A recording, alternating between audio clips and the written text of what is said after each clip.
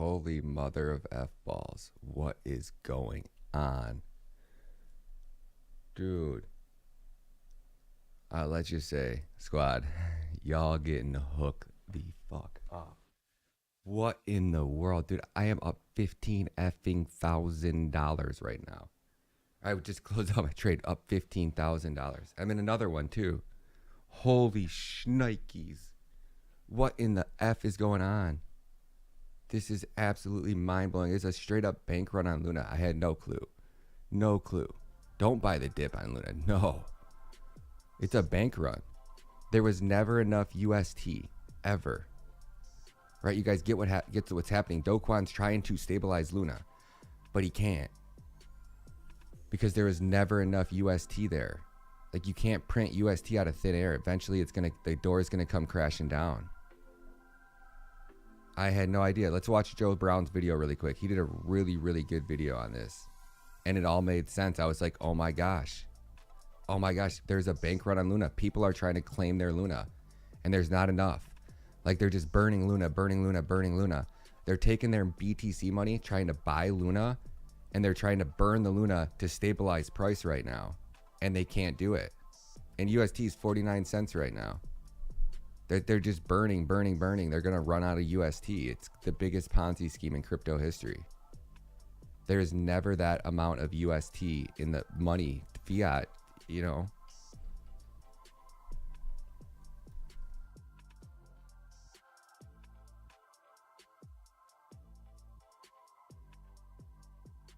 I cannot believe we just made that much money. That is just freaking bonkers, man.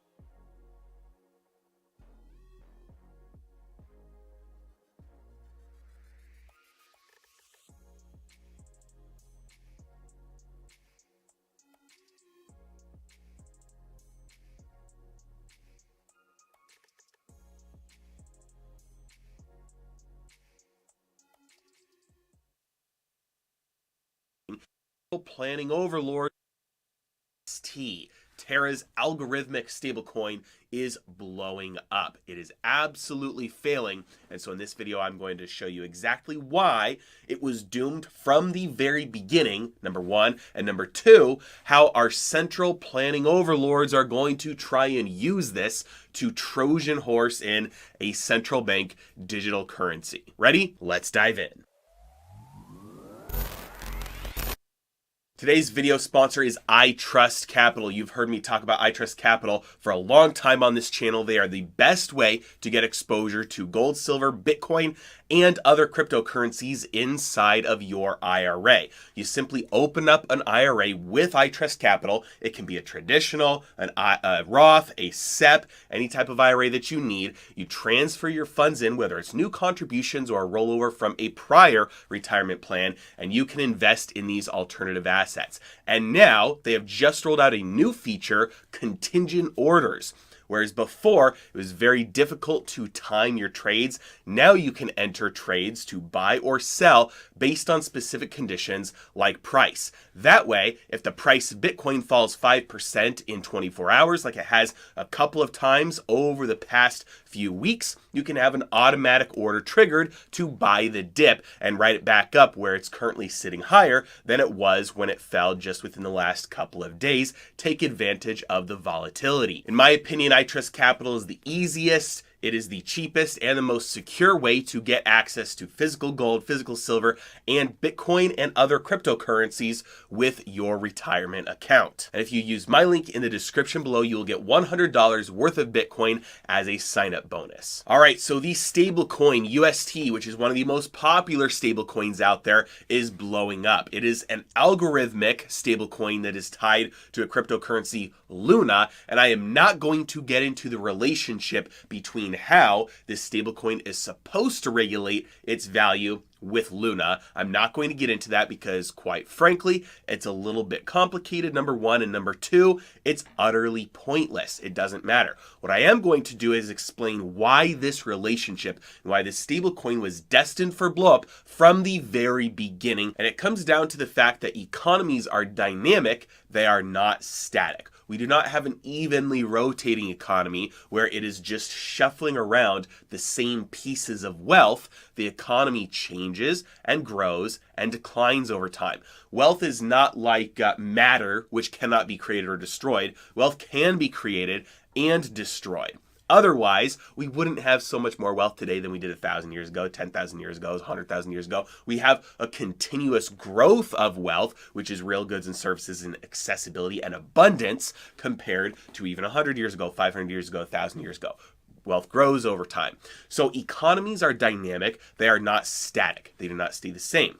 How is this communicated? This is communicated through the pricing system. The value of anything is communicated with prices. Prices are simply information that communicate the relative scarcity or abundance of any given item relative to everything else, all of the other options.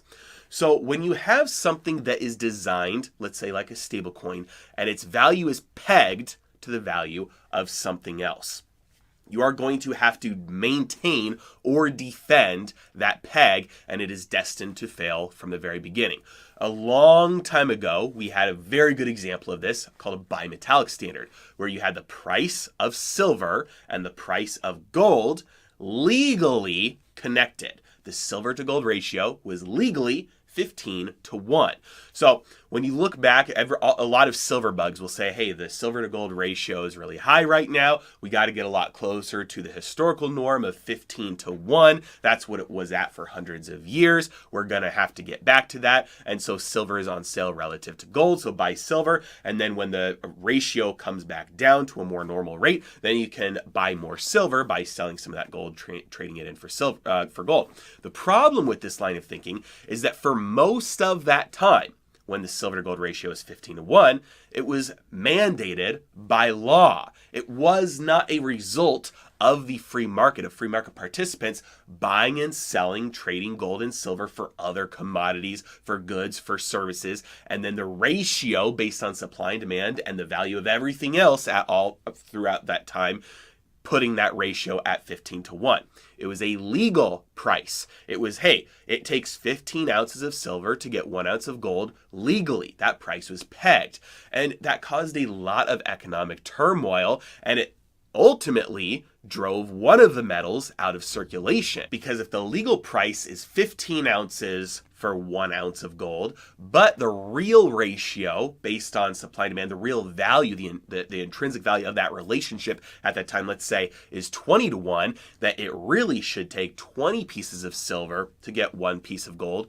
Who's going to do that trade? So you're going to have economic misallocation of resources, and you're going to have one of those, whichever is the most valuable, but the market's not allowed to respond accordingly. It will dry up and cease to be in circulation. So then the only way to maintain that is to legally maintain that by artificially dumping one or buying the other from the market to try and maintain what you have set is going to be that price peg.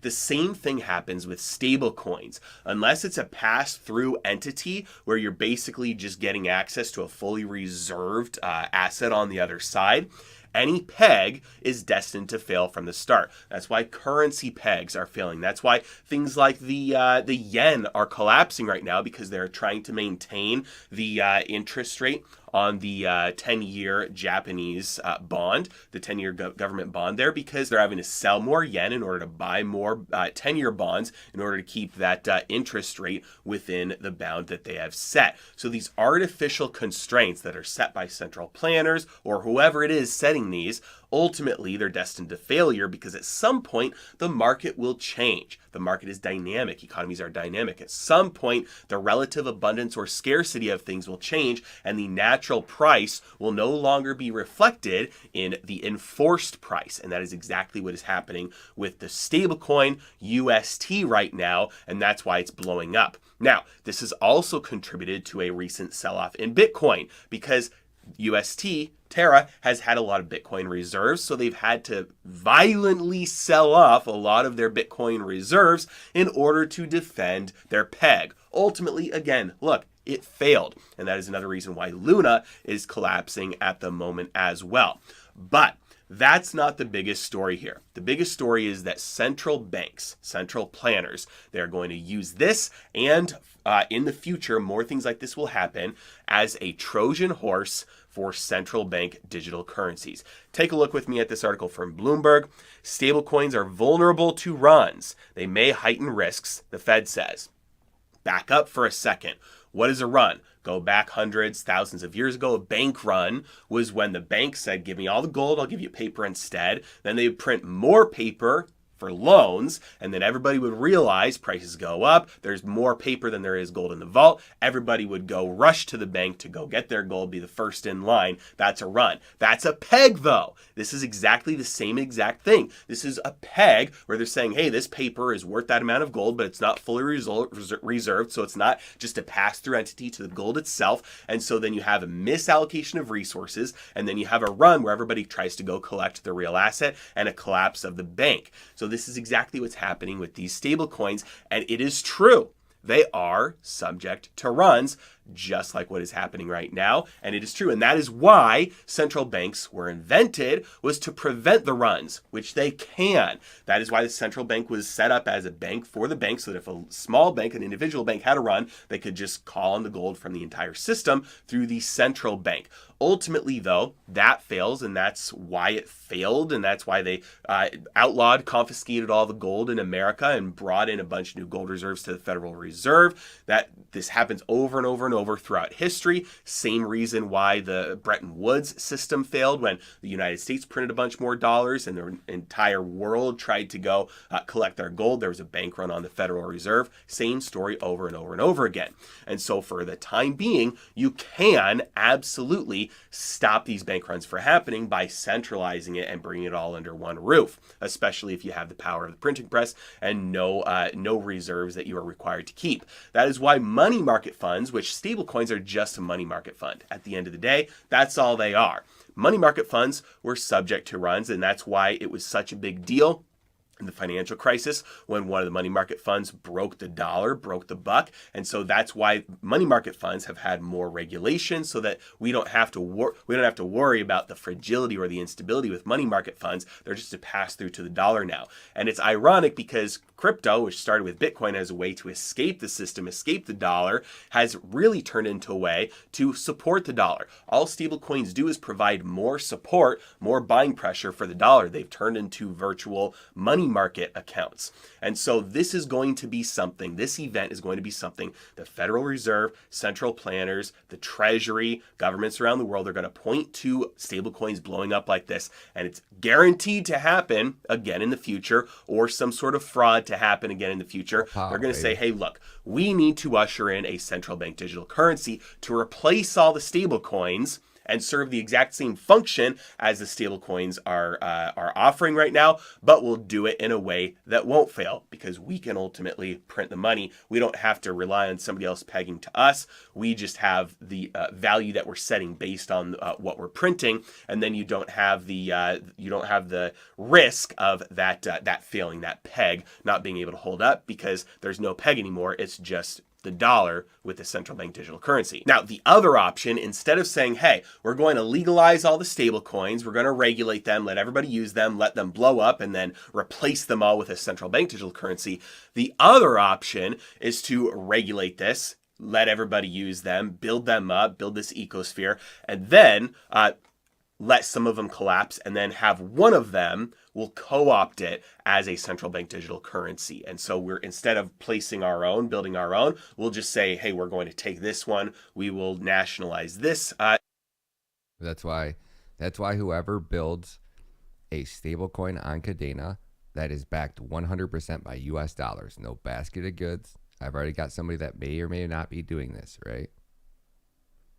When I was asked, what does Cadena need the most? I said, number one, a wallet. Number two, I don't know what I said for number two, but number three, I said a stable coin. That's it. You get a US dollar backed stablecoin on running on Cadena. That's not a basket of goods. That's legit backed one by one with fiat dollars in a bank account. Oh man, oh man. You could have the algorithm, you could have the stablecoin of the future and the one that the US government backs, because they're going to send all these to zero. This is absolutely mind blowing. There's just never been that amount of UST. People are claiming their UST and there's just not, it's not in the bank. So what they're doing is they're burning Luna. So you guys bought Luna, right, to back UST. You guys were like, hey, we want this stablecoin to succeed so much, we are going to buy Luna to back this stablecoin, right? So now what people are doing is people are coming to claim they want their money back.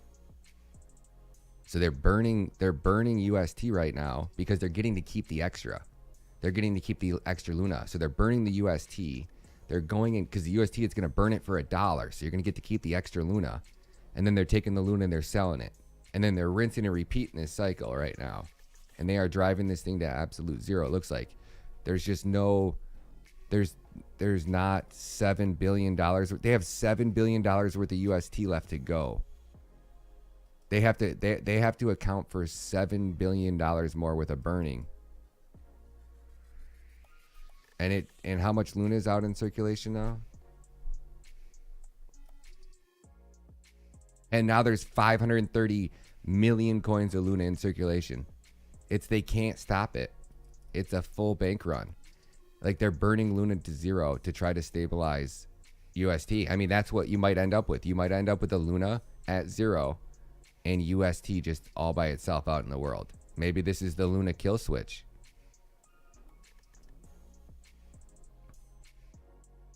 This is why you get proof of work coins, guys. This is a perfect example. Like, there's just the Ponzi-nomic thing with the stablecoin is the problem. Like, this wasn't going to work. This is wild. Like, there's just nobody's going to trust it anymore. Joe Brown was right on that, man. I had no idea. I never thought there could be a run on it. And it's so far gone now. It's down to $3 now. Like, you just watch your entire portfolio go down 98% off. BTC never.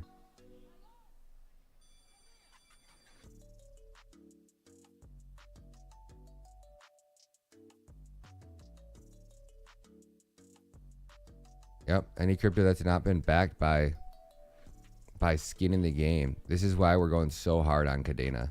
No, I don't think it'll ever recover. No, I'm canceling the interview with Ronald from Cash today too. There is so much more Luna. There's 530.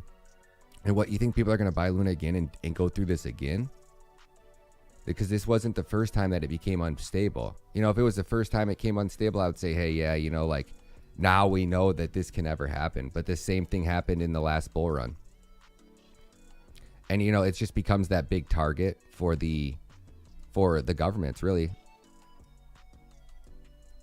Right? It happened over here. It happened after the last bull run ended. And it almost came unpegged. So I bet you that governments saw this happening, right? This was probably the U.S. government. This was probably Tether. This could have been USDC. Luna became a big enough threat to all these stable coins and the U.S. government, and they just dismantled it. Right? I don't think whatever people that have done this so far are going to let this finish without one way. Luna going to zero.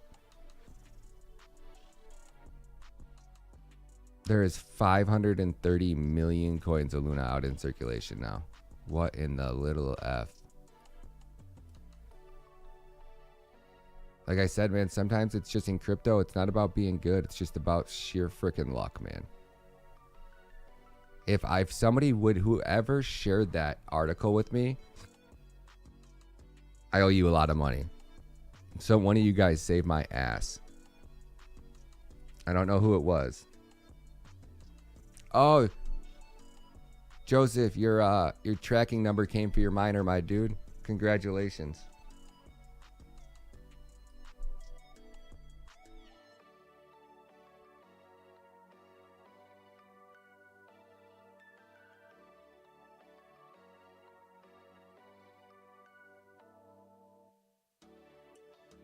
Dude, Pac-Man, that was you, bro. That was you, homie. Hey, Pac-Man, send me your address. Send me your UST address. And I still haven't sent the winnings out last night. Sorry, guys. I've only slept for a few hours. Pac-Man, are you in here? Pac-Man, you're winning $100, homie. You saved me so much money, man. You saved the squad so much money. Good job, bro. That's what I'm saying. I can't do this shit by myself. This wasn't me. I don't deserve any credit. That was Pac-Man, man.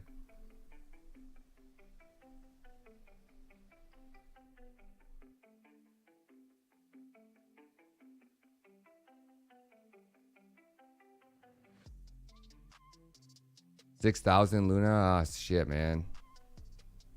Why didn't you? Why weren't you taking?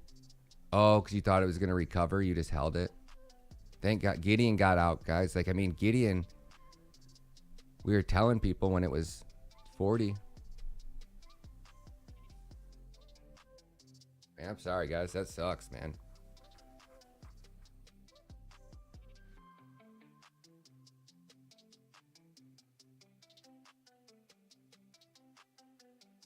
KDA, hopefully it keeps coming down. We just hit another buy order at I was so butthurt at myself, man. I told myself I was not missing a 25-cent limit buy order on Cadena.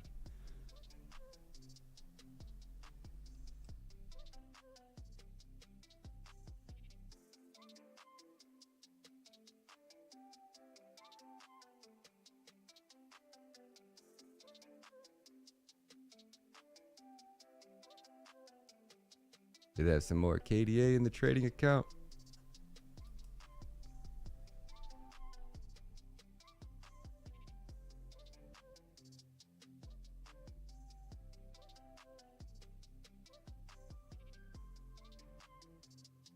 Let's go, baby. And I got another 1,600 in buy orders. Now I'm now I'm probably gonna up the game a little bit.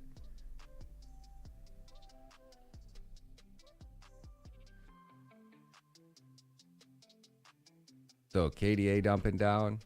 The whole market's just getting all the liquidity sucked out of it. It's beautiful, man.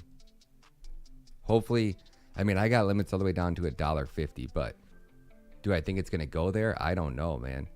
There's hedge funds talking to me. There's huge players reaching out. I don't know. After something like this, it scares the industry, but it's gonna teach people like your proof of stake coins, where you're printing money out of thin air, doesn't work. People are gonna come to get their coins, and there's no skin in the game. The only people that care about your protocol are the people that are getting rich from it, right?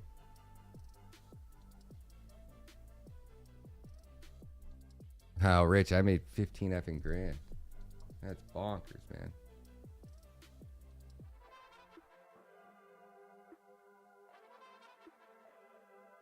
Yup.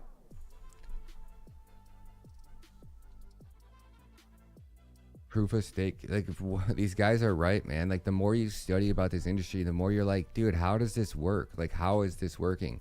Like, when it's a layer one proof of stake project, it's different, right?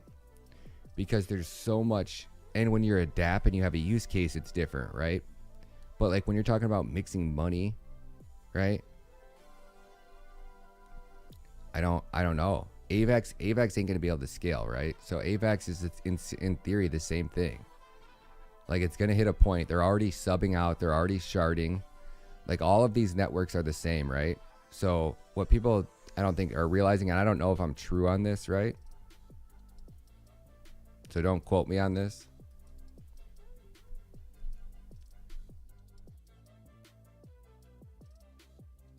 But just in the beginning of 2022, which is right here, Solana's broke 7 times. So Solana broke here, here, here, here, here, here, and here, I think. 1, 2, 3, 4, 5, 6, 7 times. Solana's broke 7 times, right? If you notice that Solana wasn't back up to, you know, like it broke the first time right here at 215, then it broke again up here at 269, right? That is Solana letting you know that the network just is so overloaded it can't even run right now. So like they were like, look at the time between resets, right? Like, so first reset was probably, first reset was all the way back over here. And then you got another like months and months before your next reset, and then another couple months before the next reset. And then it was like every week, right? Because the network is so busy. Anytime there's one NFT launch, the network breaks. It cannot handle it. AVAX is getting there. AVAX is getting it the same way. AVAX gas fees kept going up. It's just showing you signs that their networks are at max capacity. And if you can't figure out a way to scale, Solana's not at its breaking point yet, because Solana can centralize block production.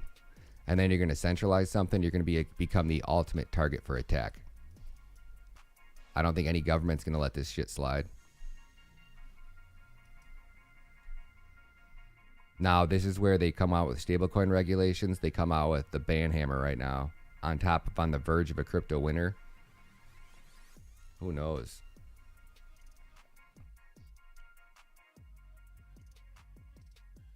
$269, $268. What is going on, man?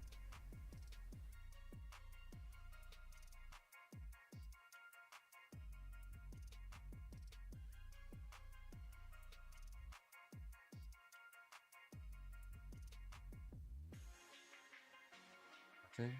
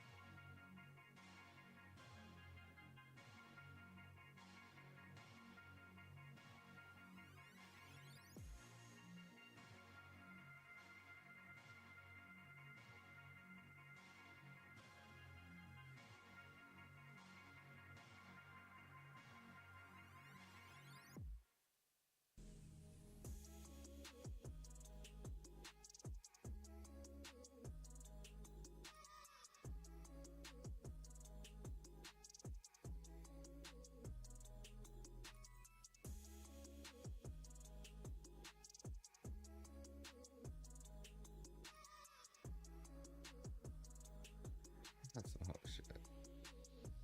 Oh, shit. Dude, Bybit just closed out my trade. They just liquidated my last position. Fuck Bybit, man. That's some hoe ass shit, man. They go, oh, it's by market price. By market price, you got liquidated. I'm like, there is no fucking way. I look back just a second ago, and I'm like, where the fuck did my trade go? They go, you just got liquidated. You shiesty motherfuckers, man.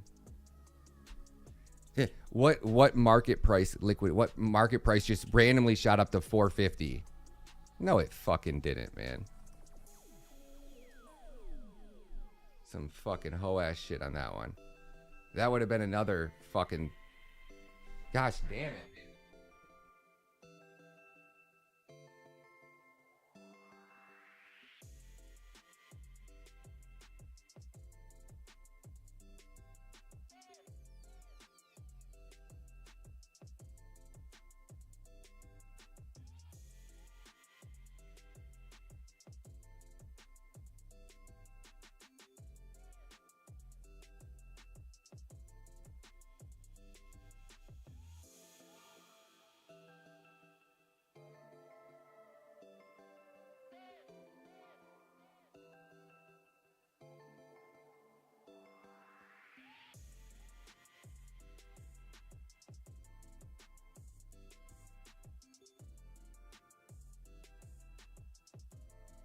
That shit with 2x, guys. Don't short it any higher.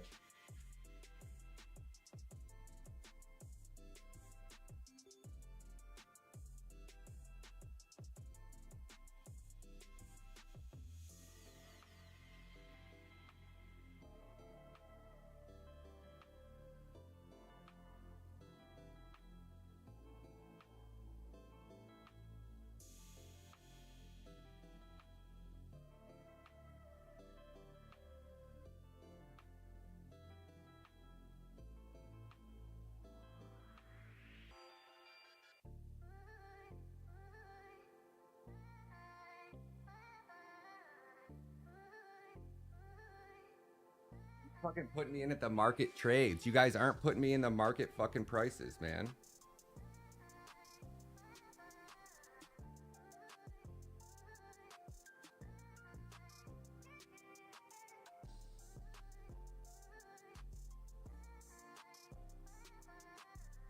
Doing it fucking live, man.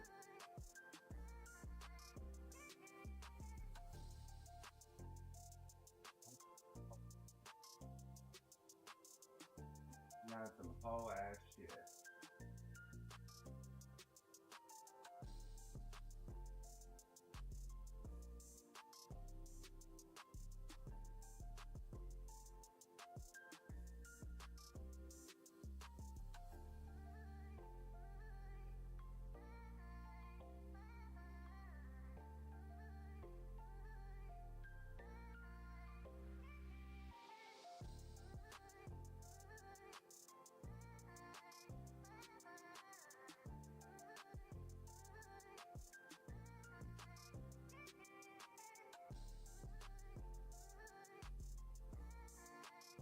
What the fuck? What in the fuck?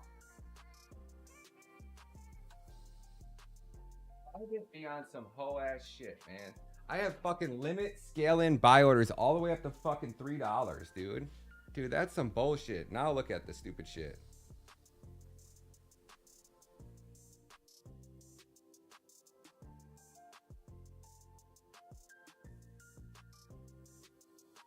Fuck Bybit, man.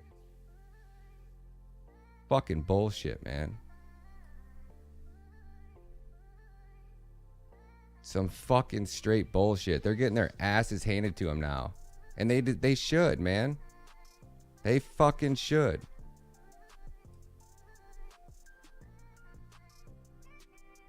Fucking I had limit buy orders.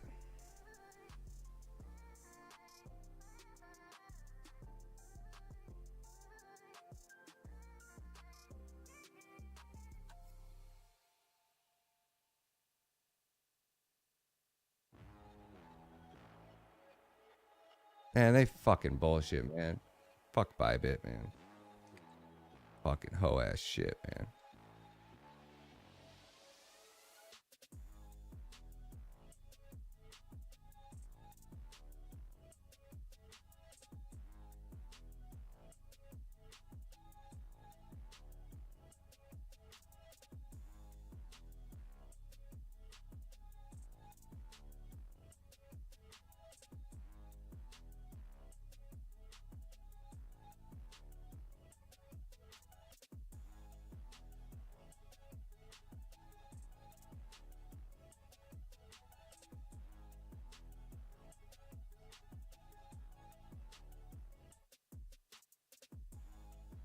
These exchanges are getting rocked. No wonder. And I love Bybit too. Yeah, I do, man. And that's why I love them. Because Bybit can't liquidate my trade. They go off a market price. But they ain't putting me in at the market price. That's what's pissing me off right now. I'm marketing into that trade. You put me in at the market price. The market price is $2.95. They're putting me in at the limit price. They're putting me in at the limit fucking price. And then they're liquidating me based off the market price. I was like, there's no way. There is no effing way. I marketed into that trade. You put me in at the market price, you're going to liquidate me at the market price. It's when it's not in their favor. That's the bullshit. You market into a trade and it's not in your favor, or it's in your favor.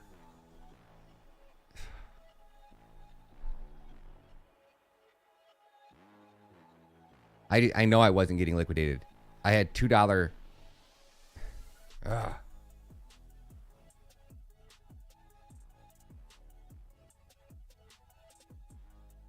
I dropped my leverage down to 2x too to give me more breathing room.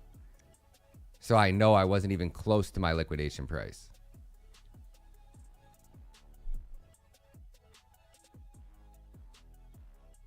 The price of Luna on their exchange was at 265 or something like that.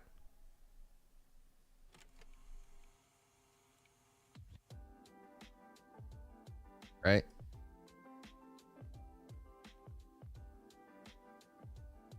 Bybit's getting the worst because they're getting rocked right now. They're getting absolutely their shit handed to them. They're going to lose so much money because I would keep adding to that position, adding to that position, adding to that position.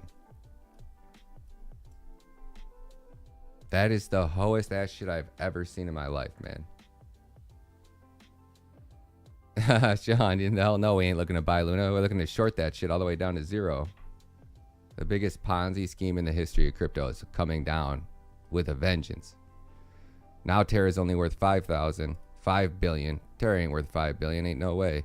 Terra's only worth $1 billion now. So they spent $1 billion, however much. What was Terra's market cap? $30 billion, and then 20 billion from UST. So there's 50. This is a $50 billion bank run. This will go down in history as the greatest. Fuck. This will go down in history as the greatest crypto Ponzi. I mean, the greatest theft, the greatest heist. Do Kwon built Cosmos, so you know the whole SDK Cosmos SDK ecosystem about to come crashing down, or is that going to remain untouched? That's wild, man. That's freaking crazy. I don't think it ever started out as a scam, guys. I don't think that was it. I think that they really were trying to build this algorithmic stablecoin that could, you know, basically be a decentralized dollar. I don't think this was done with bad intentions. The code just wasn't there. The code wasn't safe. Somehow a hacker was able to exploit something.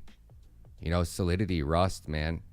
Would somebody have been able to create an algorithmic stablecoin on Cadena with Pact that would not have been able to get hacked like this? Because if they can, you know, if Luna can recreate this in a better coding language to make this stable, you never know. We might actually end up with an algorithmic stablecoin that works. But I think Solidity, the coding language, is the problem. You can't secure these smart contracts. And I texted Ron last night from Cash DeFi, and I was like, hey, he's like, yeah, man, it was you want to do an emergency meeting and like an emergency YouTube video and talk about what actually happened. There's a hacker exploited some weakness in Luna.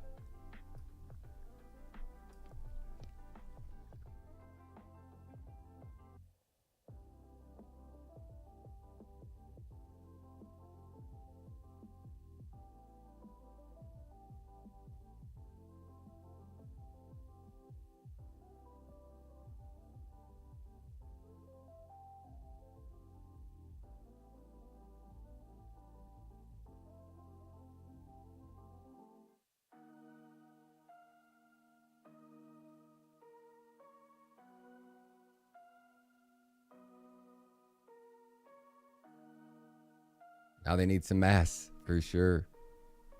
The road to hell is paved with good intentions, for sure. I mean, we're fucked now. Like, the governments are gonna come dropping the ban hammer. Your proof of stake coins, I mean, that's what the experts have been telling us anyways. Get rid of those proof of stake Ponzi-nomic stable, those all things. Chronos, look at Chronos. Another shining example of you can't pay out 20% APY out of thin air. It just, even 20% wasn't manageable. The, you know, Anchor protocol couldn't manage that. There's not a big enough flywheel. Why? Because DeFi doesn't thrive when there's when there's 50 different DeFi ecosystems. Like, DeFi boomed on Ethereum because there was enough liquidity on Ethereum. Like, these DeFi projects, these DeFi ecosystems have to be massive, like Ethereum massive, or they just don't work, or they just turn out to bleed out every time Bitcoin goes down. Because you're putting money into something, like not actual dollars into it, right? You're putting money into it, but price is going up so much faster. And there's no skin in the game. Like, that's why Flux does good, right? Flux is in Solidity, but Flux is a layer 1, right? It's not the layer 1s that are proof of work layer 1s that are the problem. It's the proof of stake layer 1s that seem to be the major problem with the proof of stake dApps that are wrote in Solidity. Crypto banner, BitBoy, everyone disappears as soon as the bear market comes. I tried telling you guys, man. Those guys were here to shill you garbage projects and cram them down your throat. The technology wasn't there. Dot stablecoin's going to be the same way. They're creating their Ponzi-nomic basket of stablecoins too. That's a joke, man. You shouldn't have to create a Ponzi stablecoin to generate healthy price movement. Your tokenomics sucked. and you're building a stable coin to try to stabilize price. But Luna was designed that way. Like everybody that got into Luna knew what they were getting into, you know. It wasn't a scam by design. Do Kwon never meant for this to happen. But why wasn't it preventable? I don't know. I couldn't tell you.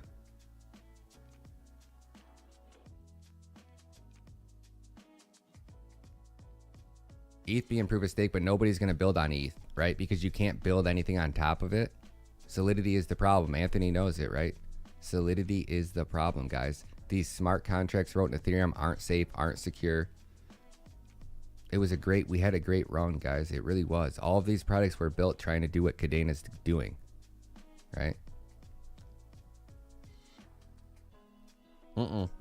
I did, Scott. I had stable coins in there. I had put my money into UST. I was looking at it yesterday. I was going to check it on the 1st of every month.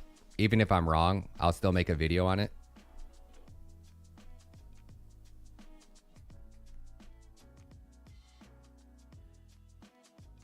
But I had put money in I couldn't figure out what other coin. I was like, all right, Flux, Bitcoin, Cadena. I was like, all right, I'll just get some stable coins just so I can buy something later. I had put, well, it must have been like the last $600 into UST. So I'm down on UST right now. So I got $300 worth of UST. So I'm going to close that out. I'm going to remove that asset and sell my UST at a loss right now and take that $300 and buy more Cadena with it at 215.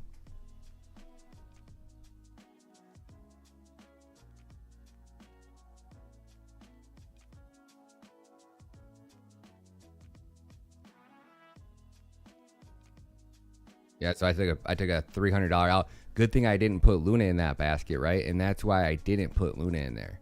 That's exactly why I did not put Luna in there. BitBoy's portfolio is outperforming mine by 33%. Because my biggest bag is Cadena, right? And his biggest bag was Ethereum. Atom's down 14, Avalanche is down 17, Sandbox is down 14. Cadena's down 20 and Flux is down 20 in mine. And I had stablecoin in there, so I took an L on that.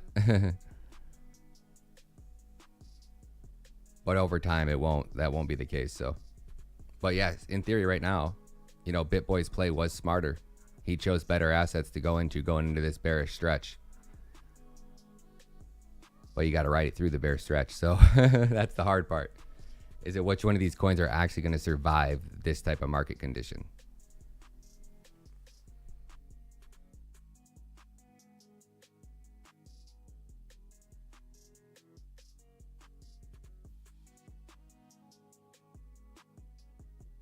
Oh, JT. I am a maxi. Absolutely, man. ETH's a shit coin, man. Look at it, JT. You just got a lot of ETH. It's it. Wait till the merge happens, right? Like Ethereum's good right now. That merge will be the death of Ethereum, and I guarantee you that there is no questioning it. It is the biggest Ponzi scheme. Like I had no idea a guy from Coin Bureau was like part of an elite business. Like the Coin Bureau YouTube channel is part of like hedge funds, and he's just an actor. I had no idea. No idea. That blew my mind. I had no freaking clue. I was watching Crypto Exposed last night. I was like, gosh, damn, no way.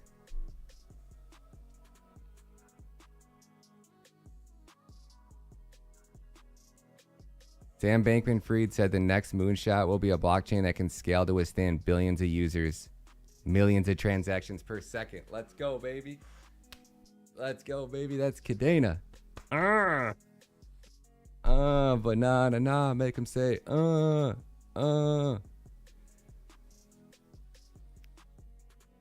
This is beautiful, baby. Beautiful. Hitting. Let's hook up the squad. Ready?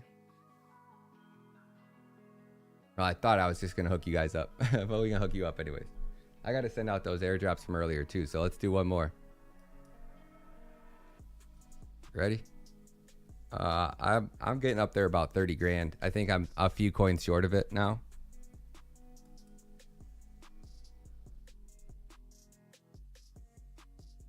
I think I'm getting up there. It's of I might be over it. Pretty damn close. Yeah, go watch go watch Crypto Exposed videos. I had no idea. Pretty crazy that he like owns owns like I don't know what it is. Watch Crypto Exposed. Pretty crazy. I was like, that makes total sense why he's not talking about Cadena yet. 100%, because when he starts talking about it, whatever hedge funds that they're involved with.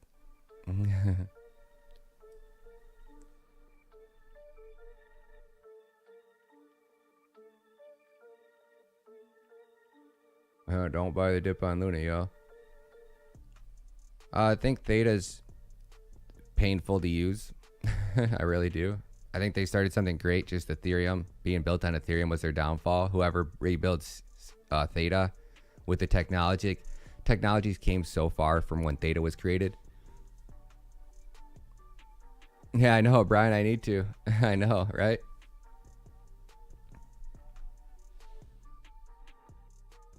I got a company that's getting the bottom because they're hooking us up for Cadena. Like, y'all gonna love it.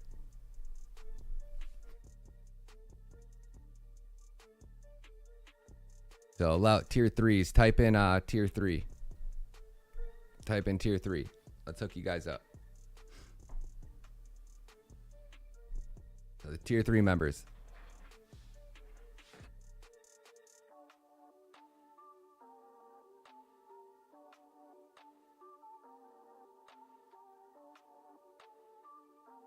All lowercase, Tay. All lowercase. You guys got to be tier 3s. So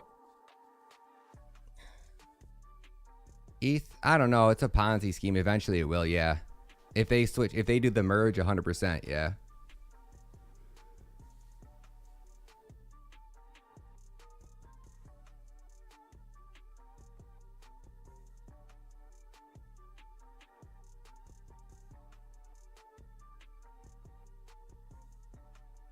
Greeting from Switzerland. I'm planning on it, man. I got DCA targets all the way down, so there's some big ass players, dude. Hedge funds were calling me. I got a meeting with a hedge fund at 11:30 today. Y'all ready for this? Y'all ready for this? 5, 4, 3.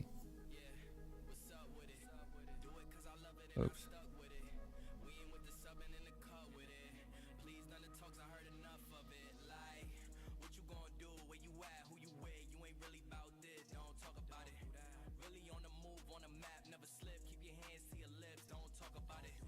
There we go.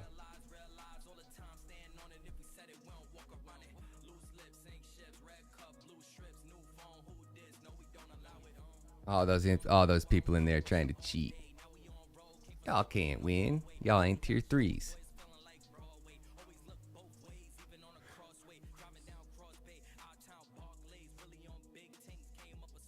Five, 4, and you guys got to have your addresses ready. So please do not enter. You got 2 minutes to get me that addy. Have to have it ready. 5, 4, 3, 2, 1. Crypto Keeper. Let's go, homie. Let's go. I love when I see people that I haven't won in a while. Crypto Keeper. Level 3, baby. Let's go, homie. Congrats, my dude.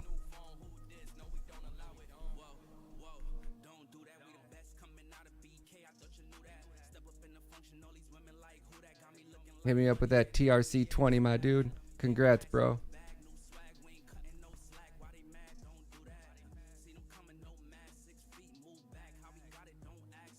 Nah, EGLD is proof of stake, man. It's proof of stake, buddy. It's proof of stake, and it's wrote in what? Solidity, Bobby Digital? It'll be a hacker's wet dream, and it'll eventually get eaten alive and replaced by something that's proof of work that's secure. Proof of stake is just a Ponzi scheme, man. All those rewards are going to the richest people. And they get to dump and take profits on you guys. That's like how these blockchains are designed. The rich people make all these rewards being validators all the way up.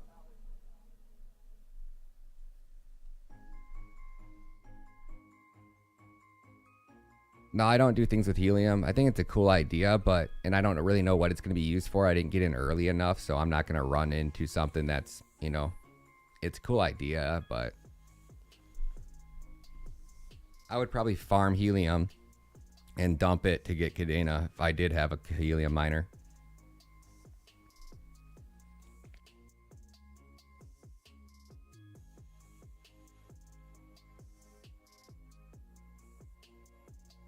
Right on in here, man. Just drop it right in the chat.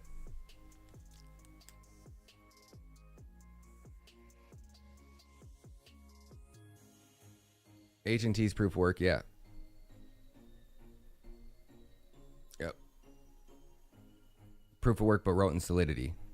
So it's secure, and that's all it's trying to do. It's not trying to have applications built on top of it. It's like Flux, right? Flux isn't having things built on top of it. So its code is gold because it's proof of work, and proof of work secures the network. So unless they do like a hard fork and an upgrade and something, they leave something out, which I doubt they will. It's Flux. They've gone this long without having any issues. I think Flux H&T. There's certain Solidity projects that I think will be okay. Yeah, Kadena's POW, baby. ASIC mining POW. That's the real kicker too. Like GPU mining's cool, but it's a pain. You know, it's hard to grow like a franchise of GPU miners. I mean, Ethereum's done it, but I think Ethereum's been the only one that's been able to get like a big, you know, GPU mining community behind it.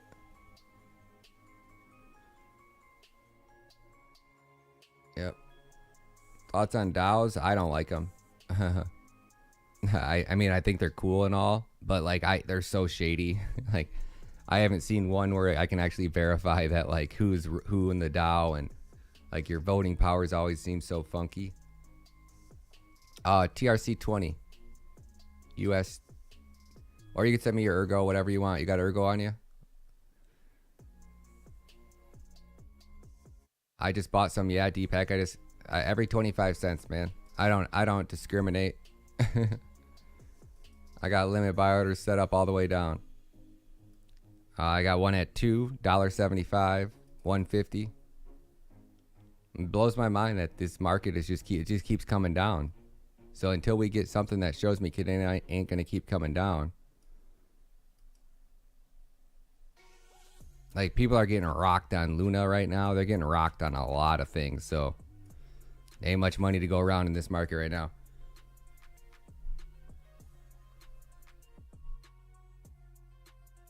All right, 2 minutes is up, man. Next person. Y'all gotta have them ready, guys. Ready? Here we goes again. You get next one, Crypto Keeper. One Night Mill in the house, baby. One Night Mill, what up, my dude?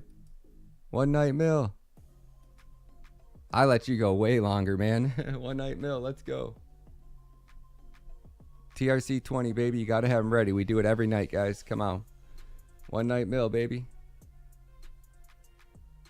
One Night Mill, let's go, homie. That's your first one, too.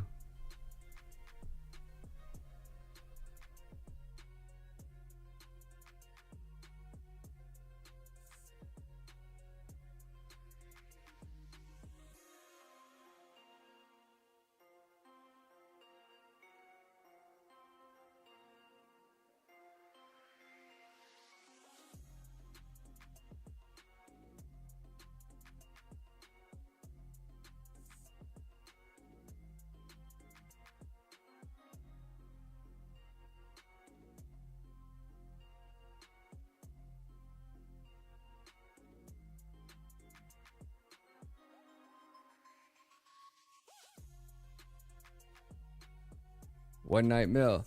You got 2 minutes to give me that address, homie. Drop it in the chat. TRC20 USDT. USDT TRC20.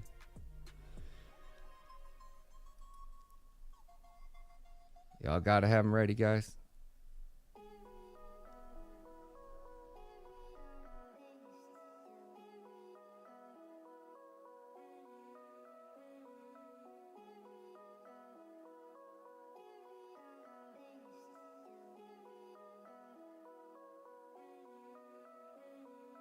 One Night Mill, hit me up with that TRC20 address. You got 2 minutes. Hey, Crypto Keeper, don't stop. If his time runs up and he don't got it and you get me yours before him, you can redeem yourself. You can redeem yourself, Crypto Keeper. USDT. TRC20 USD. Yeah, there's Crypto Keeper.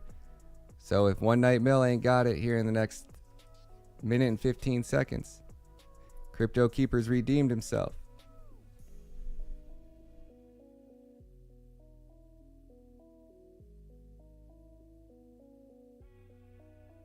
Counting. 55.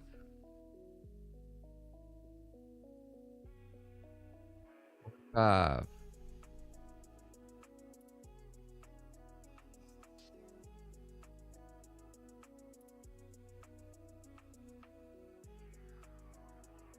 One Night Mill's got that KDA logo, baby. Let's go. KDA will melt faces. Let's go. One Night Mill got it. One Night Mill got it. Sorry, Crypto Keeper. Let's go, One Night Mill. Nice moves, homie. I don't even know where your username is on here. I can't find you for some reason.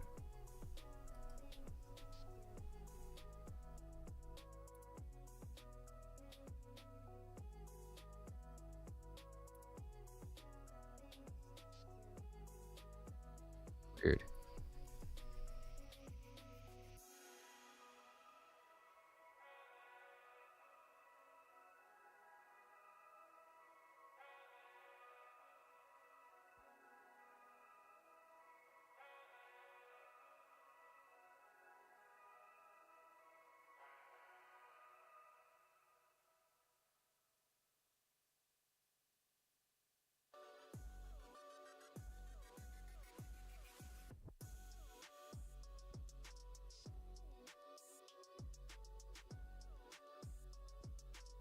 Yeah, I do different. They're all the same, right?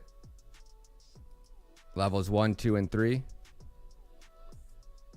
But when we do airdrops, I do $50 every night, or well, I do tiered drops every night, right? So if you're level 1, we're doing the regular airdrops every night. It's 5. If you're level 1, you win 5. Level 2, you win 10. Level 3, you win 25.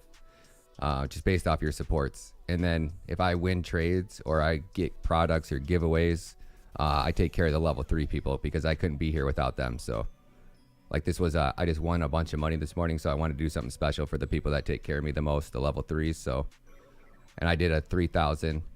Oh, you ain't a level 3, Mill. You ain't a level 3. That's Crypto Keeper. Oh, Crypto Keeper, you redeemed yourself, homie. I was wondering why I couldn't find him on there.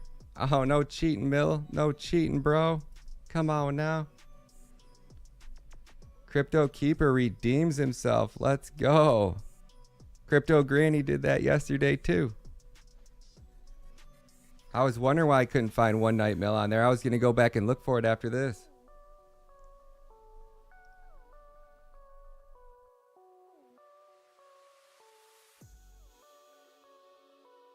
Crypto Keeper redeems himself, man. You all can't be cheating me, man. I take such good care of you guys, man. You all can't be cheating me.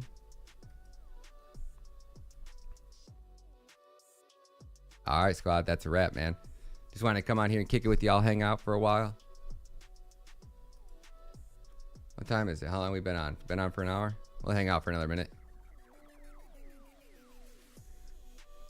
You don't get kicked off the island. Yeah, man, it's sad to see everybody lost so much money in Luna. It's such a bad look for the industry, you know. It really is, man. It's like it's the end of like the SEC is going to come down so hard, and this was like such a bad time for it to happen too. Like I mean, you can't take $50 billion out of an industry. That's what just left the industry, right?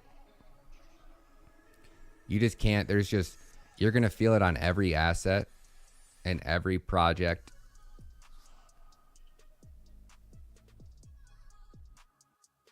Every one of them.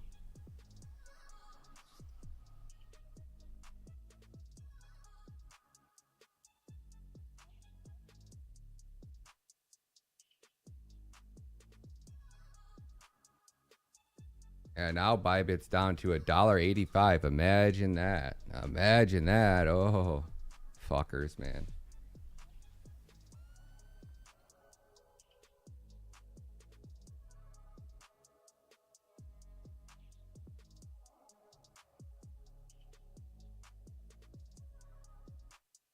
I got shafted since November 2021 when I got into crypto. Yeah, you got in at the peak, man.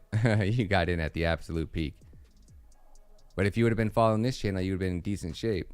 You would have been buying Cadena at $3. You'd have been buying the best asset.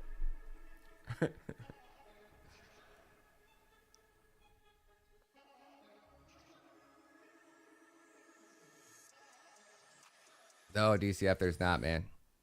Nope.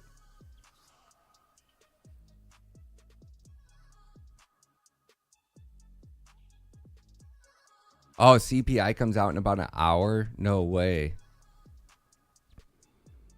Oh, hell yeah, KDA will, man. KDA is the most advanced cryptocurrency in the entire world. It's the only blockchain that can support billions of users and 500,000 transactions per second.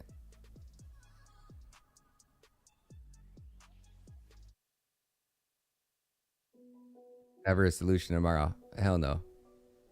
Oh, it's the future, man. Check out this. Check out their 3D. Because they... Let me show you guys why. I sold everything at a loss for Cadena. Let me just show y'all, guys. Don't stand up in front of your girlfriend right now, guys. This is boner. This is crypto porn right here.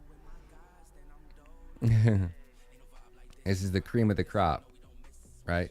This is Chainweb, right? This is their blockchain. All 20 chains connected together in real time. Watch this blockchain build itself out in real time. Now let me show you Anodex's too while that one builds out.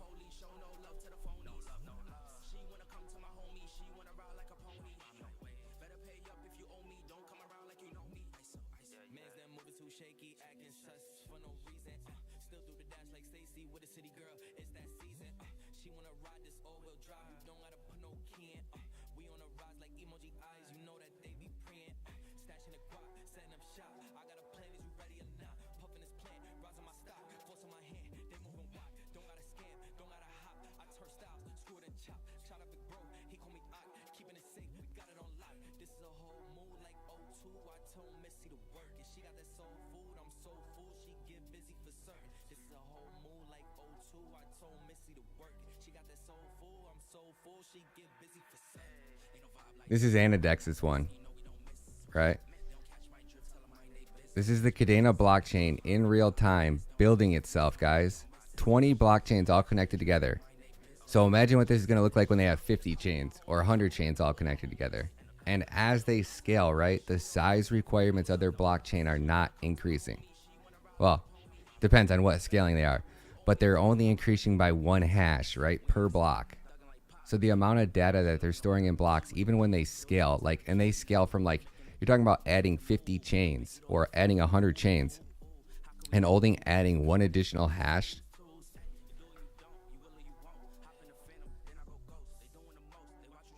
How freaking badass is that, guys?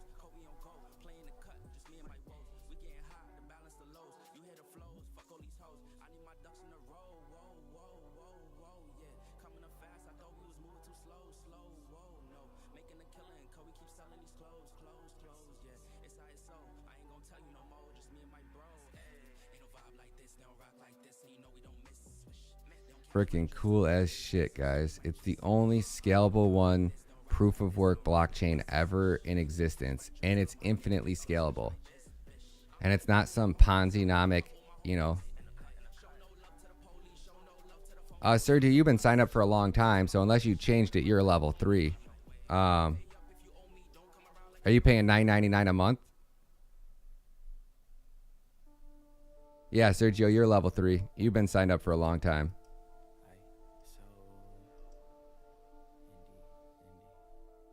I appreciate you, Sergio. Big time, man. Sergio's probably going to be the richest one out of all of us, if I had to take a guess. I'm pretty sure Sergio's got the biggest bag of Cadena right now. And I think Sergio makes bread, so I don't think he's stopping buying. So I don't think we're going to catch up to him. I don't think we're catching up to Sergio, but I'm giving it everything I got. You're like my goals, homie. I'm trying to catch up to your level. Trying to get on Sergio's level over here. This is the greatest asset in the history of the world. It's going to change the world. It's going to change banking. It's going to change government. It's going to change Like, there's never been a blockchain where the government's like, yeah, like, we want, like, whatever government utilizes Kadena's technology, when you're talking about storing data, storing information, tracking, like, it is just so many levels above everything else.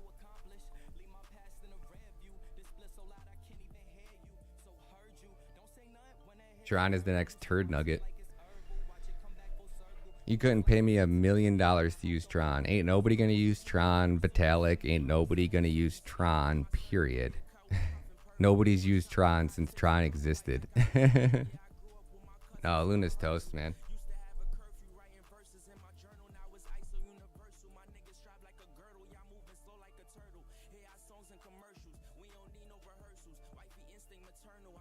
I got one at $2. I'm buying it too. I'm buying it at $1.75 and I'm buying it at $1.50. Told you guys, every 25 cents I'm buying.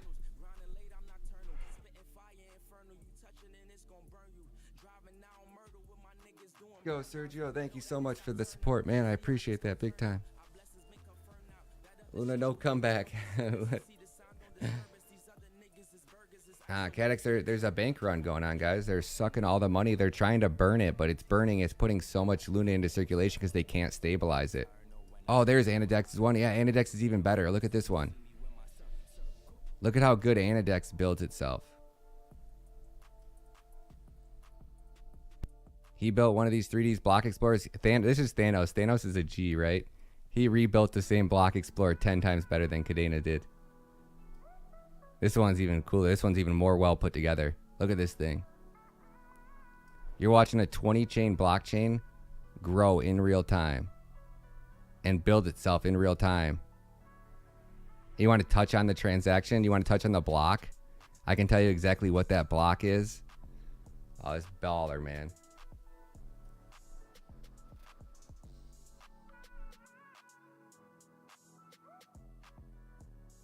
So freaking cool, man. Like, you're literally watching history being made in 3D. The first metaverse block explorer. That's baller. I don't care who you are. Show me another blockchain that has a 3D metaverse block explorer. You just got to drop the mic. You know?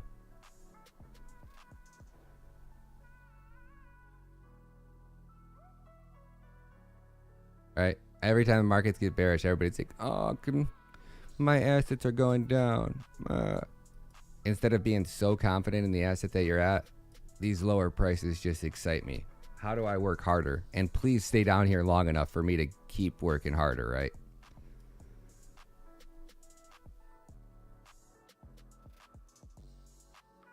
Sai, what up, homie? No, Luna won't ever get back. Nobody's ever going to put their money in Luna again. Heck no. It's a bank run, guys. There was never enough UST in the market, right? If you go back to the beginning of the video and watch it,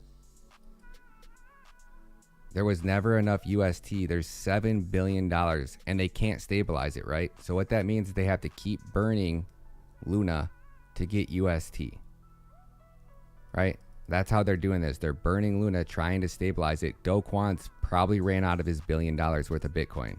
He was buying Luna off the open market, taking Luna over to this machine and burning it to get UST. Or taking Luna, Bitcoin, selling Bitcoin, going and buying UST and burning it and turning it into Luna. And now you have 530 million coins of Luna out in circulation. 530 million. 731 coins of Luna out in circulation. That was at, what was it? It was like 539, 549, like.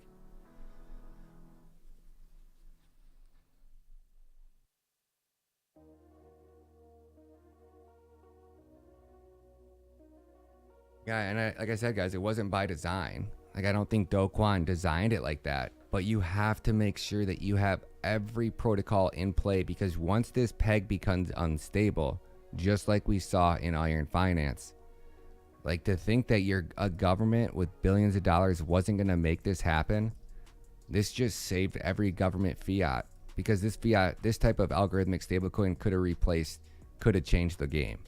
It could have changed the world, right? Luna was legit going to change the effing world. Like if Luna would have been, if this would have been done with proof of work from the beginning the right way, with proper like GPU power and using the power of the network to make sure that you stabilize that asset with reserves and everything done the right way. But now what's going to happen is the regulations are going to get put into effect, so you can't even try. There will be another Luna. If you're in any asset or ecosystem like Elk Finance, right? They got their own algorithmic stablecoin. Any one of these algorithmic stablecoins, if your product is dependent on an algorithmic stablecoin, you're done. Like the smartest minds in the world couldn't do this, right? They couldn't make Luna work. No other product. Nobody's going to trust it. There's going to be the most sell-off of all stablecoins right now. If it's a basket of crypto stablecoins, they're probably going to go bye-bye. Polkadot stable. Tron just did their own version of Luna. Tron going to zero. Can we short Tron? Because the next bank run will be on Tron. So how much is Tron stablecoin at? Can we short Tron yet?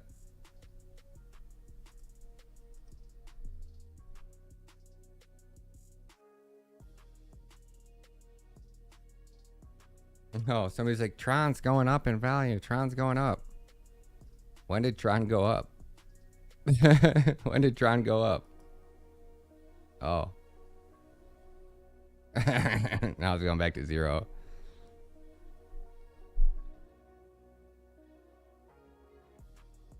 It's stored energy. That's right, man. Crow's another Ponzi one, right? Crow's blowing billions of dollars, and then they just decided to cut your guys' funds. Hey guys, we know you guys have been believing in us and putting all this money in. We promised you all these great rewards, but we've been rubbing shoulders with Matt Damon, and we spent a little bit too much, so we're gonna take it out of your guys' cut. I told you Crow was looking. I said that 6 months ago, right? Crow was reminding me of a company that the people in the office take from the people on the floor. I said that 6 months ago in my videos.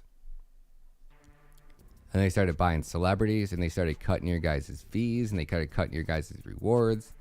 Take. Let us spend all this money recklessly. Take.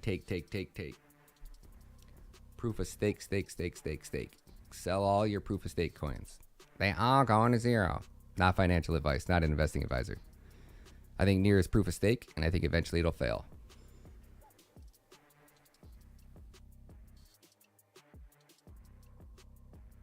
Ergo's beast mode, baby.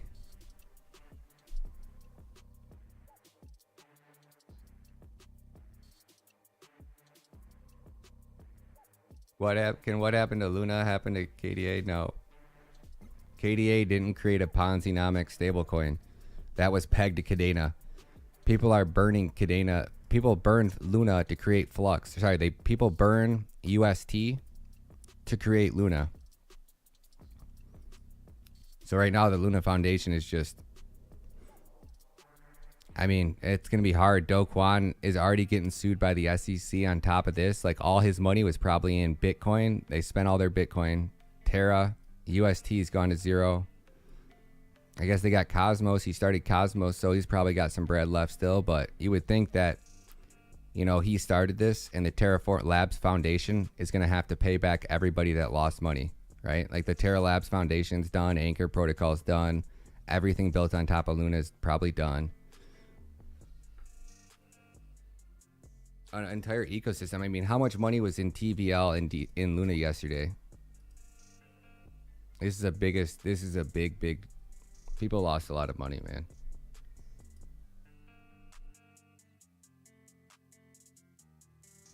Yeah. 30 billion just in TVL, right? Anchor Protocol is down 85%. Light Owl is down 95%. Mirror Protocol down 70%. Astroport down 92%. The entire Terra ecosystem just went to zero overnight. That is effing wild.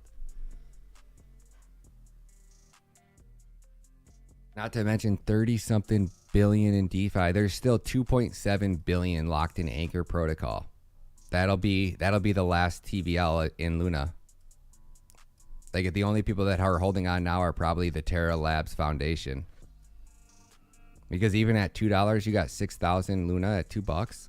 I would move it to whatever exchange had the highest rate of Luna if they're not frozen yet. And I would try to be getting rid of it. If not, you're probably gonna ride it down to zero. Gideon got out yesterday with 20,000 out. Sorry, he got out with $18,800. So glad Gideon did that. Good job, Gideon. It's so sad, man. It's sad too because it's such a bad look for this industry. You know, the feds have been sitting on the sidelines. You know, what was it, like $100 million hack, Mt. Gox hack, you know, this hack, and then all of a sudden it was like Axie Infinity hack, $600, Wormhole Bridge, 400 million, right? Hack after hack, these bridges. That's why I said Timpy last night in the live streams.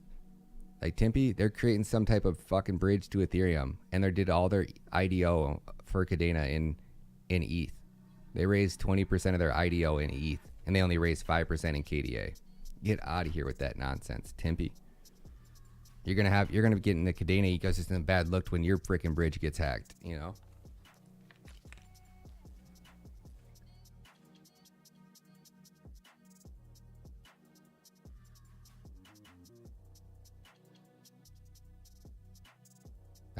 They won't.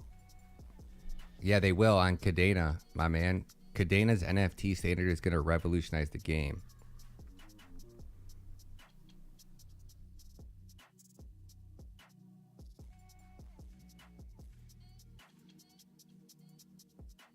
Do Kwon's getting sued by them. He ain't working with them.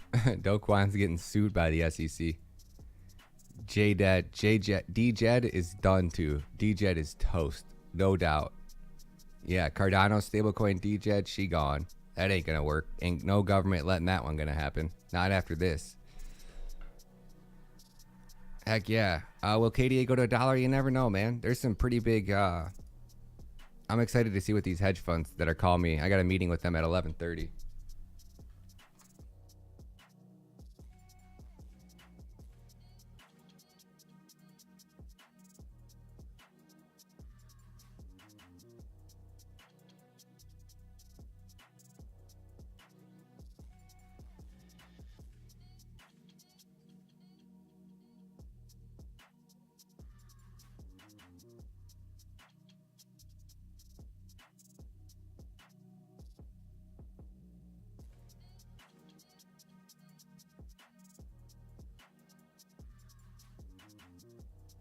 Blue, check your text message.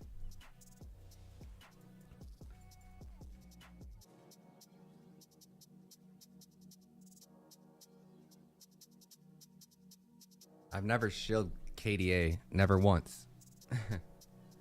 I've provided you with a mountain of educational content. If you're not smart enough to educate yourself, then I can't help you. But shilling it, no. I'm telling you guys that this is the future of crypto. It's going to change the entire world. If you're too naive or you're not intelligent enough or you don't have common sense to realize that I'm the only YouTuber that's not paid, that's not getting, you know, got oodles of money, that's not trying to cram shit projects down your throat, that's only talking about one crypto project outside of BTC.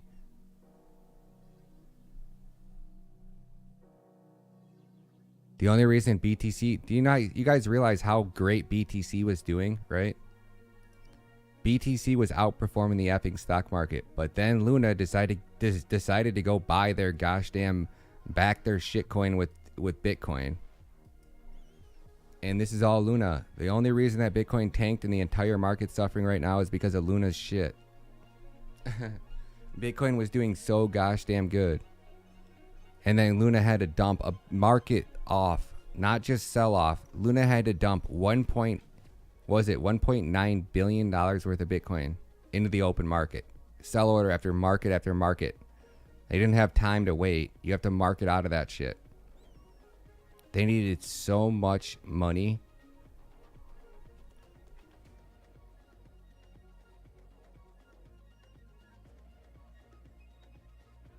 It changes by the second. At least almost 30,000.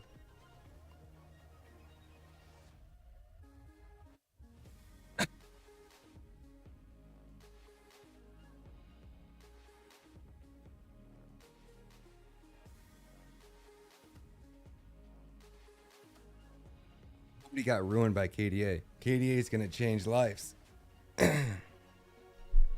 E-gold won't. E-gold, yeah, E-gold's gonna change the world. There you go, Bobby. Good call, homie. For sure.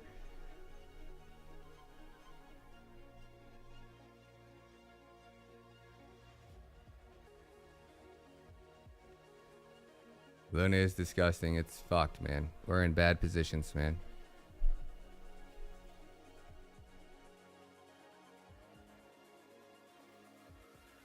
All right, so I love when people come in here like Buckball Man or fucking Ballbag Man or whatever the fuck that dude's name is. Later, nerd. Go listen to BitBoy. Yep. Go listen to all these gurus that are telling you about these proof of stake Ponzi scam coins that your dumbass invested into at peak formation. Now your portfolio is down 90%. We get it, bro. Yo, Karen, what up? Ryan, long time. I haven't changed, Karen. What up, yo?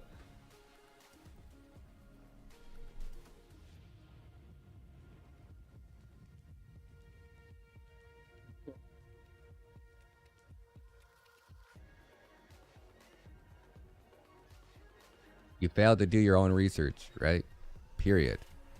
You bought into Cadena? You're a dumbass then. Why didn't you wait, jackass? Mr. Know-It-All? Oh, no, you didn't do your research? Okay. All right. Good call.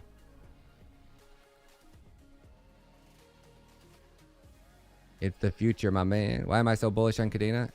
You gotta watch. Like, I can't tell you in one word, right? Like, you have to watch this playlist. It's the most advanced technology in the history of the world. I'm not shilling. I don't have to shill it. If you don't buy Cadena, I don't give a fuck.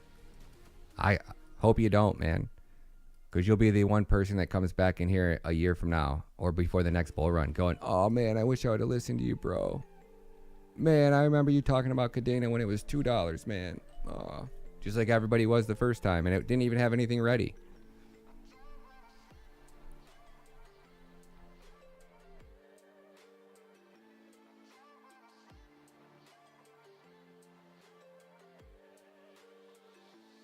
Yeah, and I told him about it over 10 months ago. Exactly. Jesus.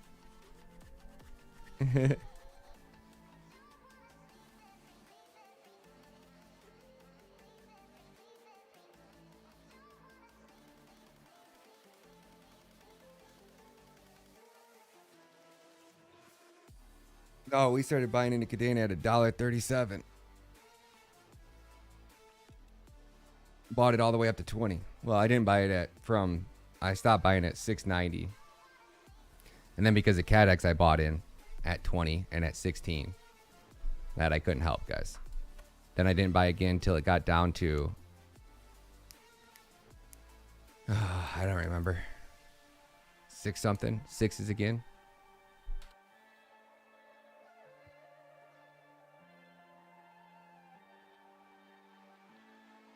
Idiots, Chris. Idiots. Nobody should be tempted to do anything with Terra.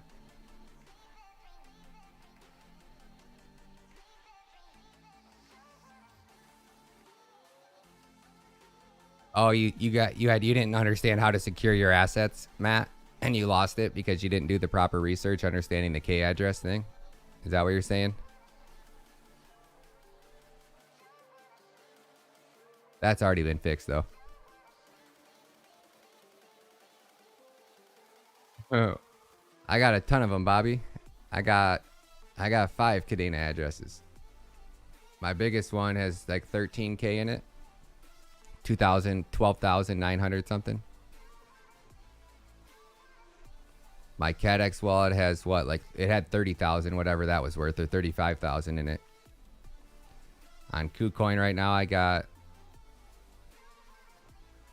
On KuCoin right now, I got. And I got another, and I got one Chainweaver wallet with 3,500 KD in it that'll never touch the light of day. It'll never see a computer. I'll never share the address. It's just 3,500 KDA and a safe, secure Chainweaver wallet offline.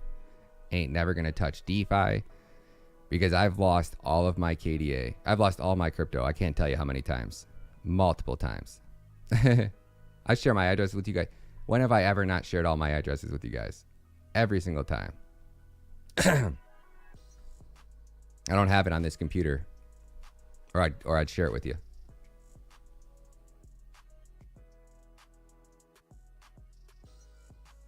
I'll never install it on my Windows computer. I would never trust any wallet on a Windows computer. Hell no. Wait till you see the video I got playing at 11 o'clock today and watch how easy it is for people to steal all your crypto. This is fucking wild. When you guys see this video I'm launching today, you're going to be like, whoa, whoa, whoa. I'm never using public Wi-Fi anywhere, ever. Like, you guys go to a freaking hotel and you connect to that public Wi-Fi. If you've taken your laptop with you with your crypto keys on it and you've went to somewhere where you connected to their public Wi-Fi, you need to immediately go and get that crypto out of that wallet and get it to a new wallet. Like if you use a laptop that you travel for work and you got your crypto on there and you've ever had your private keys on there and you've ever left your house and connected to anybody else's Wi-Fi, you need to get your crypto off that wallet immediately. This video is going to blow your mind today.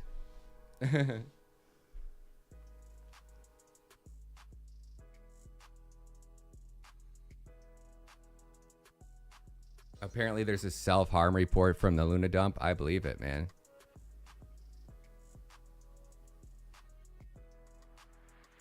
Yeah, you can't camp on any chains anymore, yeah. There you go, double A. Let's go, baby. No way Terra recovers, nope. Do Kwon posted on Twitter. What did he post on Twitter?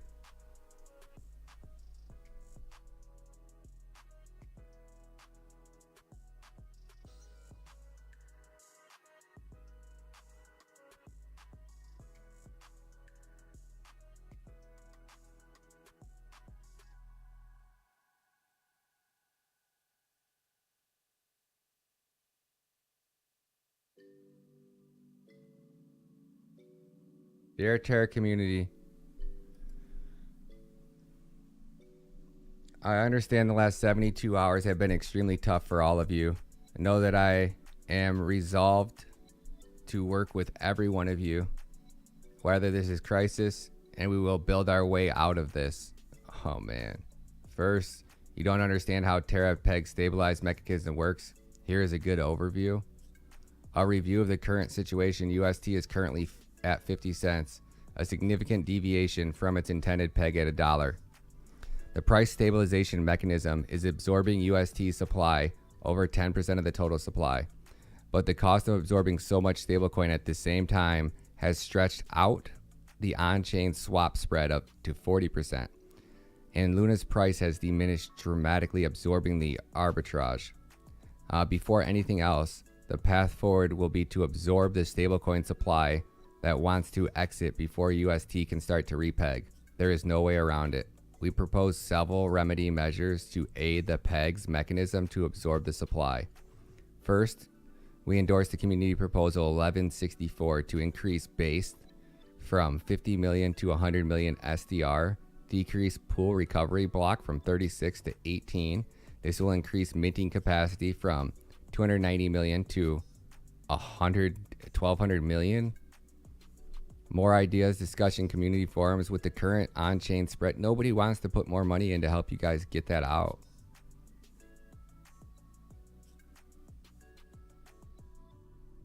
There's just, I'm sorry, Do Kwon. It's like nobody wants to put more money into it. Everybody already lost everything.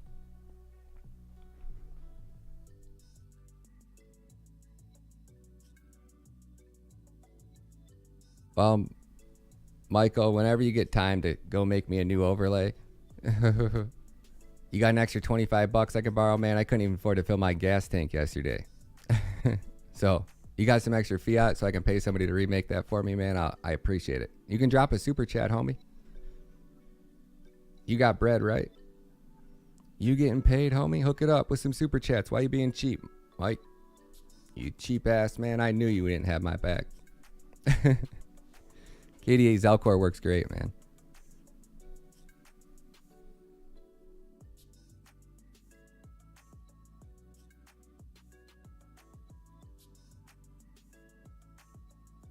I promise you guys, I would never sell a single Cadena. Never once have, never once will. Ever. Ever.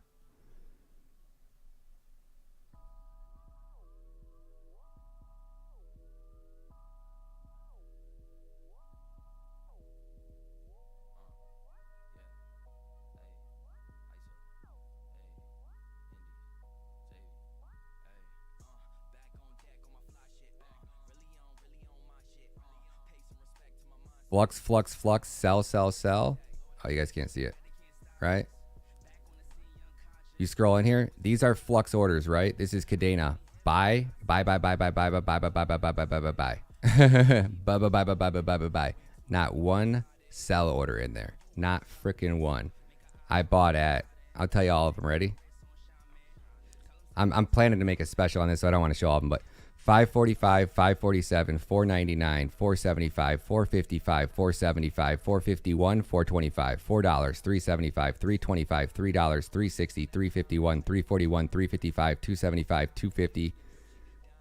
And I got one at 225 just got filled right there, 225. I don't sell Cadena. Never have. Never will. Not a freaking penny. So Flux? Definitely. I buy Cadena with every past penny I had to my name.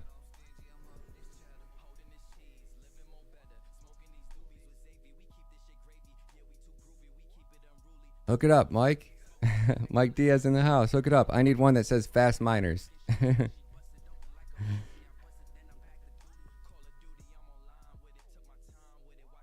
I do, Holly. Yeah, I have a whole digital course on Bybit that everything you need to know.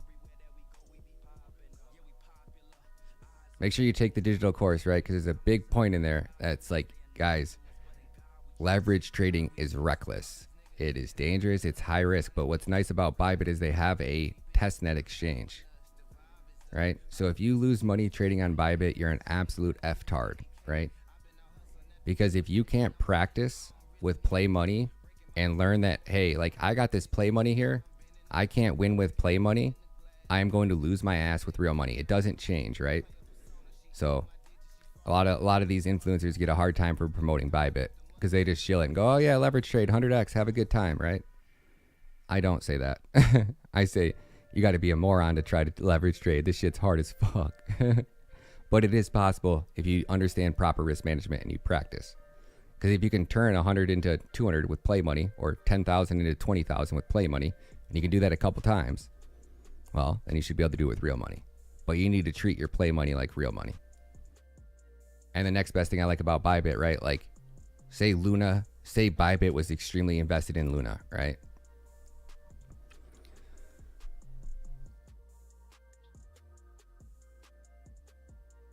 And say that their exchange was crashing, and say they did something with Luna, and they had rolled out all the UST pairs, right? Like we were really adamantly trying to get Bybit to list UST pairs, right? I was like, oh, it's the future. Why is everybody not listing? Could you imagine if Bybit would have rolled out a whole futures trading with UST as their paired asset? Anybody that did UST leverage trading is just got annihilated. Cardano's built with Haskell, but it's not human readable code, right? So like Cadena took Haskell and they built Pact, which is a Turing complete coding language. So it's actually like, I don't know, 100 times more superior than Cardano, but with the same functionality. Like anything that Cardano could program in, Cadena could implement into Pact and have it done in Pact. So, and that's human readable code on a blockchain. So when you execute a line of code and you want to verify what happened, like what that code actually says, you can actually read it on Cadena.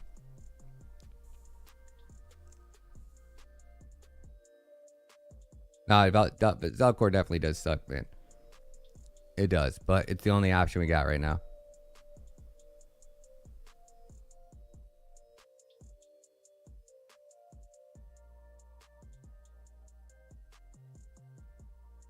I mean, he didn't. I don't think he did it with bad intentions, man. I just think that you didn't have things in like your what was it? What do you say in that tweet? Like our 40% buffer wasn't enough. Like, yeah, because you're having a bank run. You didn't have the reserves in there. Maybe that's what they were doing with BTC, right? They were really trying to actually back. But what's goofy is they had that 2% thing. Nah, people, crypto is a Ponzi scheme anyways. Nah. Your shit coins that you invested into and got wrecked because you didn't do your research, those are Ponzi schemes, yeah. 99%. I keep trying to tell everybody this is called the Great Flush for a reason. Because they straight flushing shat coins down the toilet.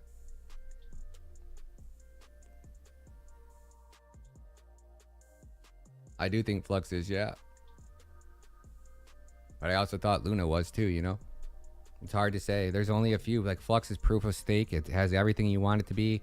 It has a use case. It has a perfect market fit. The only thing that I would worry me about Flux is somebody creating it in Pact. Creating exactly what Flux is, but I don't know how you do that. I think they could, yeah. I mean, Pact is open source, so in theory, yeah, somebody could, like, people don't have to build on Cadena to use Pact. People can go start their own blockchain with Pact. Man, I'm so sore, man. I don't know if it's like if it was the gym yesterday or how I slept, but my shoulder is fucked.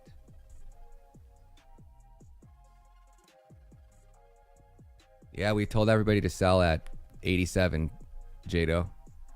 That's why I come live and I sell live with you guys. That's exactly why I do it. Almost every single project I've ever been bullish on that you guys see me buying, you guys see me selling.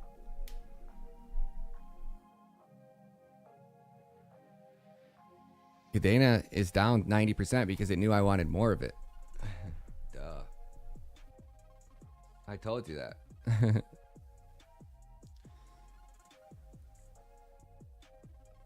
We're going into a crypto winter too. I told you guys that too. I said, you guys tell me where the S&P's going. I'll tell you exactly where Cadena's going.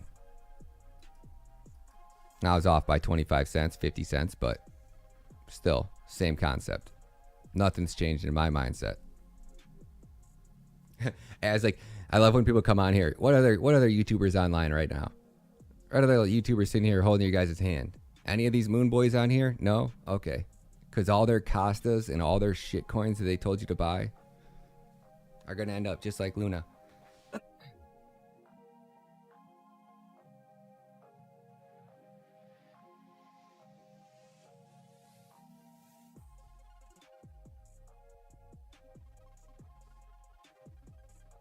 Slow Lona. Slow Lona. I like that one. Slow Lona.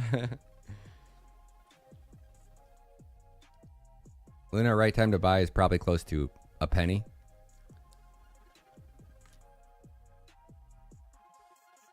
Cardone. Yep. GMT Luna KDA. GMT, you got out of it with us, right? I know you did. You've been in the squad long enough. I even made a video for you guys. You know? GMT also, for sure.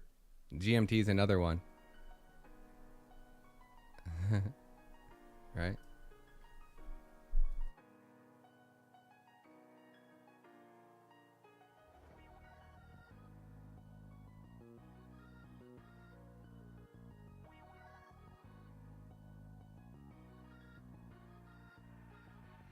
Right here, 2 weeks ago, put out this video and it said and I just broke down. It just wasn't worth the risk anymore. The risk versus reward at this point in the game just wasn't there. I swear 10% of KDA growth is attributed to you. Probably. The first part of it is. All right, now it's up to their team. We just... I've said this time and time again. Without CADX, guys, Cadena is a dead dud. The market falls, Cadena is going to fall with it. Until we have a DEX, until we have DeFi, we got nothing. Right? And now we got nothing after $50 billion just got sucked out of... Like, just take a look at the market cap, what Luna just did. Right?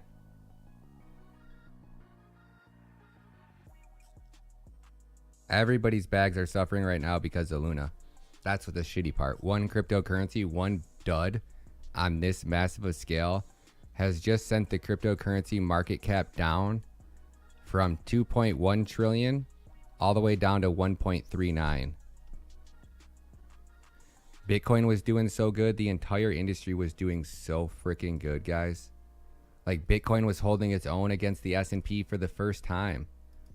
Like, these powers that be are so good, man. You can't. The big dogs came to play. Luna was becoming too much of a threat to Bitcoin. It was becoming too much of a threat to stablecoins. It was getting ready to flip USDC. The government wasn't going to stand by and let this happen.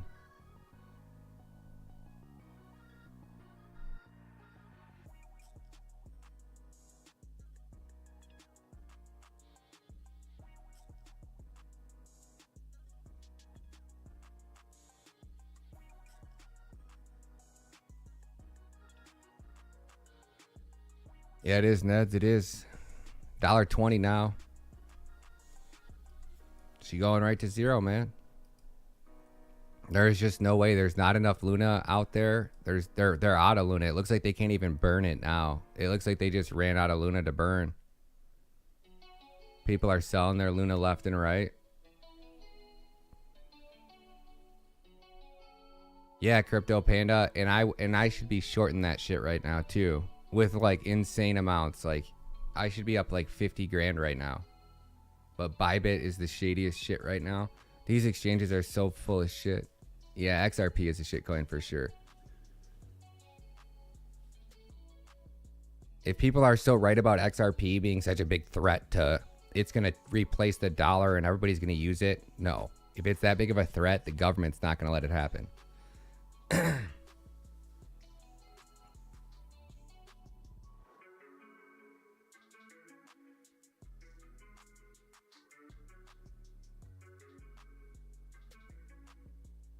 No, it is random. Random, that's, who do you think the algorithm's done? The algorithm stopped working. It ate up all the reserves. This is other people arbitraging it, right? Like, if you could go buy Luna right now and you get it over there fast enough, you could be doing the opposite. Like, you can be arbitraging it all the way down. I should hold UST? No, you shouldn't hold UST. Yeah, this is live. Ready, Freddy? Yep.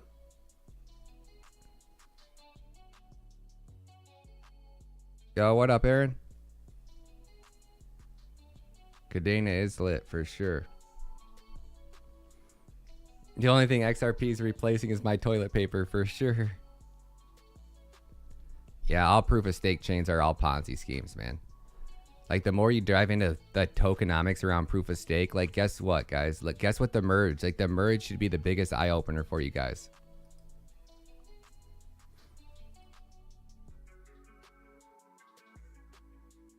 Detroit, the slums, the south side of Detroit, baby.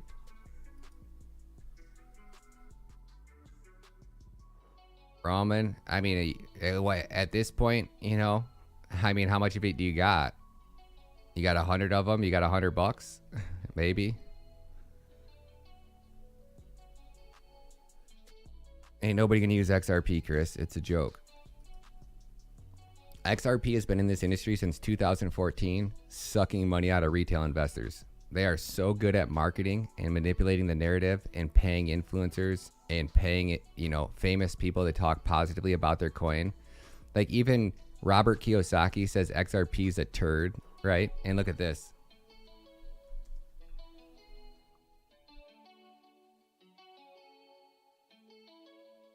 Right? XRP. So Money Talks, these YouTube channels are taking, like, they're so good at making these. Right? They take clips and they cut clips and pieces out of here and they make it look like Robert Kiyosaki is talking about XRP. Like, I feel like everybody should come over here. This is why YouTube is targeting all these crypto channels. It's because you get it, like, these guys get the idea of how to manipulate.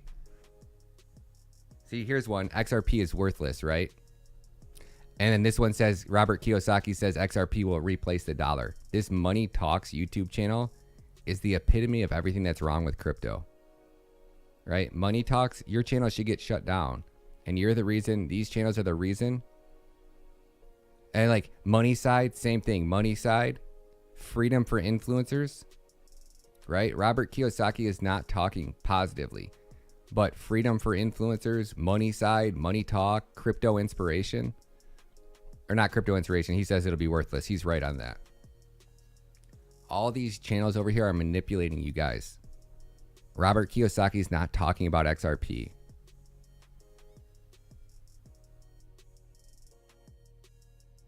Roman, I don't know what to tell you, man. I told you to sell at 87.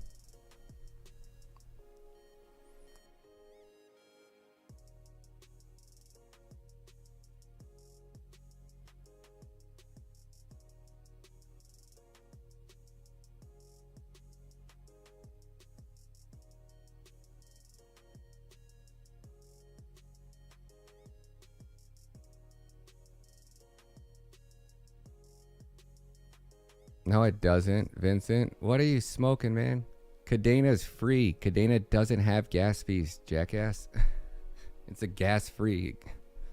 Yeah, everything that charges gas fees is going to zero. You're right. XRP charges gas fees. It's going to zero. Nobody's going to pay gas fees. They don't have to pay gas fees.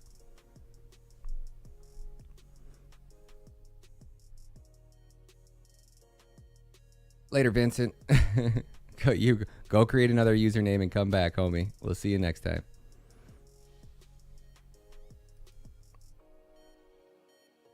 Yeah, you know XRP is so good that you got to make manipulative content out there, trying to convince people that.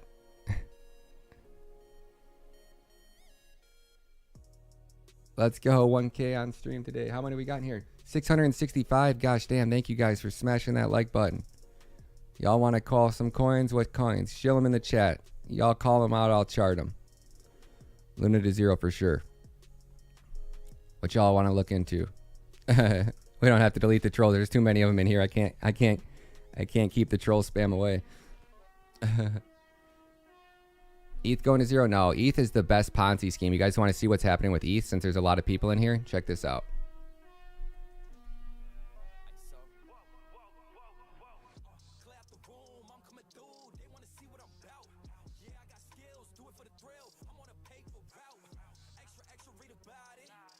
All right, so give me 1 second. I got to get it all set up here for you guys. I'll show you why ETH's going to be the biggest Ponzi scheme next. This one will melt your face. This one blew my mind. I had no freaking clue this was happening.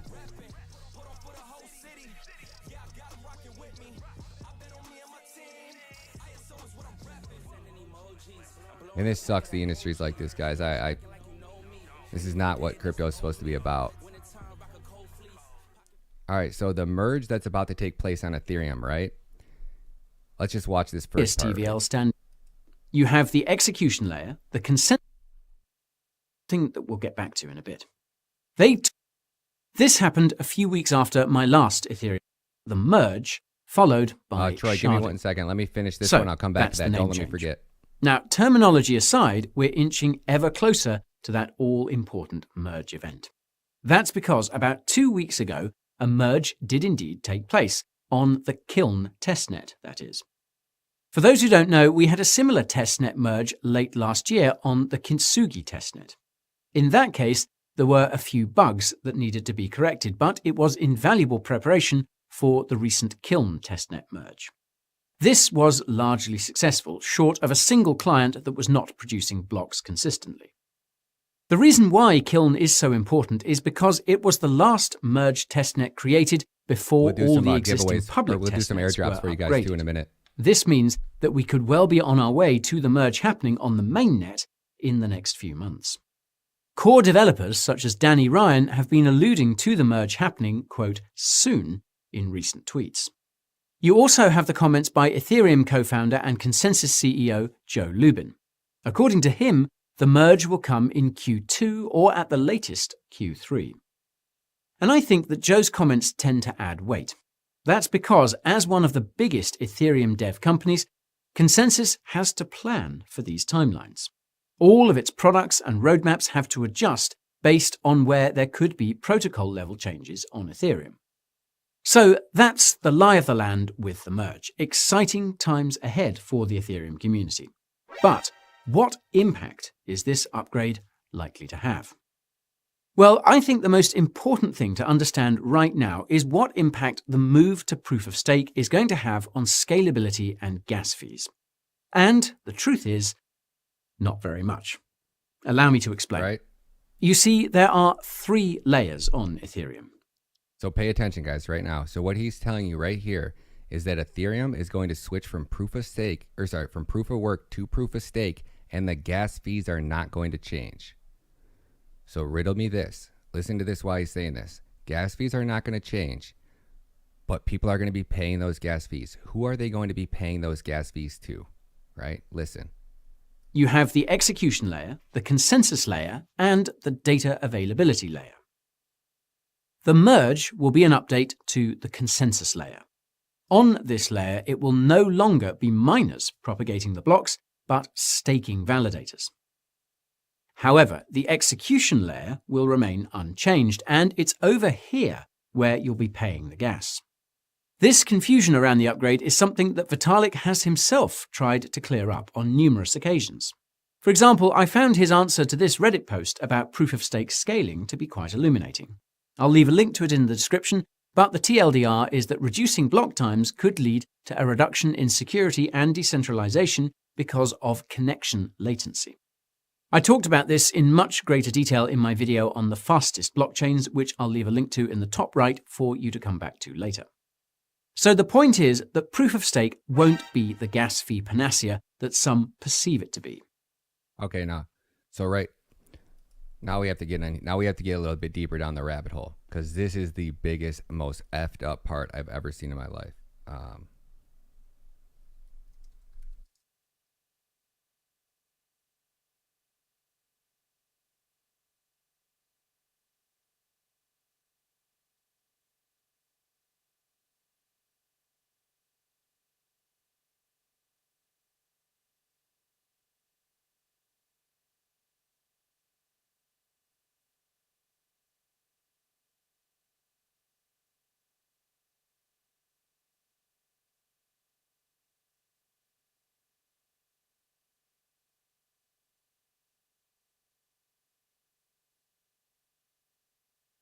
So I got to find the one. There's one on here that said $83 million.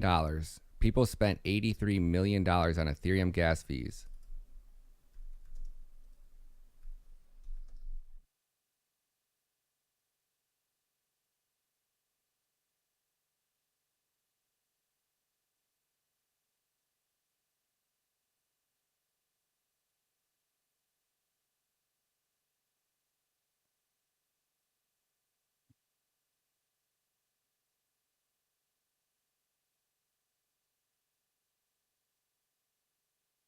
Ethereum average price was 61.45 yesterday.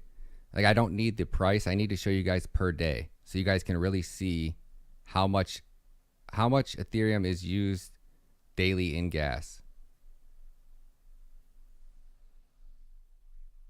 So in January, there was $80 billion, right? Or $80 million in ETH gas fees. You guys remember where that was? What site was I on when I found that yesterday?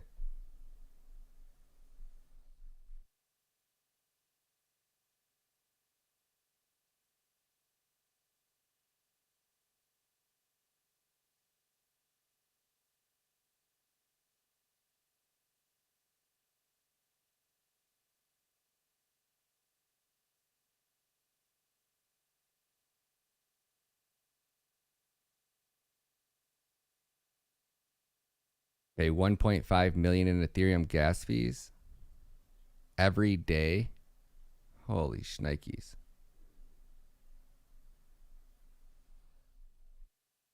So where I'm going with that, if there's $80 billion, I want to find that damn article so freaking bad.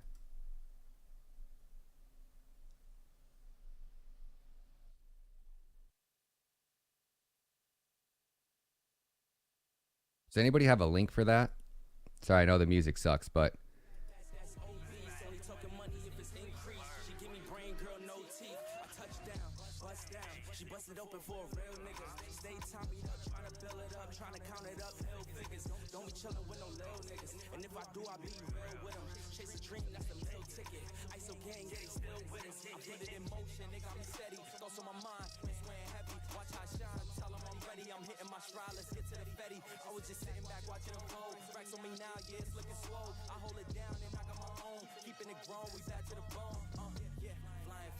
There it is. There it is. There it is. Okay, we'll find it here. Oh, I can't find it again. I was just talking up Google how I always find what I want on the first page on Google searches.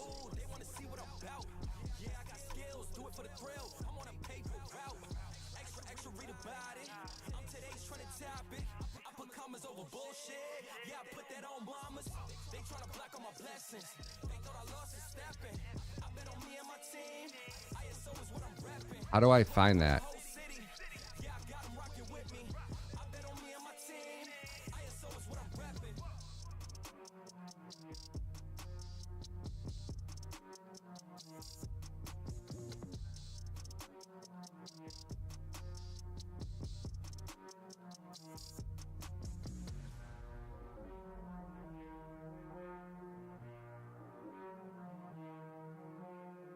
So where I'm going with this is what's actually happening is the Ethereum team, right?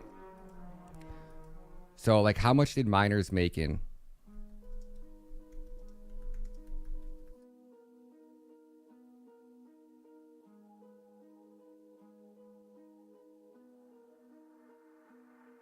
Here it is, 830 million. There it is. That's the one.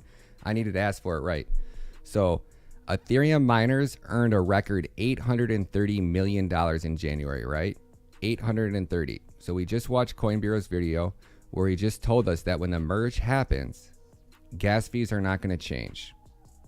So gas fees don't change, but instead of paying miners on a global decentralized scale, 830 million, there's going to be about 50 validators on Ethereum, 50 main validators that make up for about 80% of transactions. Vitalik, all the big boys, all the big Ethereum VCs, they're going to be getting 80 million, right? So we did the math on that, and they quote unquote claim, oh, we'll have 300,000 validators. Bullshit. Bullshit. They might consider you staking your Ethereum on Coinbase as one validator, but you're not actually processing transactions. There's no way, no how, no proof of stake network. Flux is the most decentralized blockchain in the history of the world with 10,000 validators, and it took them 5 years to get there. And they're not validating transactions. They're standing up infrastructure nodes, not validator nodes. Completely different. So you're talking about $830 million getting divided up between, just say 1,000, because that's like Harmony's pushing it, trying to do 1,000, and Harmony's using the exact same sharded technology. Harmony can't even get 4 shards running, let alone 1,000, right? So divide that by 1,000 validators. Every month, a Ethereum validator is going to be making $830,000. So and that's with, 32 coins of Ethereum staked, right? Obviously the bigger ones will process more transactions, but Ethereum, this merge is designed to make the elite so much money. Do you know how long it's going to take them to go from merge to actual implementation of ETH2? I mean, probably years and a half. And the longer it takes, the more that these guys, they're going, hey, yeah, we didn't start those mining farms, so we're going to shit on our miners, right? And we're going to give all that money to the VCs. BitBoy runs an ETH validator too. Yeah, Coin Bureau, with how much money we went through and we did the math on how much money Coin Bureau has in Ethereum and how many validators he's going to be able to set up and run. Unbelievable, guys. So what they're doing is these exchanges like Coinbase, they're going to get paid all of this money, right? And they're paying you guys 12% APY, meanings per year. So they're making about, I don't know, ungodly. They're making 100% APY per month, and they're paying you out 12 per year.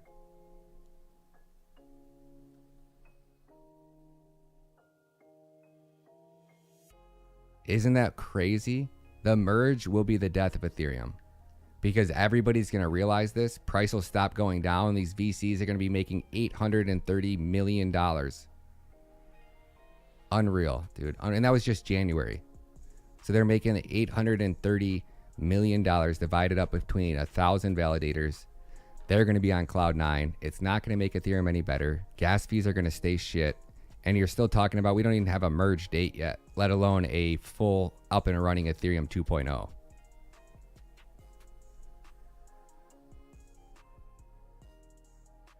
right?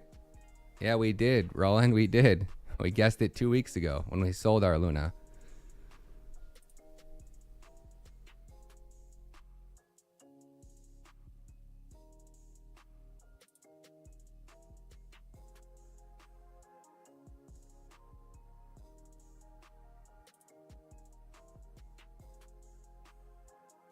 Yep.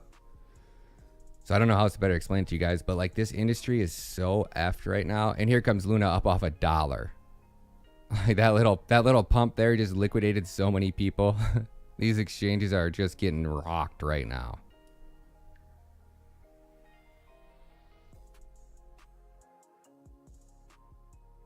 Yeah, Wilmar POS can't lower fees because it's against their own interest. 100%. You're right on that. Tech.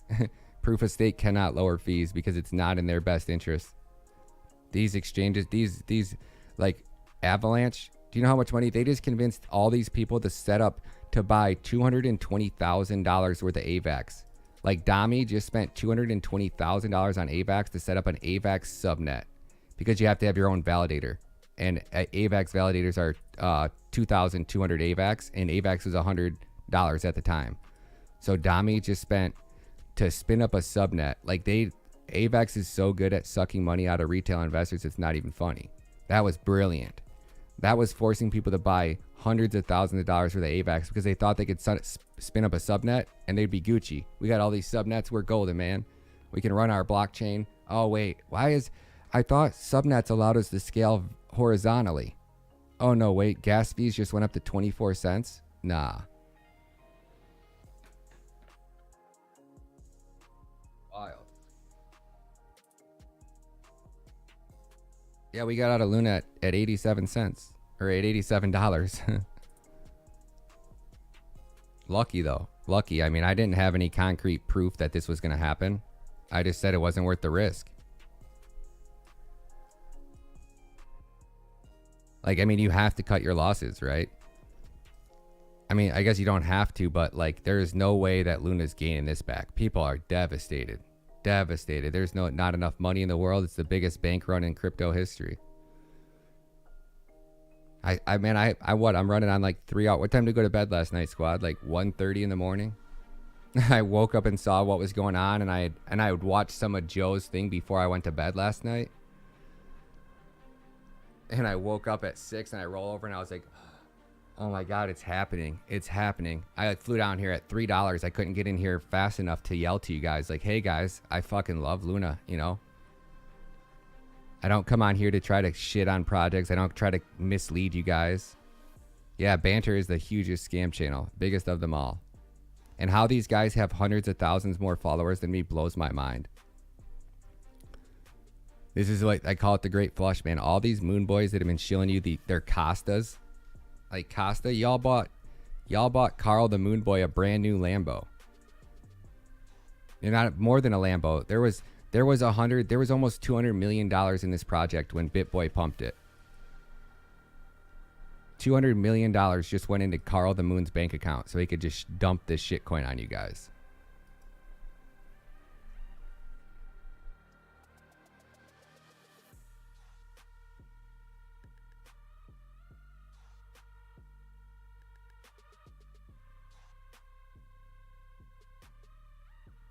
Look at this douche, man. Right? He's sitting here eating Mickey D's on his fucking Porsche, on his Bugattis, on his Rolls Royce. This is the crypto influencer, right? Hickey's on his neck, right? In Dubai, flexing his Rolex, his Gucci shades, because he fucking robbed you guys, man. He created this fucking Ponzi stablecoin. He moves to a country where he can't get caught for it, where there's no regulations, no BS, right? And then he got BitBoy to promote it. He got the Banner to promote it. He got probably Becker to promote it. Like, these guys make these shit projects. They try to, oh, it's a low cap gem. Oh, sprinkle some breadcrumbs on Twitter. Yeah, your shit metaverse products are getting everybody fucking wrecked, man.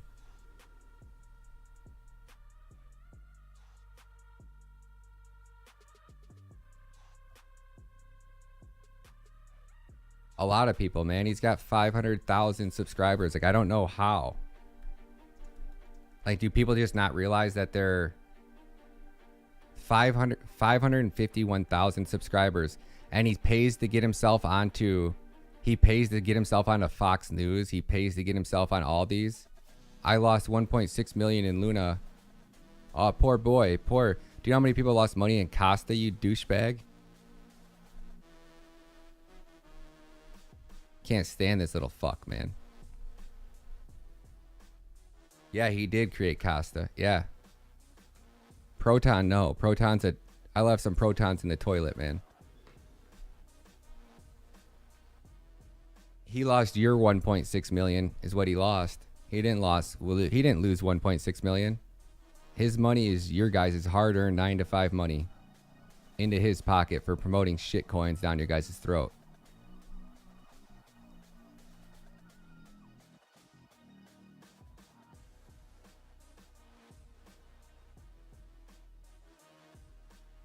Right.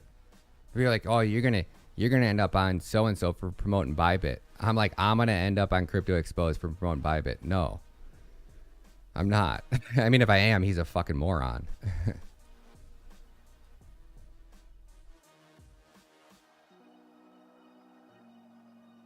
Literally, it's like the only thing I promote. Can I actually promote it because I use it, and I just got shit on because then I'm talking shit to him about him too. When Bybit fucks up, I'll be the first to call him out on it. CPI just came out? Did CPI just come out? No way.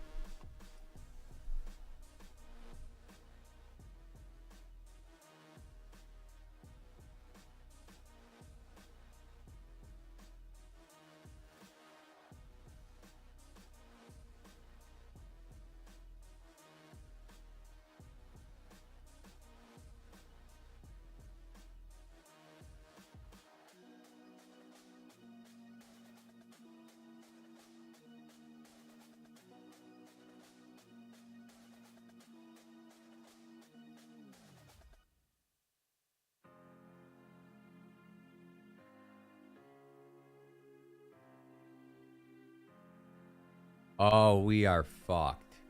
We are fucked. We are so fucked. Oh my gosh. I was waiting for this to happen.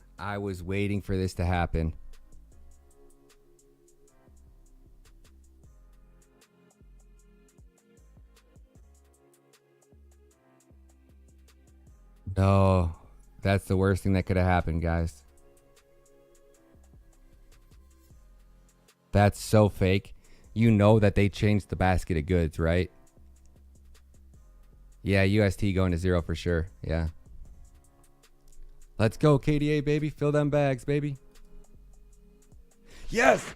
Yeah, baby. We got the twos. We filling them orders, baby. We ain't missing a single dip. Let's go. Keep it coming down, baby. We going all the way down to 150. Those of you that understand how this game is being played. Now, I love Bybit, man. Love Bybit. It's the only exchange that has a testnet exchange so you can practice losing money. If you lose money on Bybit, you ain't got nobody to blame but yourself. That's that simple. Those of you who understand how this game is being played and understand what's happening right now with this market. These are the times where Cadena went down to 2 cents last time, guys. These crypto winners get so bad, but it's the ones that understand what assets that they need to be DCing into. Not the Moon Boys, not because nothing BitBoy told you guys, right? There are a few assets in here. That's it.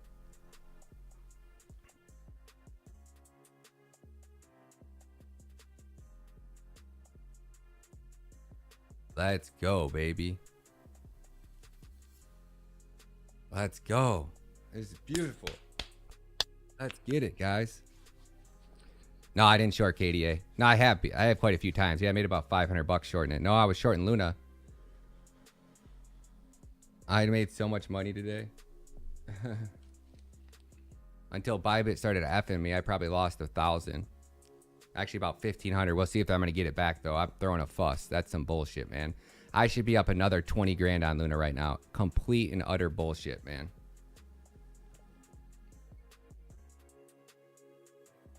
I should be up so much freaking money on Luna shorts right now.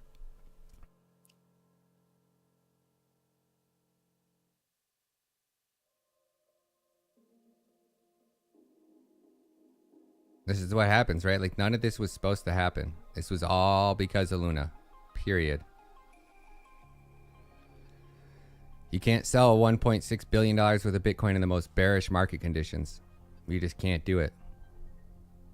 Yeah, we short on BTC. Let's go. We still got that one in play.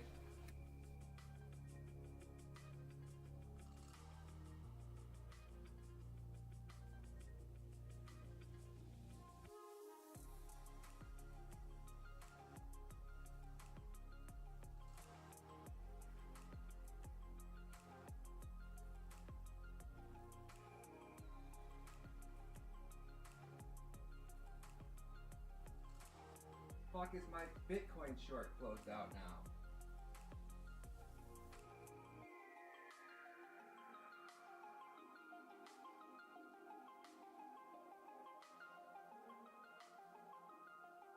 Bro, I'm hate trading right now. I'm fucking hate trading.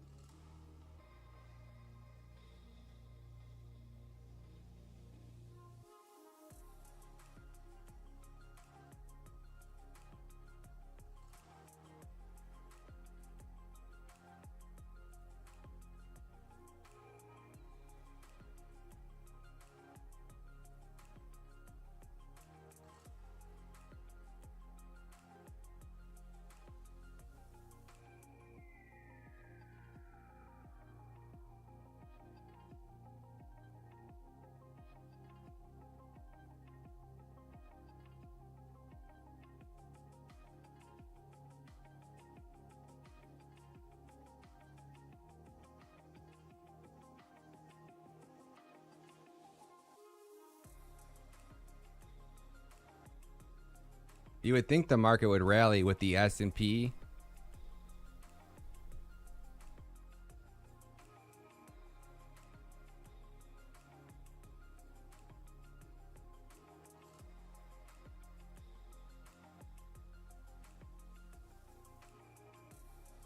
Man, I don't know what's going on. I can't trade to save my freaking life today. Going down like a rock. Like a rock. Holy shit, Bitcoin. Holy shit, we going down. Oh my lordy, lordy.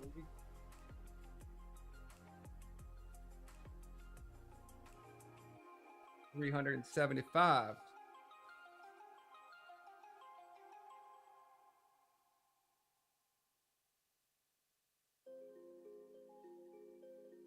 I can't like show you guys, but I'm up like 375 in this short right now. Holy cow, how far are we going down? This is like a catastrophic nightmare for crypto. What in the fuck is going on right now?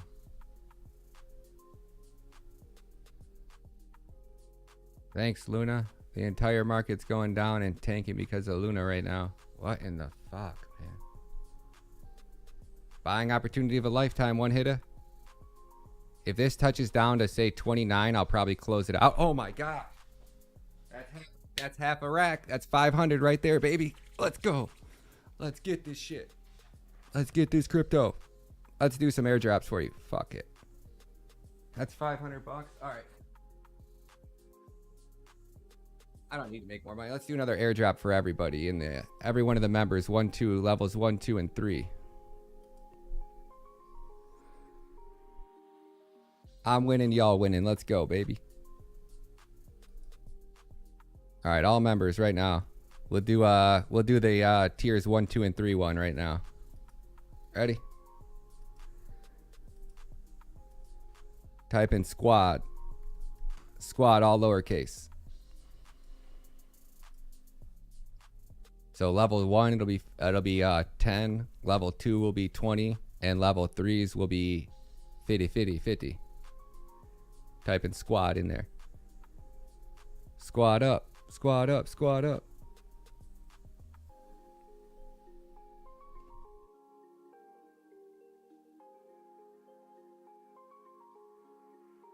All lowercase. Cadena Britain, all lowercase, baby.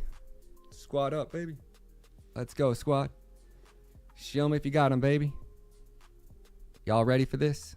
Y'all can't touch this. Burn it. Can't touch this. Burn it.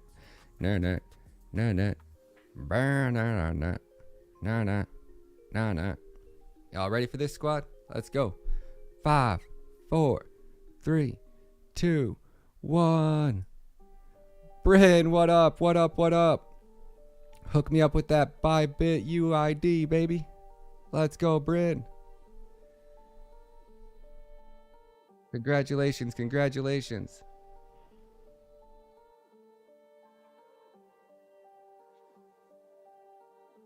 Congratulations, congratulations, Bryn.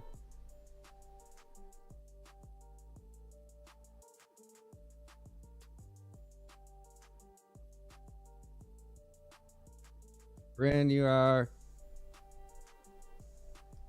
level 1. Congratulations, homie. You just won $10. $10 holla holla.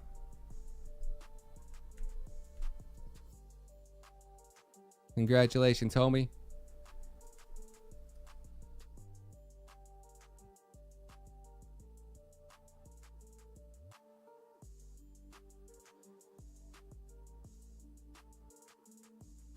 Where did the other Nightbot go?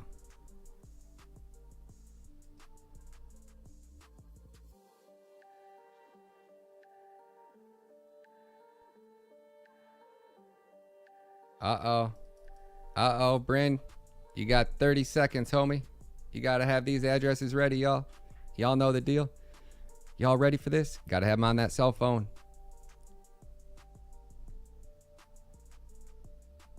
Y'all know what time it is.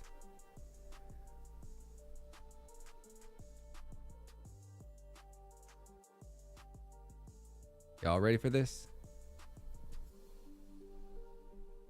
10, 9, 8, 7, 6, 5, 4, 3, 2,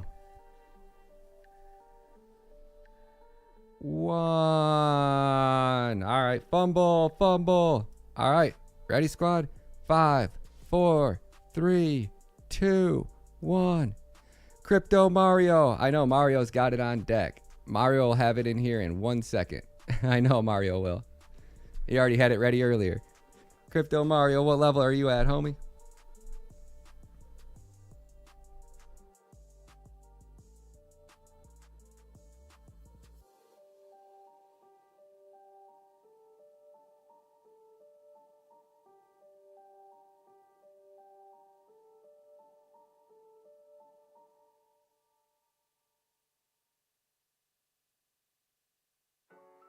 Level 3, Crypto Mario, 50 bucks, homie. Heck yeah, bro. Heck yeah, buddy. I already got it in there. Look at that, my man. Twice. That's how it's done, guys. Congratulations, Crypto Mario. My man. Man, I gotta send out like $1,000. Y'all deserve it, man. Get yourself some Cadena at these prices. Where are you at, homie? Thank you guys so much for the support, man. Y'all deserve it. There he is. Crypto Mario, baby. Y'all nailed it, homie. Y'all deserve it.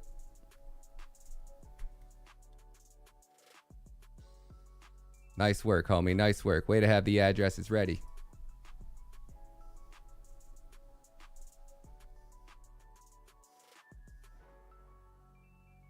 Crypto Mario, what was that? Your Ergo?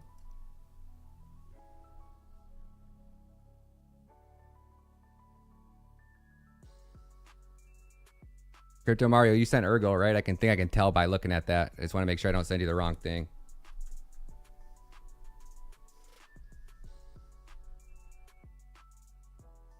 Low way. We're actually going to hit the $1.75 target. This is absolute bonkers back shit. We up $1,000, baby. Check this out.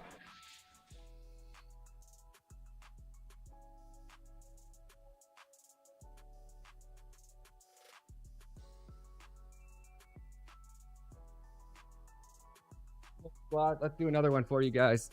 All right, this one's for the level 3s. This one's for the level 3s only. Check that out, bitches. Ugh. $1,000 Bitcoin short. 50x, $1,100. I accidentally fingered it in. I was only trying to do $100, and then it just took off in the right direction. Let's go. All right, where my level 3s at? Let's hook up one more set of. Let's hook the squad up, man. I love you guys, man. I wouldn't be here if it wasn't for the $9.99 members. I legit would not be here if it wasn't for you guys. I'd be at work a 9 to 5. I wouldn't been online with you guys. Yep, got it. All right, so this is for the tier 3. So type in tier 3. Y'all ready? Tier 3, baby. Squad up. Let's get it. We making money, you making money, squad. Let's go, baby. Then I got to run after this. Got to go chef myself up some homemade breakfast for little man. Y'all ready for this? Can't touch this. Burn it. Burn it. Burn it.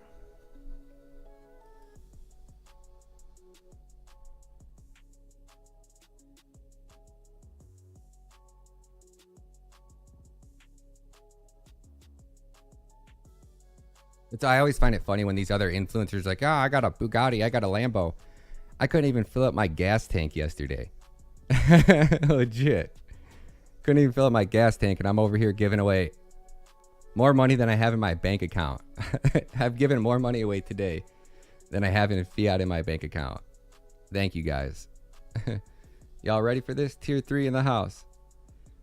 5, 4, 3, 2, 1. Crypto Mario back to back. What are the odds of that, homie? What are the odds of that?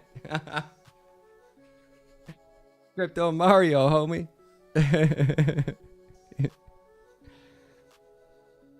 I don't have any rules against people winning twice. I don't.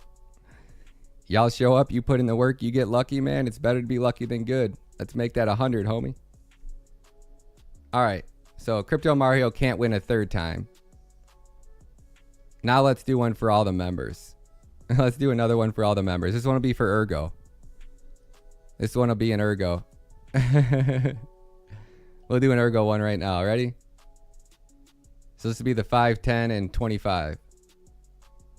All right, so type in Ergo in the chat. Let's go, squad. We hooking y'all up today. Go, Crypto Mario. You got that X in your logo. You've been supporting this channel for long enough, man. You got all your money back now. Congratulations.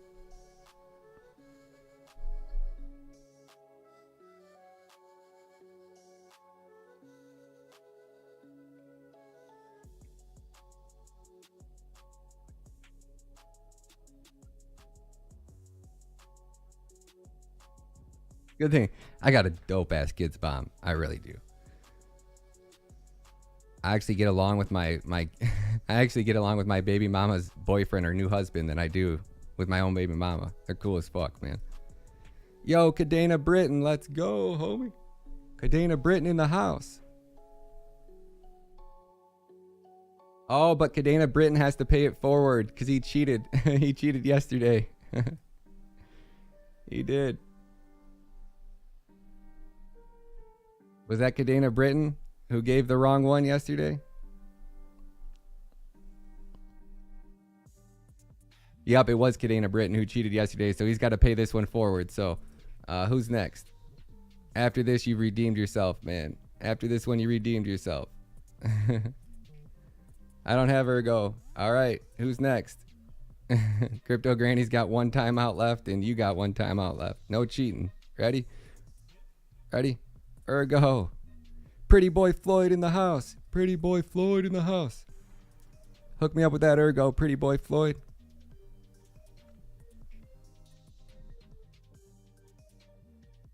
Level 3, homie.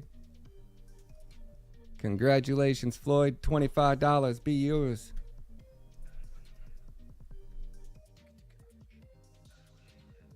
Hit me with that ergo, pretty boy Floyd. Let's hook the squad up today, man. I love you guys.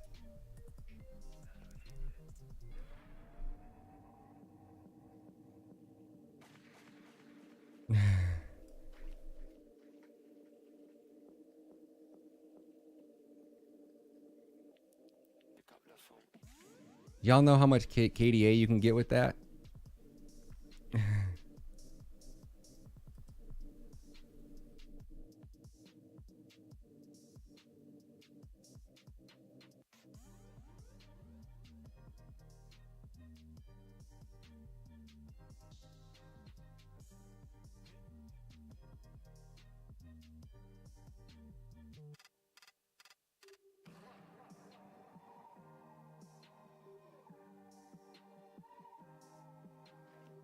Yay long. Now I'm going to try to turn that 2,000 into a DCA long since it's all profit. Pretty boy Floyd in the house. Nice moves, homie. Congratulations, guys, man. That has to be like at least $500 worth of hookups in the last, I don't know how long. Well, we got to hook you guys up, man.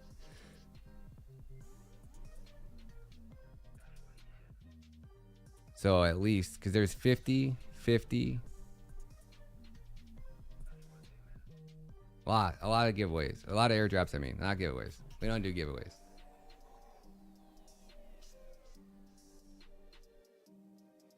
Got it, man. I'm losing money, but I'm making money. So you guys got to get hooked up, man.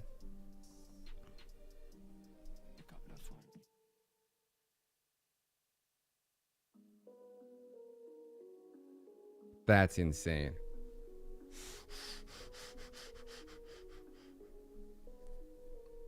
Wowzers, man.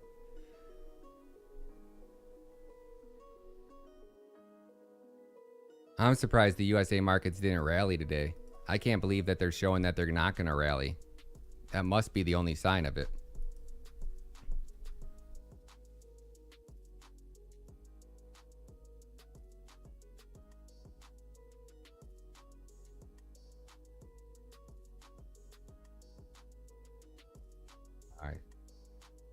So Crypto Mario's off the, or Cadena Britain's out of the doghouse. We got Cadena Britain out of the doghouse. He golden. You redeemed yourself. You have redeemed yourself, man. You have redeemed yourself.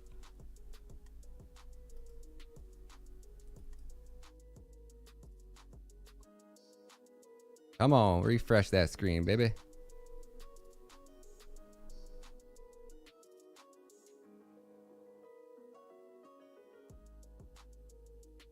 Now I need to go send out all your guys' winnings, and I need to go get more money over here so I can keep setting these limit buy orders all the way down. $1.50's next, baby. Oh, look at that long on Biddy. Look at that long on Biddy. Go, Biddy, go, baby.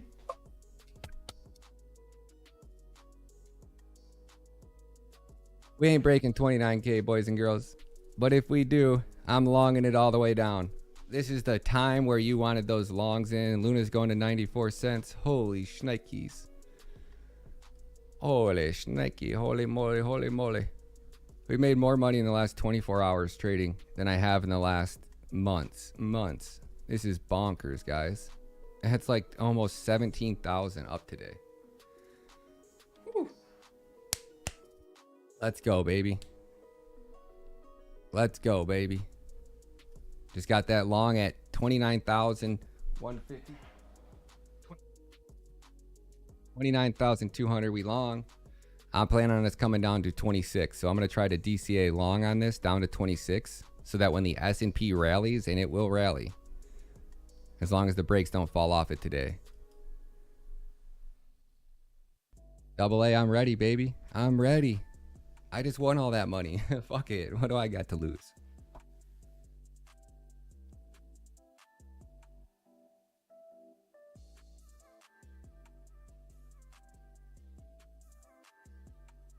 If it wasn't for Bybit right now, I would probably be up about 50 fucking thousand. 50 fucking thousand.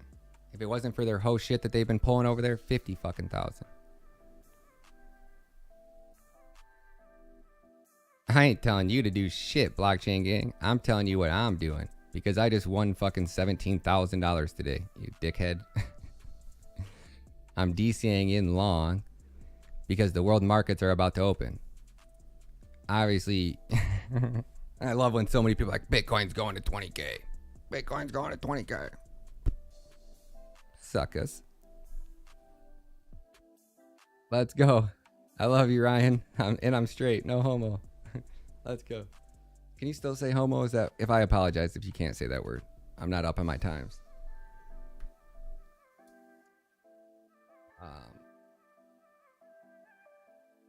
What was I doing? Oh yeah, pre-market hours. Let's go, baby. Man, I love you guys. Thank you guys so much, man. I wouldn't be here without all your support, man. You know how many times I've made bad calls? So many. More than I can count.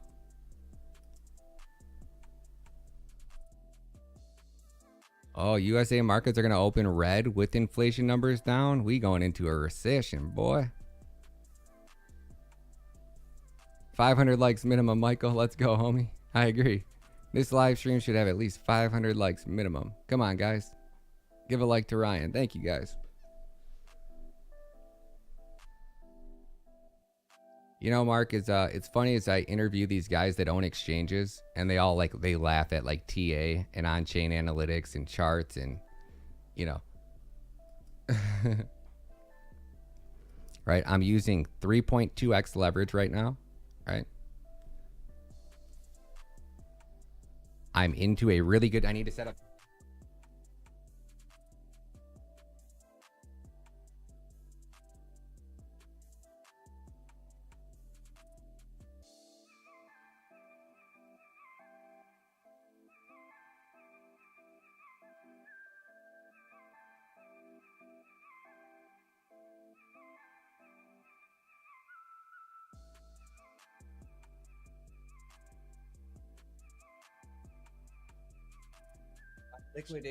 My liquidation price isn't until 22,000. My liquidation price isn't until 22,000. That's without hitting any DCA target.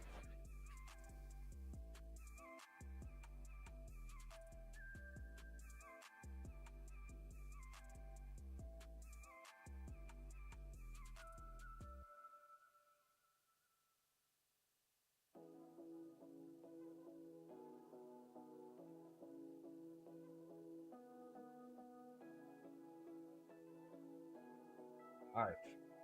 So this is dumb money, guys, right? Do not do what I'm doing. Do not trade like this. Horribly reckless, irresponsible, stupid, dumb money, right?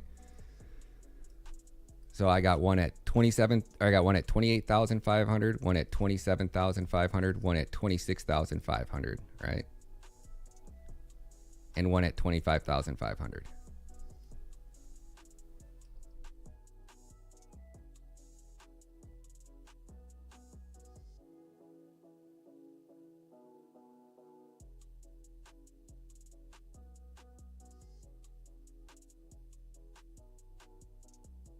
I'm going to get paid funding right now.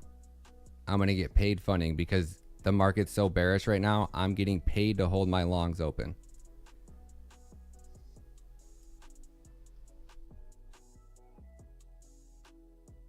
Right? I'm not getting liquidated till 22,000. So if we get a relief rally right now with the market's been so freaking bearish, any little relief rally is going to send us up 2,000, you know, $2,000, $3,000. Worst case, we fall down.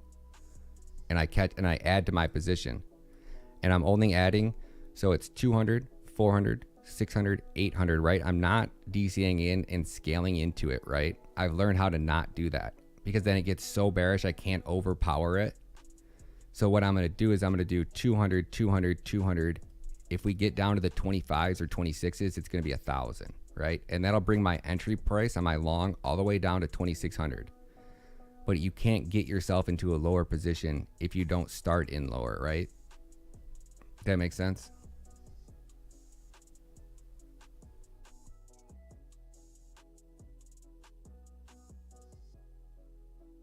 Oh, nice. Crypto Granny got him on the quick right there, baby. Thank y'all big time. Guys, I freaking love you guys. Thank you all so much. 500 people in here and 300 likes. I freaking love you guys. Thank you guys so much. Yeah, I'm still that's why I said I don't think we're going to break this. I never thought we were. I mean, I did in summer. I definitely thought we were in summer. But after we got up above summer, I didn't think it's possible to break below this. But, you know, it's crypto. They say expect the unexpected and shit like Luna, right? Like, this isn't healthy. This isn't the normal crypto market. This was a catastrophic failure by Luna that sent this whole market in a free fall. So, you know, Bitcoin's value is worth more than 29,000, right? Like, this was such massive amounts of sell pressure so quick. Doug is live now on Twitter Space? No way. Let's get it, guys. We'll end it on that.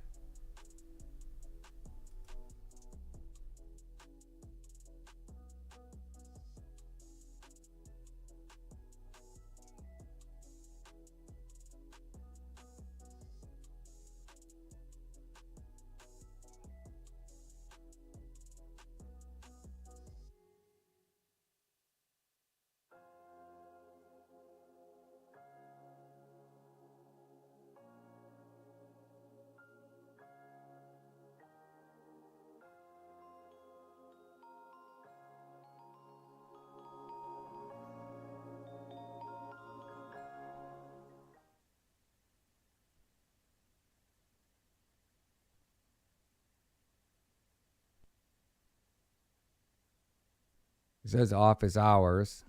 Is it live yet? Is he talking yet? Or no? No, it doesn't look like he's talking yet. Yeah.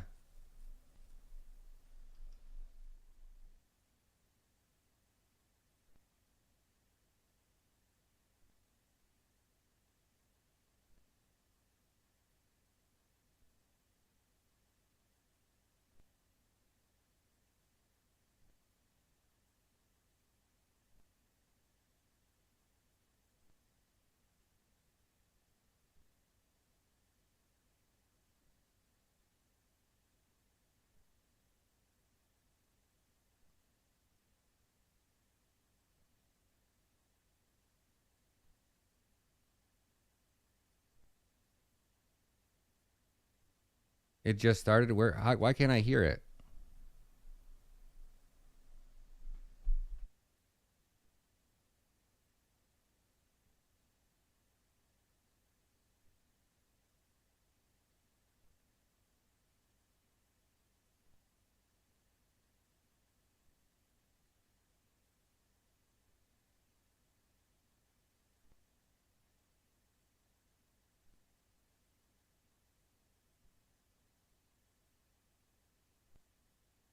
Why does it sound like no one's talking?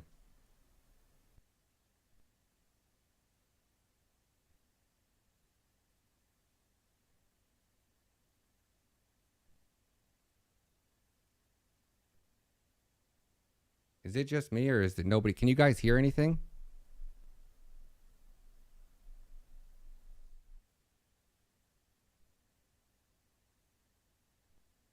It doesn't show if anybody's talking.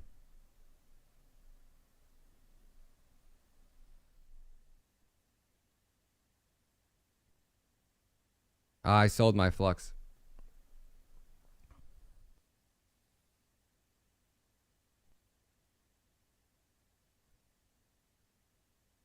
Yeah, you can hear? No, I can't hear shit.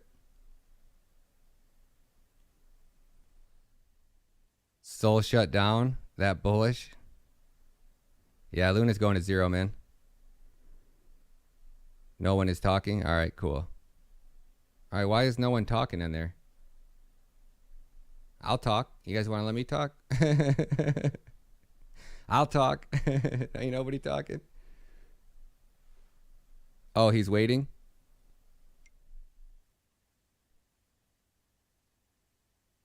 Yeah, I know you guys can hear me. I'm talking about Doug. We're on his Twitter space.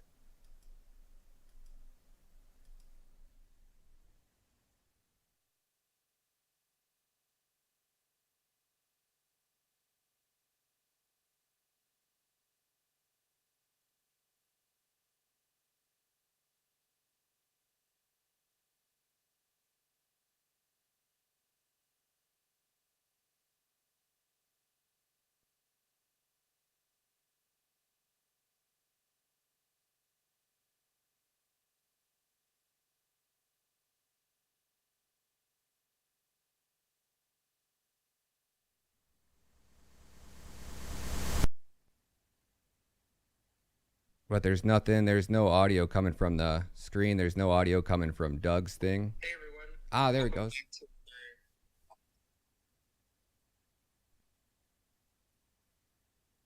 To start off. Hey everyone. Welcome back to another Doug Office Hour session. Welcome everyone. And I guess to start off, Doug, how have you been since our last office hours? Hey Jeff, doing well. Been busy. What all were we up to? We did this Binance AMA a bit ago, and that was really nice. We had some comments about using text AMAs instead of voice AMAs. I think there's pros and cons to both of them, so I think they're both worth. I've been working on a bunch of wallet infrastructure, Wallet Connect support, new patterns for DApp integration. It's some things that I think the community is going to be really interested in. We also have a new Chainweaver release coming out shortly. So No way. keep your eyes out for that. There are some significant new features in this Chainweaver release. The Wallet Connect work is not actually going to be in there, by the way. That's still being ironed out. It's a lot of new paradigms, and it takes time to work out all the rough edges. But the work is going nicely. So lots of good stuff coming in the Chainweaver and Cadena wallet and DApp integration realm. Awesome. Great. So I guess let's get right into the office hours and just questions from the community. You teased us a little bit about new features that you are adding to Chainweaver and other kind of parts of Cadena. KDA Miner on Twitter asked, "Hey Doug, when you guys are working on upgrades, new features, etc., is the thing that's challenging the fact that whatever you design now must also be able to seamlessly scale as Cadena scales with future chains?" Oh, wow. That's a great question. PDA Miner. So, yes and no. We do have to think about how things will work when we get to future, not larger numbers of chains. There's a component of that Cadena has to think about, and there's especially with respect to things like this right now. wallet infrastructure work that I'm discussing. This is where things like K-colon accounts come in, and in the last major Chainweb release, we introduced some new account protocols that expand. So K-colon works for single sig, just one key. But we are also adding, or we just added support for other account protocols that work for multiple keys and for other more sophisticated types of Cadena and packed like guards and capabilities, which I know that those words aren't familiar to a lot of people, but they're more powerful features. So those features allow you to pre-reserve an account across all chains. So that kind of thing, absolutely. Like those features, they were needed it was more a function of being multi-chain. Those features were needed to deal with 10 chains, to deal with 20 chains, and they're also going to be used when we expand to more than that number of chains. But the question that KDA Miner is asking, is it difficult to seamlessly scale? The difficult thing about what we are doing is not so much the seamless scaling. That I think is going to be more of a function of the individual dApps and projects and applications that are building on Cadena, because different projects have to scale in different ways. But the thing that is really hard about the business that Cadena is in is we're building a blockchain, and a blockchain is a permanent data store. It's tamper-proof data store. So once you stick something in the blockchain, that thing is there forever. And that makes things really tricky.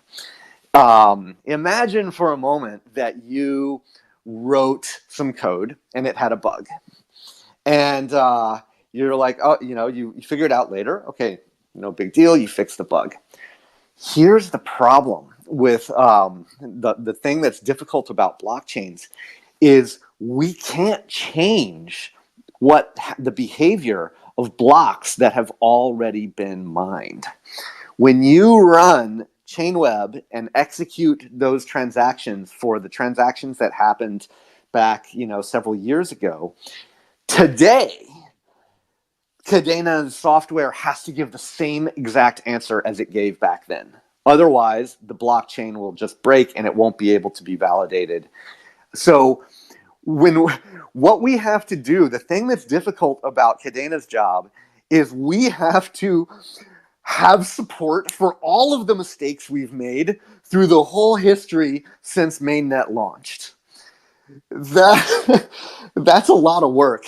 And it becomes a challenge to deal with. We have techniques for doing so, and we do it on a regular basis. But yeah, just think about that. You have to live with your past decisions forever, or you have to come up with some kind of more clever way to be able to work around them. So if we change the behavior, if we say, oh, you know what, this error message was not a very good error message, let's change it. If that error message had creeped its way into the blockchain, we can't actually change it back in the past. We have to keep support for the old error message, and then we have to add in some code that says, if the block height is greater than a certain amount, then use the new error message. So it's definitely a challenging space, because most software, you don't have to deal with this kind of the past. You have to permanently deal with all of your past decisions. Most software projects, you can make the change, you can fix the bug, and you can just move on. But that's not the way that a blockchain works. So that's really, there's no sense in complaining about it. That's the inherent thing that we have to deal with because of the choice we made to work on a blockchain. So we do that. But yeah, it's an interesting challenge. Definitely very methodical in just thinking about new features. There's no thing like free lunch. Yeah. So another recurring member asking a question is Crypto Met Cafe on Twitter. He asked, "Hi Doug, with multisig at protocol level, how could a retail non-dev user practically utilize it to set up their own 2FA of sorts? Will Cadena Core be creating tools for retail users, or will that be down to third parties?" Great question. So I'm not sure if this person has heard me talk about it. I've definitely talked about it before. Multisig, I think, is essential for making crypto accessible to the mainstream. Now, that I don't think that's necessarily obvious at the outset. And this is one of the reasons I think that Cadena has such great prospects, because we have multi-sig built in. You don't have to do something more complicated like on Ethereum, where people use Gnosis or other kinds of multi-sig schemes in order to do multi-sig. We've got it built, and then it costs more gas, and so multi-sig transactions are substantially more expensive on those systems. In the case of Cadena, multi-sig is built in there from the ground up. So he's asking about set up a 2FA of sorts. And this is where I think that we have a lot of really interesting possibilities, and we've only started scratching the surface. So this last Chainweb node release that I mentioned, it added support for K-colon type account protocols that work with multisig. I think it's W-colon. If you create a W-colon account, the infrastructure for creating these accounts isn't very fleshed out yet, because we just released it. We'll be developing more into these protocols as we go on. But you can claim a multi-sig account across all chains without doing any transactions. You just use W-colon, and then no one will be able to register that account, and it has a multi-sig. So, but now imagine a potential user experience where, say, you're just a random Joe and you want to buy some KDA. And you go onto an exchange and you say, buy KDA, and then you say, I want to withdraw this to my wallet. Or maybe you use a fiat on-ramp, like We announced this one called Transact with a K at the end, I think. And I looked at their UI, and it looks like, you go there, you do the KYC, you give them your credit card, and then you give them a wallet address that they're going to send your KDA to. So now imagine in this world, you've got this kind of you're trying to get KDA this way, and they say, enter your wallet address, and then all you do is you pull out your smartphone, which has a Cadena wallet on it. This wallet doesn't exist today. This is a hypothetical wallet that we can build. And then you do some kind of pairing. Maybe there's a QR code. Yeah, maybe that's what it is. Maybe the fiat on ramp just pops up a QR code. You scan it with your phone, and then the wallet connect communication happens, and your account information gets transferred, and boom, it sends the money. Okay, that was pretty easy, pretty decent user experience. This is a user experience that a number of blockchains have today, so not particularly groundbreaking. Now imagine that you use that account for a little bit, and you're like, and then you get some more money in it, and you're like, ooh, I want this to be more secure. Well, guess what? You can have crypto keys on a smartwatch, burned into the secure enclave chip. Like you have on your phone. And so now you could easily imagine a world where you go to your wallet, you say, hey, I want to add a new key. And then you bring your smartwatch close, and you tap your smartwatch, and maybe it communicates with Bluetooth or something. And then boom, your wallet adds your smartwatch to your key. Now you have two keys, and you can use either one of them. Now you can keep repeating that process. Say, I want to add a new key. This key that's in the Touch ID on my MacBook. That uses the secure enclave. And again, these are hardware chips. So this is where the questions comment about 2FA comes in. 2FA really is about these kind of hardware tokens that store keys. And we can definitely get to a world where that stuff works with Cadena, and we can have multiple of them on a single account. So all of this it's not quite built yet, but it doesn't require any new technology from us. But then let's take it one step farther. If you think about the way that human beings deal with real money, fiat money, not crypto, how do you do it? Well, I have some cash in my wallet. I don't have all of my net worth in my wallet because I might lose it, and that wouldn't be good, but I have a little bit of cash, a certain amount, whatever amount that I'm kind of okay. If I lose my wallet, it won't be that big of a deal. And then there's another level. I have a checking account that has some more money in it, and I use that to pay my bills. And then I have maybe a savings account with even more money, and I use it less frequently. And then maybe I have an investment account where the bulk of my assets are, and I interact with that even less frequently. And there's maybe more authentication that I have to do. We can do a similar thing with crypto. And this is where we move out of the domain of pure multisig and into what I call smart wallets, where it's not just a fixed key set that's controlling your funds, but it's an actual smart contract that you can program logic into. Now, you can say, oh, I'm not a programmer. Well, that's fine. I imagine that once we develop this stuff, we will develop templates that you will be able to just create one of these with certain parameters. And it'll do it for you. You won't have to know anything about code. What could we do in this world? Well, we could write a smart contract that says, if you're withdrawing, and if you've withdrawn less than $50 in the last 24 hours, then you only need to sign with one key.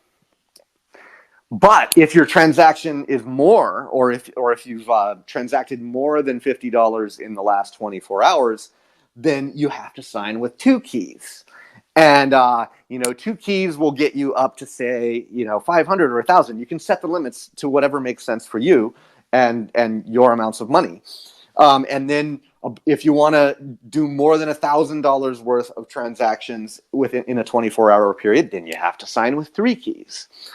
I think this is a really compelling world, and I think that with Cadena, we have multi-sig built in from the ground up. We have the ability to have smart contracts control funds like this. I don't see any reason why we can't get to this world. This is a much, much better world. You've got maybe 5 different keys that are all on your account.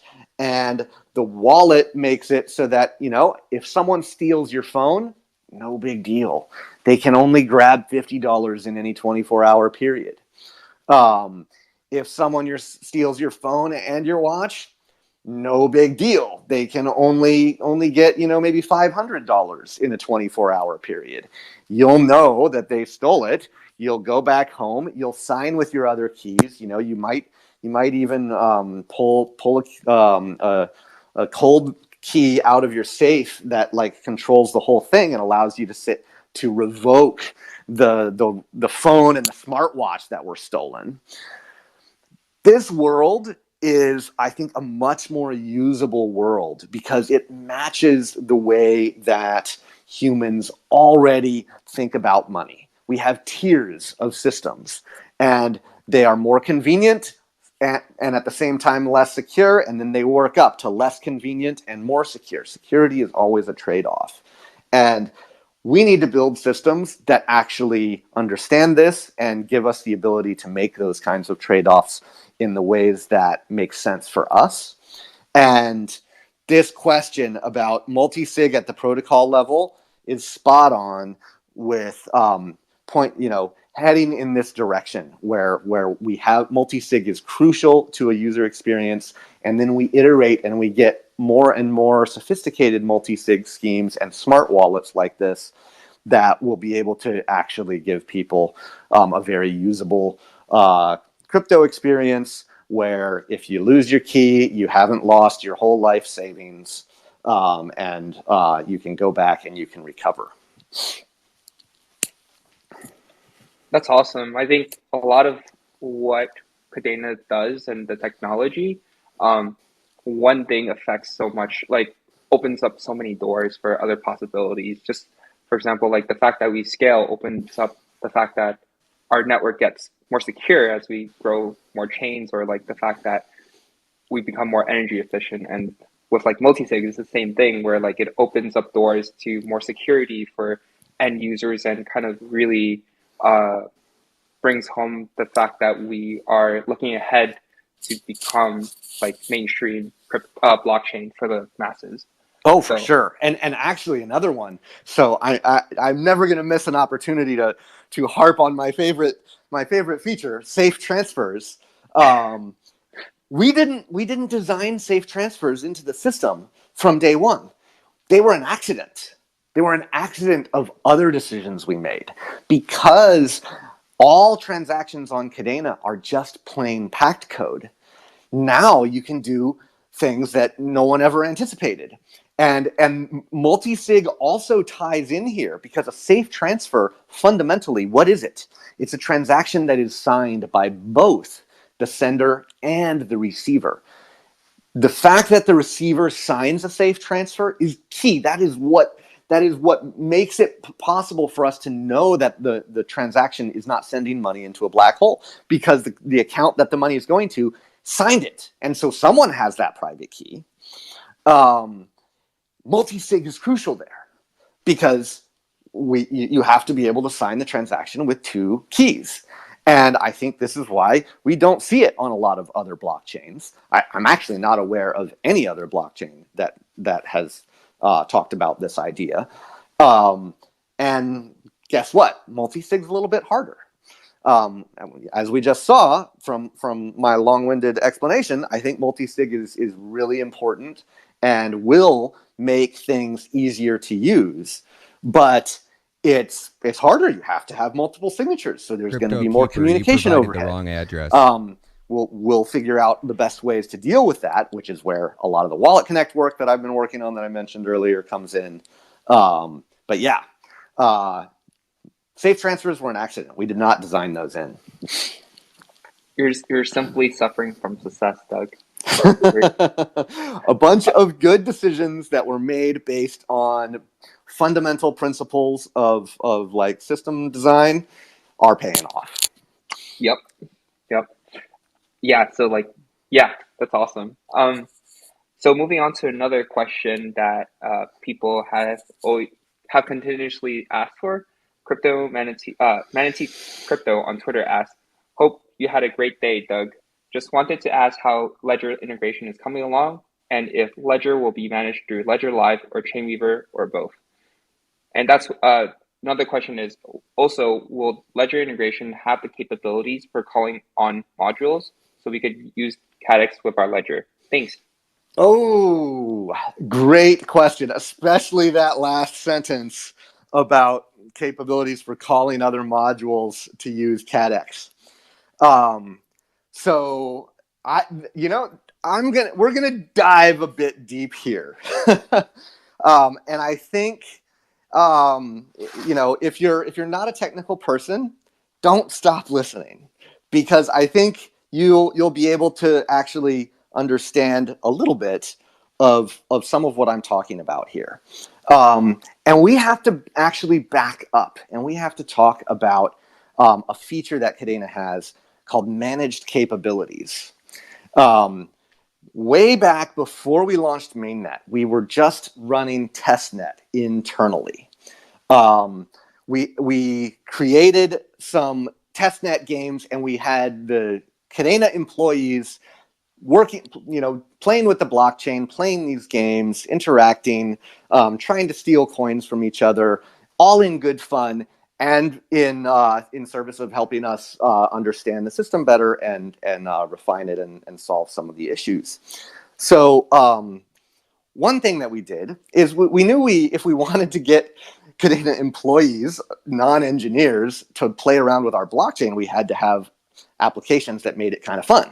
So Francesco, who is actually a fantastic engineer in his own right, and he was doing engineering at the time, he built us a DApp, a game called Pacty Parrots. It's I'm not sure if it's still working on testnet.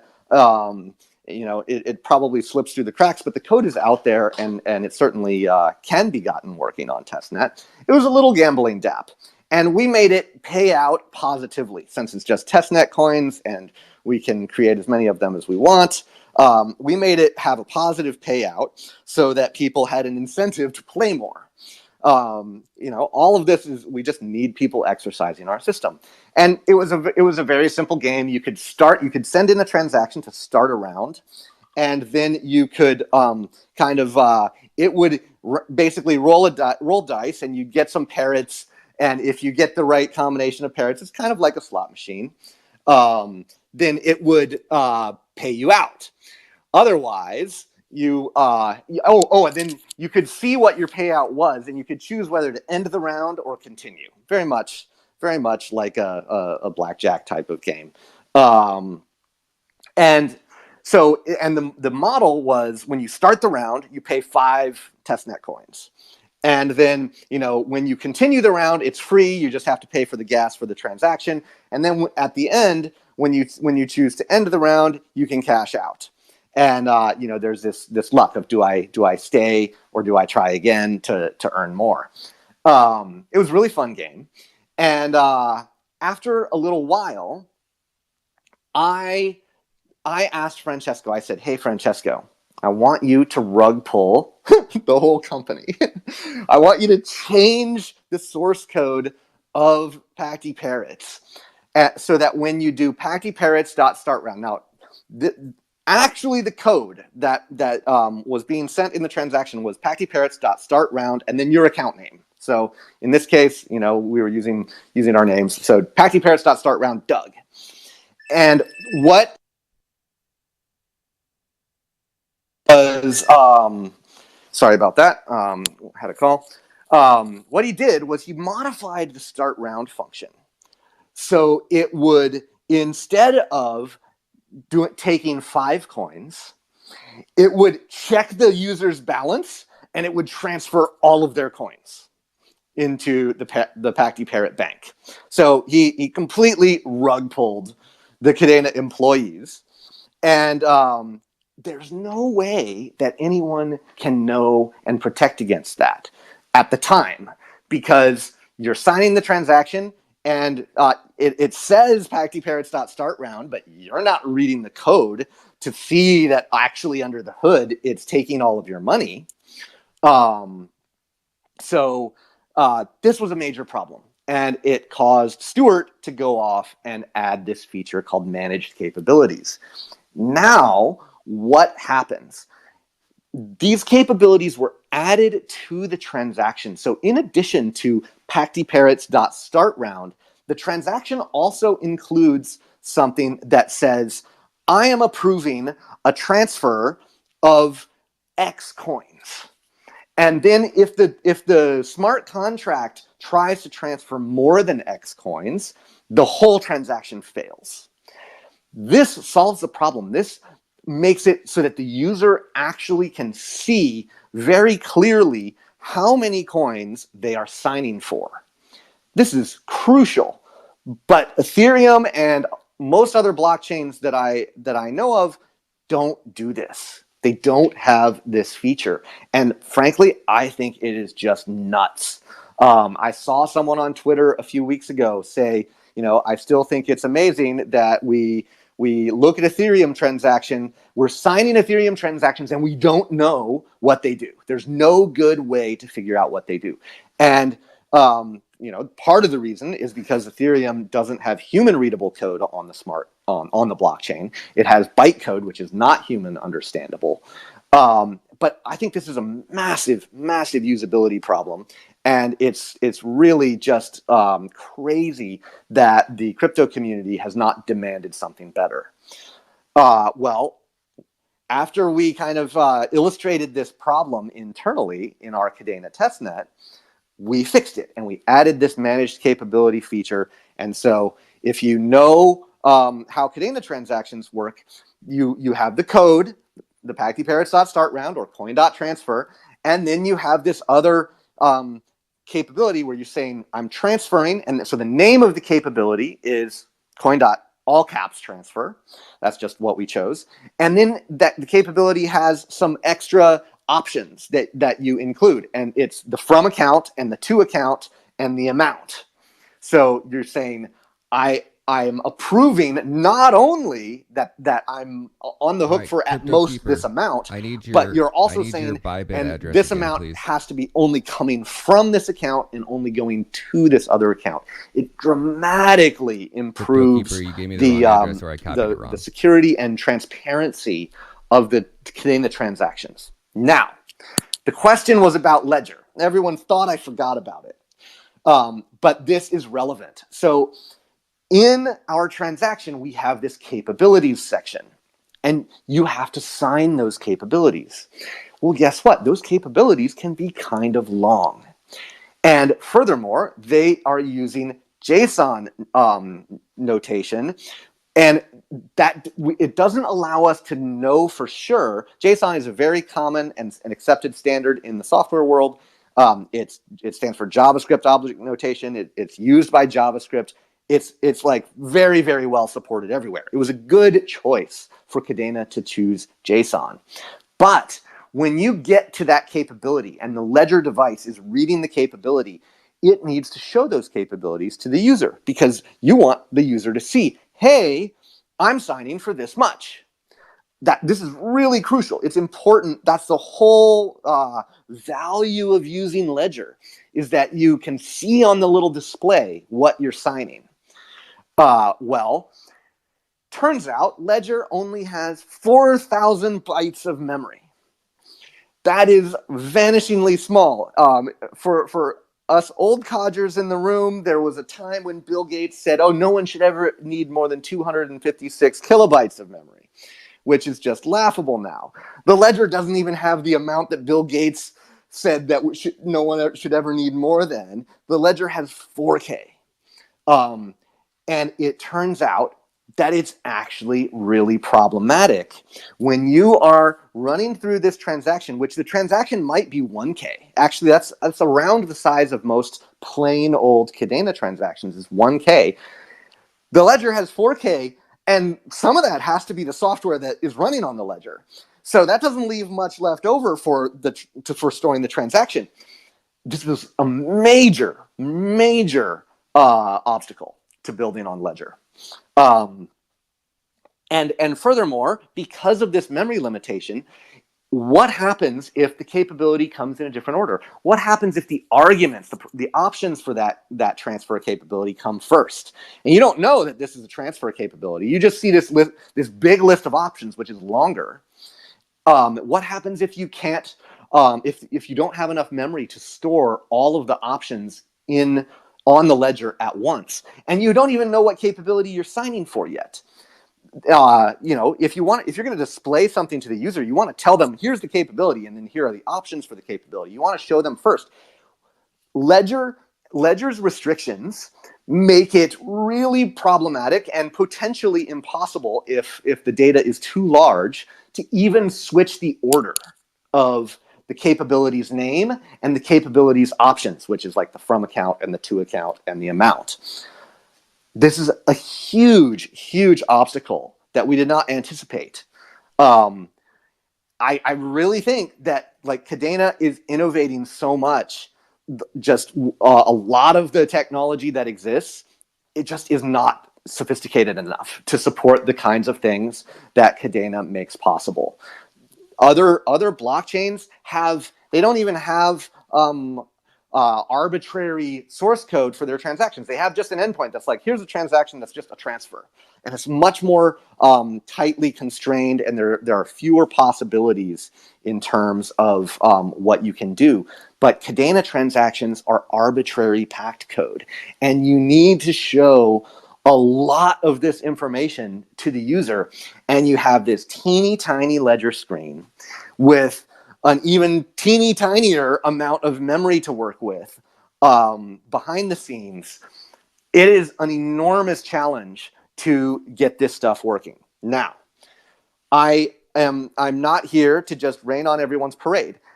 Ledger can sign Cadena transactions. I personally have signed a Cadena transaction with a Ledger device, and I have submitted it to the blockchain. So I know firsthand that it can sign transactions.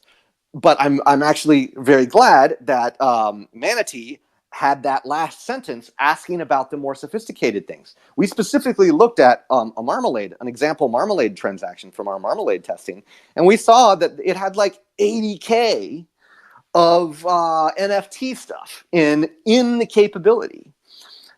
Ledger will be able to sign those transactions only by falling back to just showing you the hash of the transaction, which is really not the intent of what they were trying to accomplish with the Ledger device. The whole point of having a display on the device is so that you can show the user the information that they need to see. And there's no way you're going to fit an 80K NFT in 4K memory that is on a Ledger. So this is a long-winded explanation, but I think the community has been asking about this, and I think they actually need the honest facts about the situation. And the facts are that it's way harder than we expected, and I think anyone expected, because we fully didn't understand the constraints that the Ledger device was going to give us, and I think that some of the Ledger people didn't fully understand all of the ins and outs of Cadena transactions. So it actually ends up being pretty gnarly to support Ledger. We are going to be able to do it. Don't get all freaked out. We can sign Cadena transactions. The hard part is gracefully handling all of the other situations that you might encounter, so that people don't get stuck. Like they're like, oh, they start using this Ledger, here's my key, and then they want to use it for something else, like CADX, where you're having more sophisticated transactions that the Ledger might not understand. This is what all of the effort has gone into. If we wanted to put out a crippled thing that could only do coin transfers and would fail in random, unexpected ways if you did more complex transactions. We could have done that a while ago, but that's not acceptable for us. We have higher standards than that, and it turns out that it's really difficult to actually make all of that happen. On top of this, as I mentioned before, when I mentioned this a few weeks ago in my office hours, there's a labor shortage.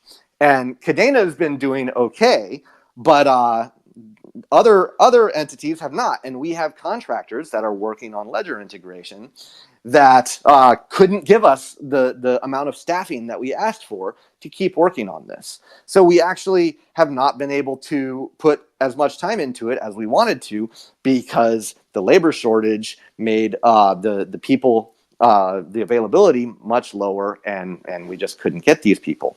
So it's a lot of complex like factors and interrelationships, but Ledger is progressing. We are working on it, and we do have a plan that will kind of give you decent support for the simple transactions of just plain coin transfers, and then have the ability to fall back and you sign.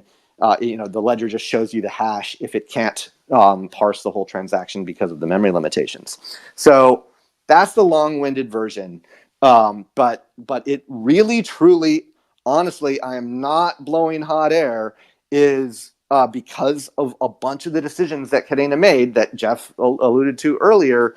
They have a bunch of ramifications that actually make it substantially harder. I think it's kind of a good thing, though, to be honest. I came across this really wholesome Reddit post on our Reddit server, I think last week, that was that pointed out that Cadena is kind of bringing forward like technological advancements to the blockchain world, and to be honest, a lot of blockchains currently don't consider these kind of obstacles. But I don't think it's a bad thing. I think it's good that we're kind of bringing into the light like these kind of these challenges, and just trying to address them so that we can like push forward and bring more like security, scalability, and everything to like make Web3 happen. Yeah, I mean, this sounds arrogant and overconfident, but the rest of the industry has to catch up to us. Like that's the facts. Like the rest of the industry does not have the ability to let you sign for specific amounts of money and know that you're not going to lose more money than that. Or at least most of the rest of the industry doesn't.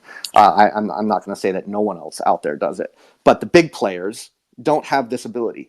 The rest of the industry doesn't have the ability to do native multi-sig in a lot of cases. Some projects do, but yeah, the industry is going to have to catch up to Cadena. That is the facts. So the last question we have for today's office hours, Mamoon's Sky on Twitter asks, "Hey Doug, what are the development on the Cosmo Luna Bridge and IBC integration? Can we have an expectation date for it to be 100% ready?" No, you may not have an expectation date. This person must be not an OG Cadena person, because I famously always resist giving any kind of expectation dates. Like, this industry changes so quickly. There's no way that I can give these kinds of confident projections. Like, it just doesn't make any sense. We pivot. We focus on what we think the most important things are at the moment, and we are working on the Cosmos integration. But guess what? Bridges are hard. We spent some time looking at ETH bridges and determined that it was going to be a major problem, because Ethereum won't add new crypto primitives that are needed for decentralized proof validation, which is crucial to building a bridge like that. And so guess what? You have to kind of reassess things. The Cadena especially, and the crypto world in general, is innovating. We are breaking new ground. We are advancing research. We are improving the state of the art. you can't predict that stuff. I actually listened to a podcast recently. It was an interview with someone who worked at Apple, and this person had worked on, I guess, the software team for the first iPhone when they were creating the very first iPhone. Obviously, huge innovation for the world, and he specifically mentioned the on-screen keyboard, because at the time the BlackBerry was the big dominant player, and they had this physical keyboard that everyone loved, with these tactile keys that you could feel with your fingers, and you could type that way. And Apple was making a pretty huge change by making an on-screen keyboard, and nobody could predict what the final product keyboard was going to look like. You just can't possibly think of all of the things that you might need to think about. You just have to do it, try it, say, oh man, this is a horrible experience. When I try to, I can't actually, my fingers are too fat and the keys are too small. How are we going to solve this problem? Well, you have to iterate, and you have to add software complexity to make it so that, keep it coming down to and then eventually they made it like language aware. And so it kind of looks at what words you're typing, and it auto corrects your spelling. That's not something that physical keyboards never that never entered anyone's mind, for a physical keyboard to auto correct your spelling.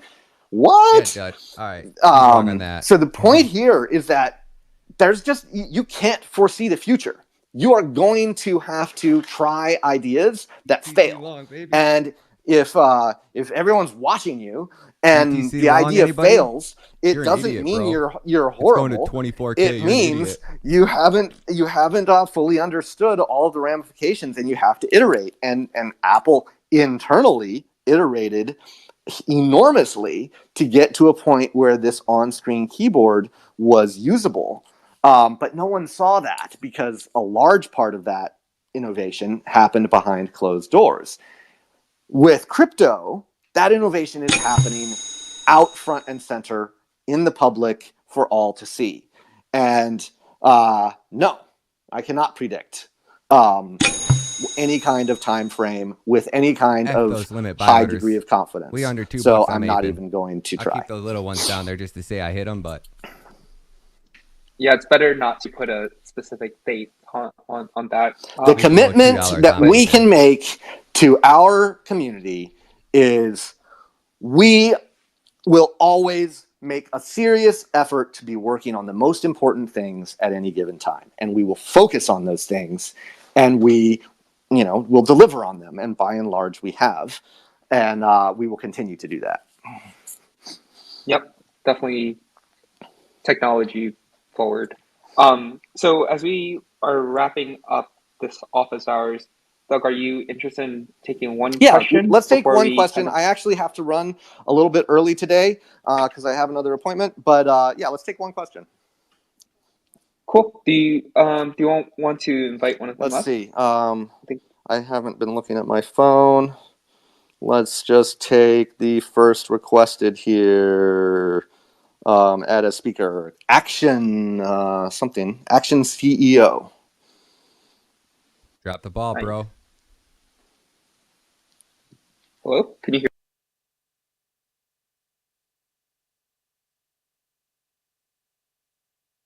Welcome. Thank you, guys. I appreciate you taking the time to actually cover some of this stuff. I think it definitely goes over a lot of people's heads, and it's really nice to have it broken down like this.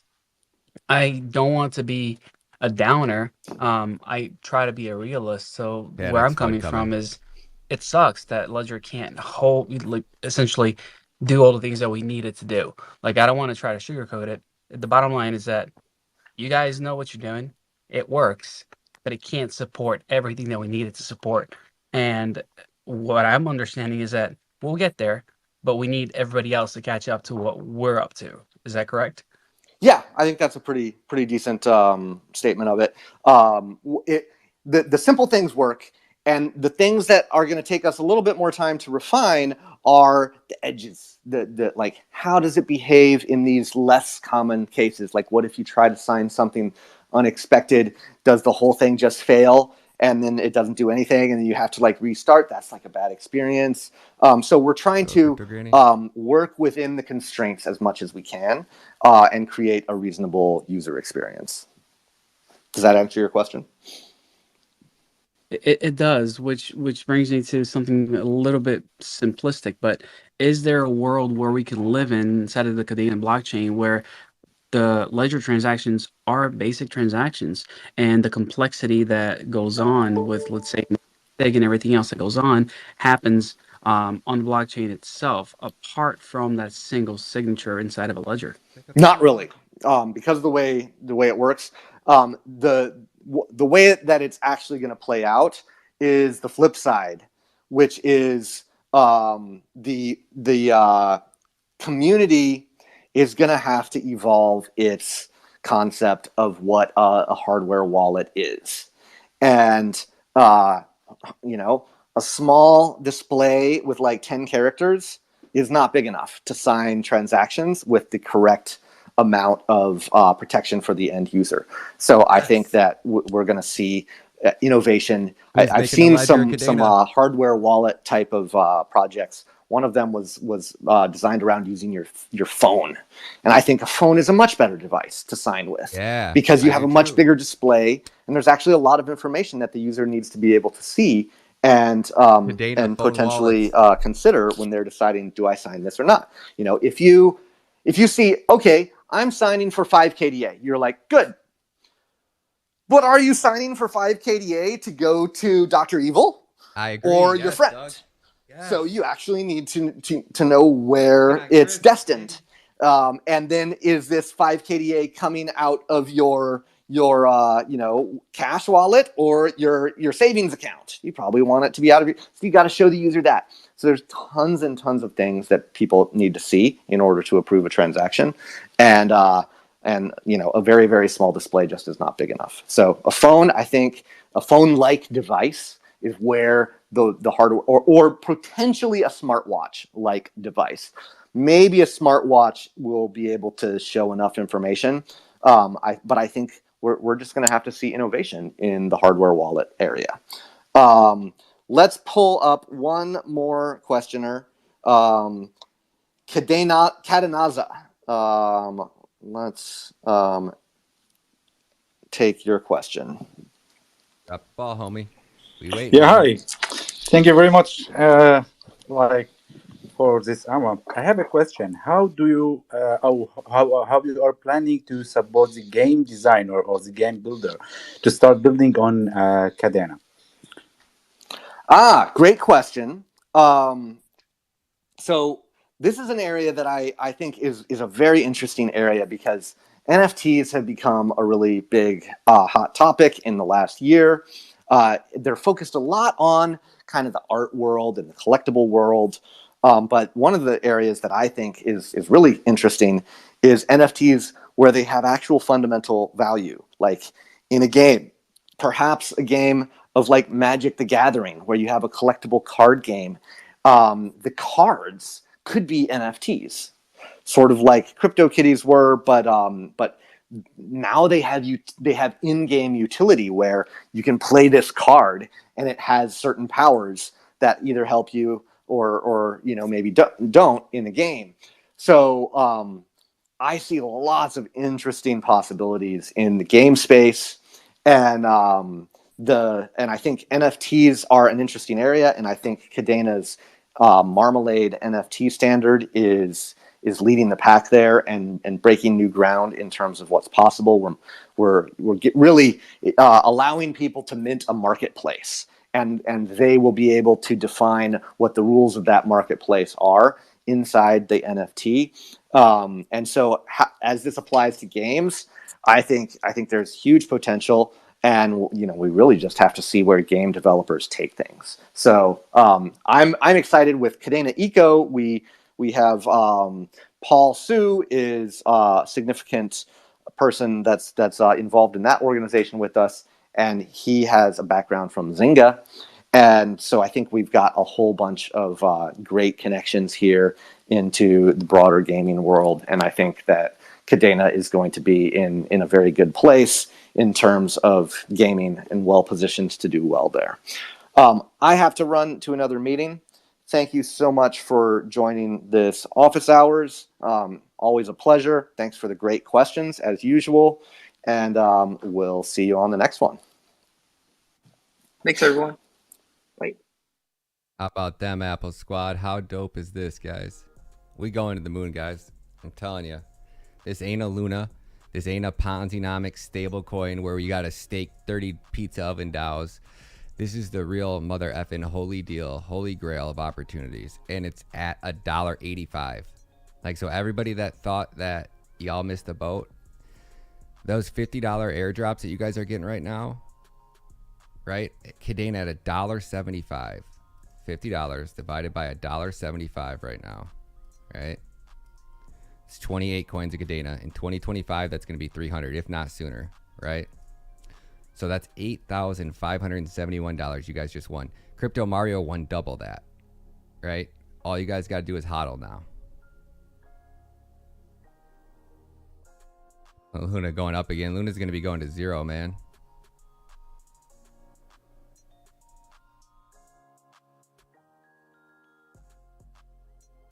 Like, I mean, not necessarily that it's going to go to 0, but like it's down so much that people, like, every time it goes up, people are going to be like, you know, people are like, I got 20 grand in it. I got 20 grand in it. Well, you're at 250 now. You know, is it coming back down to $1? Possibly, you know, very, very possible. So it's like, I think as it goes up, people are just going to be like, okay, cool. I was just down 20,000. It went up. It did 2x, you know, went up from $1.30 back up to, you know, 230. Now you're getting your profits out. But they have to do so much work to stabilize that, and the powers that be that are destroying it are probably going to keep destroying it. And everybody knows now that there's not enough UST. So if it didn't bank run this time, like fully to 0, you know, I won't ever promote it. Nobody else will ever promote it. I don't think they should anyways. It just, you cost people billions of dollars. It's one thing to, you know, hey, Luna fell from 80 to 40 and people can stabilize it. Yeah, it's too late. The damage is done now. People lost billions. I mean, $50 billion. You just got everybody liquidated in every DeFi protocol. Every Luna project's pretty much going to 0 now. Nobody's going to trust that. Anchor couldn't pay out those crazy high rewards. Like, it's just starting to become overwhelming obvious. You can't just print thin air money out of thin air. You got to have skin in the game. That's what proof of work is, guys.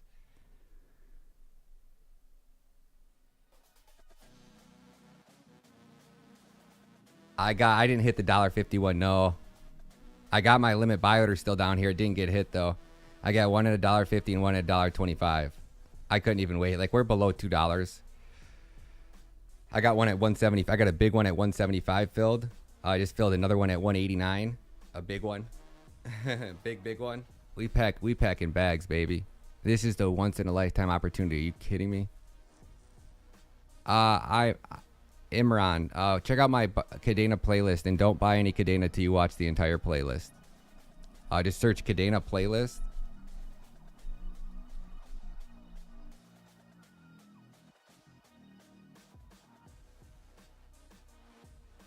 B1, you'll watch my journey, right? When I thought Cadena was just a joke, you know, just another shat coin. Video 2, video 3, they're all in order too. So if you watch them, learn what you're about to miss out on.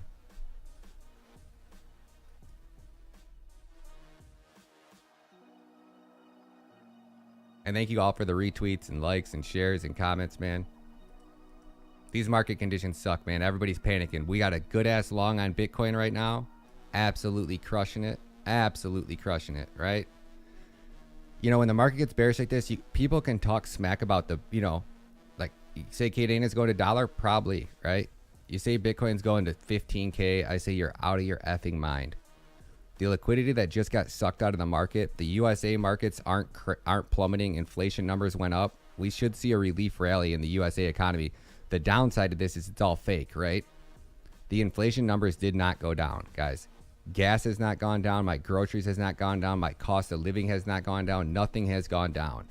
This is the Federal Reserve manipulating their basket of goods, right? How they calculate inflation changes every month. right? Based off of what they decide to put in that basket of goods. So they say that inflation went down. Bullshit. No, Luna's going to zero. There's a high probability it's going to zero, right? I would not touch it. I wouldn't think about touching it. Is the highest risk. Yeah, Crypto Keeper, you should have got yours too as well.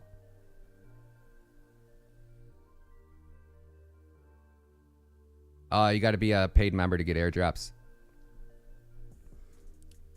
These are my students that I'm hooking up. The ones that take care of me, man. YouTube just deleted all crypto channels. They just throttled. They just shadow banned every crypto channel. They deleted all my engagement. My income from YouTube dropped by $2,000 this month. And if it wasn't for the members, I wouldn't have anything. And even the members that sign up, like it takes 30 days after you sign up. So you sign up on the 1st. I don't get any income from you guys until not 30 days later, because at 30-day mark, that's when they charge you, right? That's when YouTube says it's official. Okay, you've been a member for 30, and then I don't get paid till the next cycle after that. So even the new members, I won't see I won't see any of that income for like 60 days.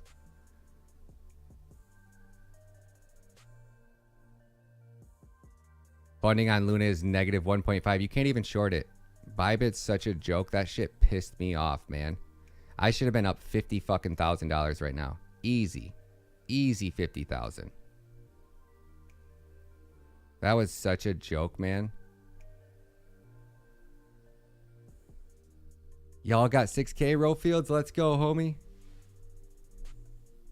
Why not Luna now? Why would you want to? Luna, the only purpose of Luna was its stablecoin. That's what made Luna Luna. Without UST, Luna is useless. It's just another proof of stake blockchain that can't scale. And then people are going to build shit on top of it. It's going to get hacked. Yeah, man, it just got hacked, guys. Why would anybody want to use it? That's crazy, man. Friggin' crazy. The only reason it's reliefing at all, it's going to go straight down. I mean, I don't know. I can't be for certain, but I sure, man. Because look at what he says. He's got 2,000 Luna right now, right? So watch me show you this, buddy. You got 2,000 Luna right now. You could sell that right now at 350. Yo, Derek, 3-month member. Let's go, baby. That's $7,000, right? Divided by Cadena at $1.75, right? That's 4,000 coins of Cadena times 300. So that's 1.2 million in 2025, right? You think that Luna's going to be worth 1.2 million in 2025? Hell no. Hell no. So every penny you lose on Luna is every $1.75 you lose that's invested into Luna right now is going to cost you about $300 in KDA's value. Yo, Josh just hit 11K KDA. Let's go, baby.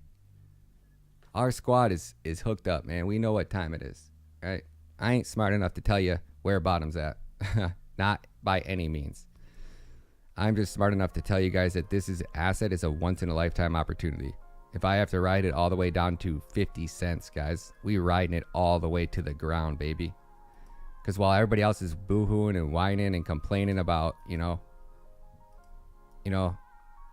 not having strawberry jelly on their toast and having to use grape jelly, you know,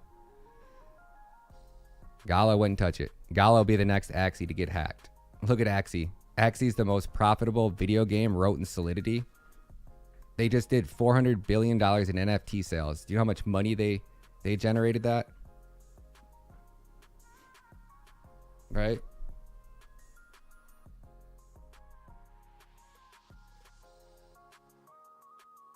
Just hit 5K KDA. Crambo, let's go, baby. Let's go.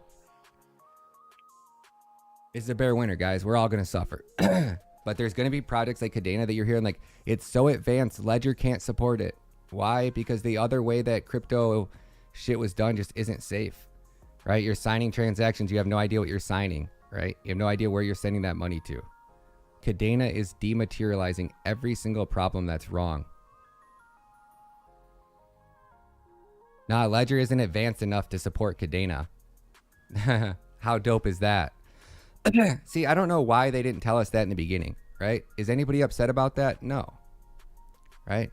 Why didn't you tell us the truth in the beginning, guys? That's where I keep driving that home to Cadena. Like, they don't want to.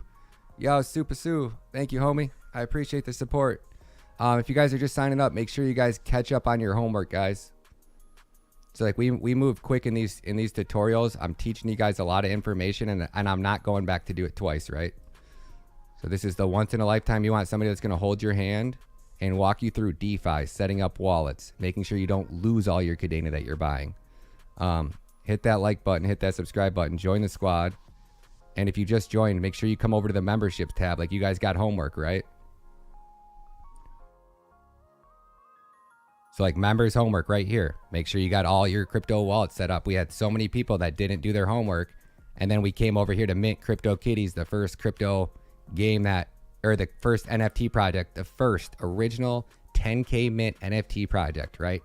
There has never been one of those that didn't turn into a multi-million, if not billion-dollar project. And people in here don't have kitties because they didn't do their homework, you know? So very important. I have no idea what I'm doing, right? I have no everything that I've done wrong. So I'm teaching you guys just everything that I've done wrong. And if given the opportunity to start over in a brand new ecosystem, what would I have wanted to do, right? I tell everybody, don't do what you guys see me doing, right? I have a 30,000 Cadena bankroll. Yo, Crypto Keeper, what up, homie? 10 months, let's go. Thank y'all, man. Y'all have been with me from the very beginning, man. All the ups, all the downs, the good, the bad, the ugly. And I wouldn't have ever found Cadena if it wasn't for the members, right? I would have been working a 9 to 5, probably watching YouTube, watching Cardano videos, wondering why my portfolio was going down 95%. Oh, this is just crypto. This happens. Yo, Supo, what up, homie? Thank you. Thank you so much. Level 1, let's go. Yeah, Jake, I'm long on Vic, 11 months. Let's go, baby. I love you guys, man. 11 months they stand with me, and I didn't do airdrops or anything for how long? Until like 60 days ago, because they get your shit shut down. Every single time people, and I never did it, and Kite's like, you know, and everybody's like, everybody does it, Banner does it, these guys do it, and I was like, all right, Kite talked me into doing them, and then a week later they got my channel shut down, both of them. We here, homie.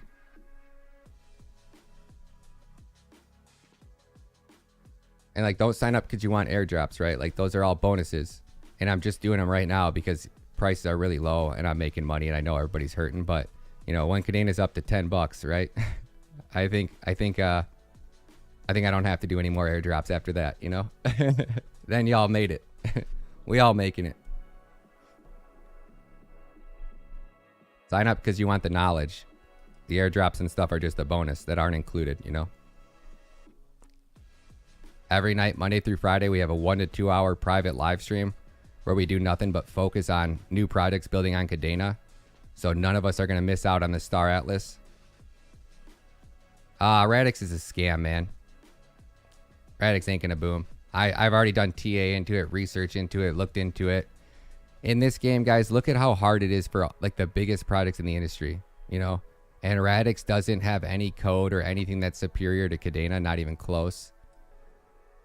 Yeah, I would exit Radix and get into Cadena, and then don't waste your time about focusing on any other ecosystem but Cadena. Like, crypto wallets are all getting changed, right?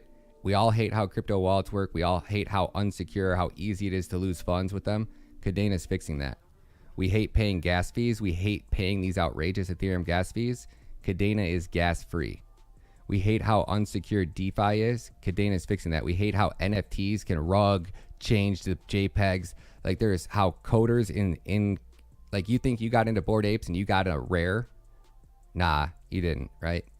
You have no idea if the NFT product, these coders, right, can code in, like, they can write a line of code that says that if your last four if the last four digits of your wallet are XY175533, right, automatically give that guy a rare, right?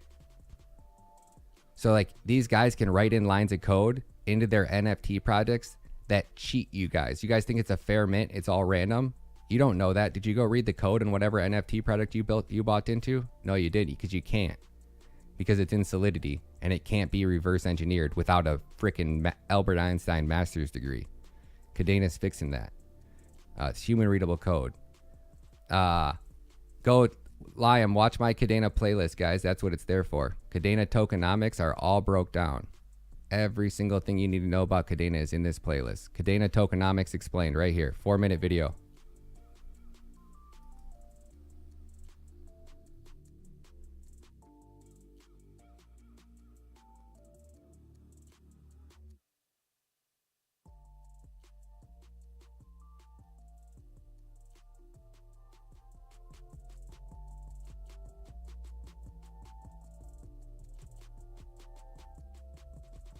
The once in a lifetime opportunity. And everybody asks, why is nobody else ever talking about this? Because Cadena makes everybody else's bags look silly, right? Like, you're going to talk about AVAX over Cadena. Are you kidding me? Like, Solana over Cadena? Not a chance, guys. Like, there's just not a chance.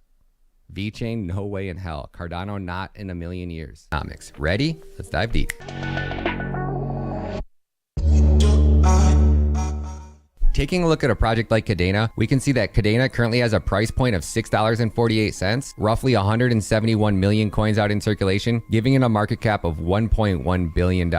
And how market cap is calculated, you take your circulating supply, you times that by your price, that gives your market cap. So if Cadena has roughly 171 million coins out in circulation, price point is $6.46, market cap is $1.1 billion. If we take a look over here at Medium, this is an article published by Will Martino on January 29th of 2021, when Cadena updated their token economic model. If we see the previous token economic model had them putting out roughly 425 million coins out into circulation by 2040. They then updated and added a emissions platform, so the Genesis platform emissions, and we can see that it has a steep increase going into 2025. Then they updated their token economic model again, and we can see that by 2025, Cadena will have released roughly 275 million coins out into circulation. So if we came over here today, and because supply times price equals market cap, so if we took our market cap and we divide that by the 2025 Cadena supply, that would mean Cadena's price today is $4.19. So let's round and change things up. Let's make it $4.20. So price of Cadena today, if they released all of their coins from 2025 out into circulation, price would be $4.20. Market cap would still be $1 billion. So if we came over here and we said the price of Cadena is $4.20 today, you're going to pay a little premium for it. You're going to pay $6.50. If you're not, well, then you're not willing to risk the rewards to the upside. For Cadena to 2x and go to $4.80, market cap would need to be $2.2 billion. 10x, $42, $11 billion. 20x, $84, $22 billion. And for Cadena to 100x and hit a price point of $420, the market cap would need to be $110 billion. Bull market tweets, money sign KDA, this man is right. I wish I knew this before investing in KDA. I respect the miners. They deserve to get paid for supporting the ecosystem, but the price of Cadena is a bad thing. Too much sell pressure. I'm a dick.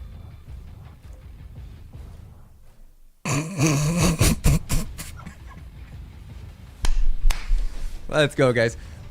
So I retweet and say, so you're blaming Cadena because you did not do proper research before investing in the project. I said, please spend 100 hours doing research on how crypto markets work before shitposting. Can't shitpost about Cadena, that's my job, right? I give him a hard time because I'm rooting for him.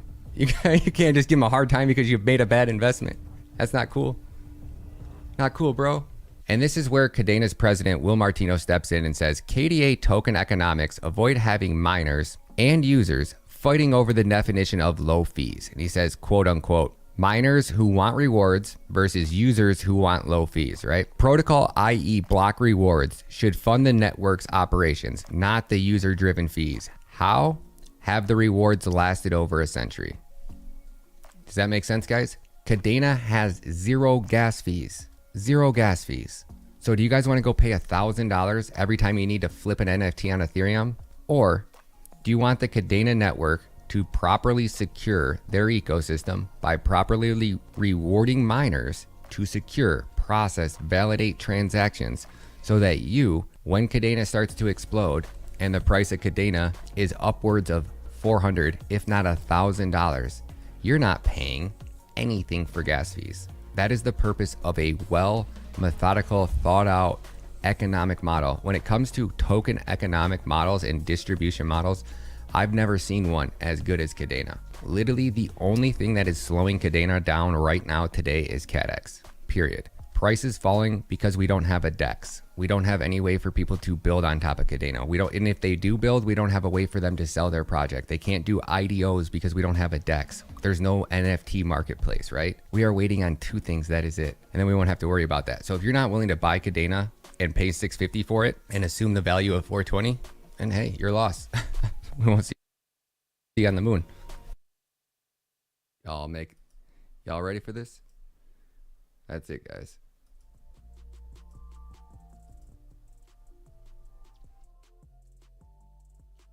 Come on, baby. Come on, baby. We feeling, baby. 7K gas fees sometimes. Exactly, man. And what's crazy is when Ethereum makes the switch to the merge and does the merge, those gas fees aren't going away. They are going to the VCs. That is the shadiest. And I had no idea Point Brewer was a paid actor. I had no idea, man. I thought he was the honest. Like, I thought he was the one good guy we had in crypto. I had no idea Coin Bureau was a paid actor. What the heck, man?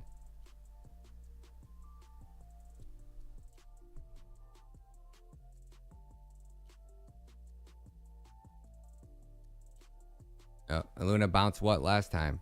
To 35 to 40? Every time it goes up, it's just a better opportunity for people to exit that position.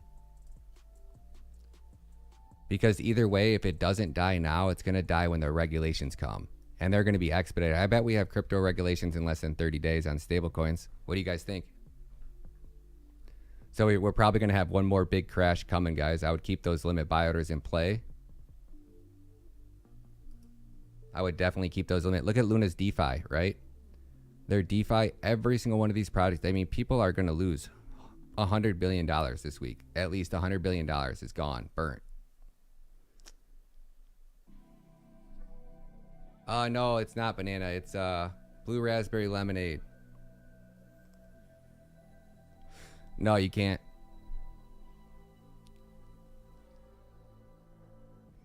If I had $1,000 to throw at the market, I'd pick Luna over ETH. I would too.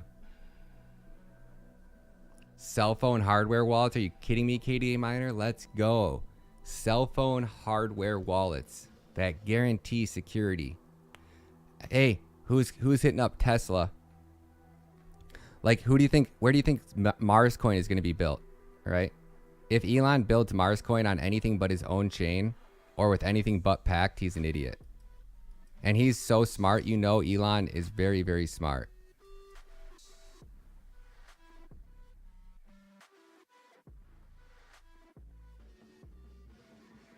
We're never going to see a $1 Luna? Well, you better hope so, Ace. Y'all would have said we would never see a $4 Luna, because I was saying that. Woffs, what up, homie?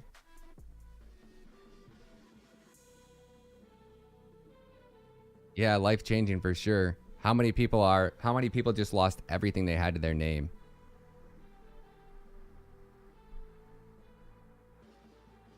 The only value Luna has is UST. And every time it goes up, people are like, yep, get my money out, get my money out, get my money out.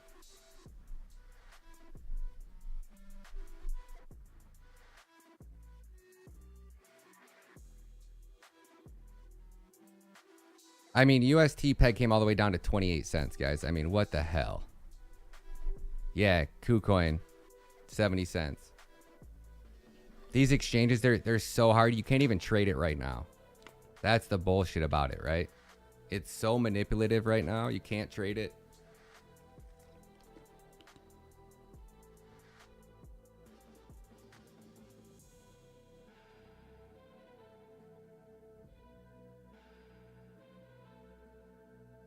There you go. Wait, what was that? AZ? You go give everybody else advice to get them wrecked. Should have sold your Luna when I told you to at 87, homie. That's called an unstable coin to me. It's as unstable as it gets.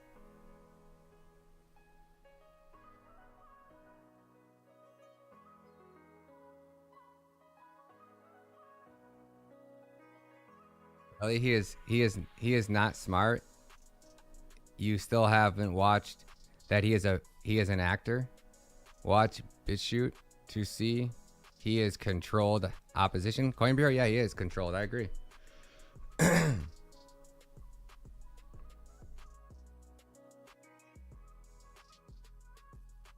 Cadena. Cadena is the only one. Call of the century, Ryan. I said, guys, I ain't good. I'm just lucky as shit, man. This will go down in history with Time Wonderland. F me. They destroyed a top 10 coin with a $50 billion market cap. And the government did in 24 hours. Bad coding, bad protocol. Yep. This is what I warned you about, Chip. So I warned you about 2 weeks ago. There is no way the government was going to let this fly.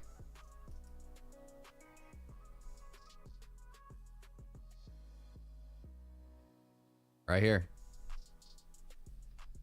What? UST, right? People burning UST. They burn Luna and they get UST. So anytime anybody wants UST to interact with anything, they need to do so. And then we see at the Senate committee that when the reps from USDC were testifying before Congress, everybody just kept saying that if the United States wants to win, we need to back stablecoins with US dollars. And that's how we keep the US dollar as the global reserve currency. If everybody's using USDC and USDC is backed by dollars, that means that the dollar in theory is going to inherit, you know, value from stablecoins. And then what is the biggest threat to the US dollar? Obviously would be stablecoins is the biggest threat to the US dollar. So the United States government now is basically working hand in hand with USDC and quite possibly even Tether. So the US government contacts Tether and USDC and says, hey, this hasn't happened yet, but this is the talks that this is what's going.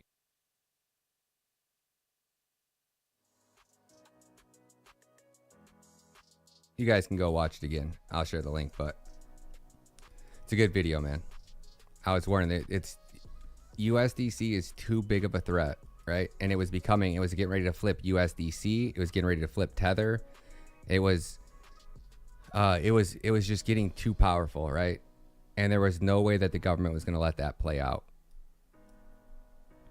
And you know what? They could have did this. They were going to do it over here, but Tether wasn't big enough to do it.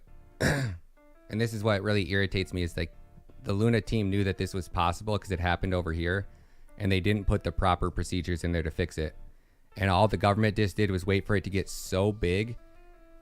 You know, the bigger it is, the harder it falls. All the US government needed was one play, right? One play. How do we devastate this entire industry and make regulations mandatory to where dumb money, people won't be able to argue against it? I was actually saying we should start protests. We should start petitions.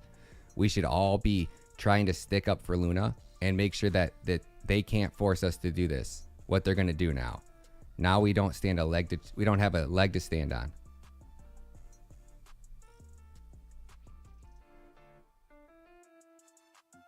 Yeah, the NASDAQ is we're going into the worst economic collapse in the history of the world, guys.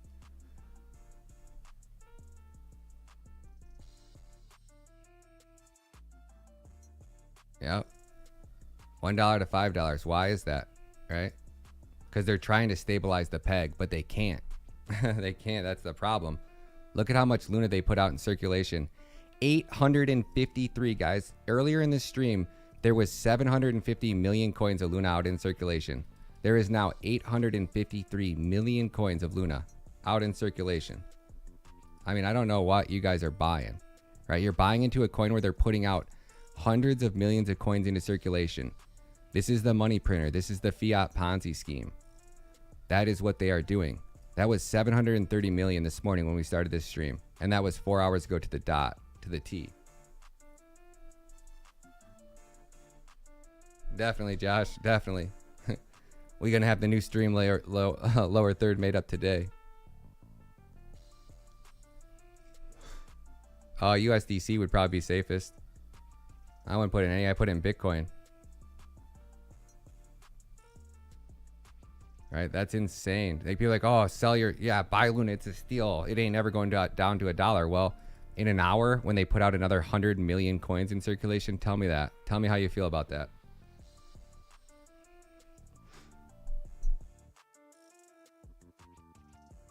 There is no such thing as an over-collateralized backing of a stablecoin. It's just that simple, right? Stablecoins need to be backed by US dollars, and that's what's going to happen. They will have to be 100% backed by US dollars, and it'll have to be visibly on a transparent system. Like, I mean, I'm talking so transparent that we are able to see every little buy order, and anybody that buys it has to KYC. That should be how it's done.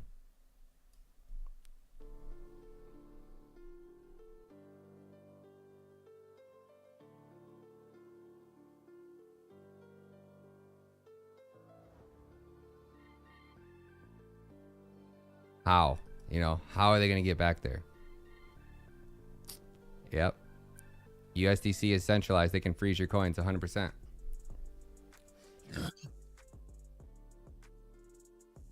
KDA is spectacular. Oh my gosh. I agree, man.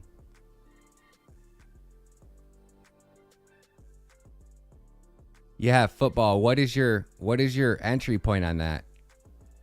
You realize that they're not giving, I don't know what exchange you're trading it on, but Bybit was just, I mean, I would have been up so much freaking money.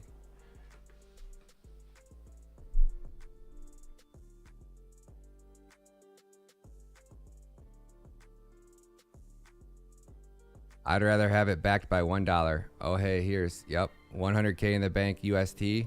Next morning, it's worth 30K. It was actually down to 28K.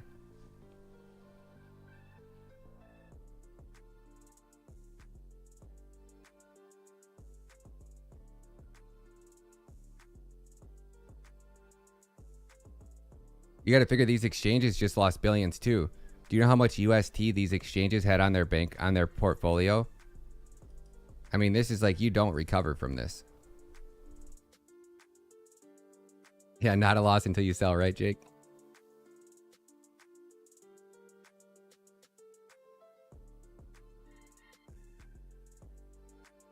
I'm saying it's 100% not worth buying Luna. Luna is useless without UST, and UST is going to zero. Whether it goes down in this flame or the government regulates it to zero, Luna's not surviving this.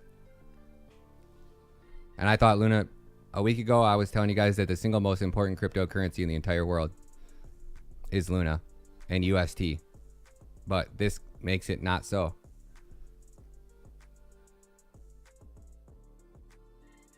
This was the best thought out plan. This was the best stablecoin. This is the best every way to do it. Luna did it right. Oh yeah, Bybit, you enter. I was entering them at shorts at 215 when Luna's price was at 215, and it was putting me into the trades at 275 behind on the short, and then it would liquidate me based off the market price. I was entering trades and it was putting me in at the market price, and then it was liquidating me because of the market, or sorry, it was putting me in at the limit price, and then the market price was you know, 295. It was a joke, man. And I had limit buy orders set up, so as price went up, it was supposed to fill my limit buy orders, but it wasn't filling my limit buy orders. It was a complete freaking joke, man.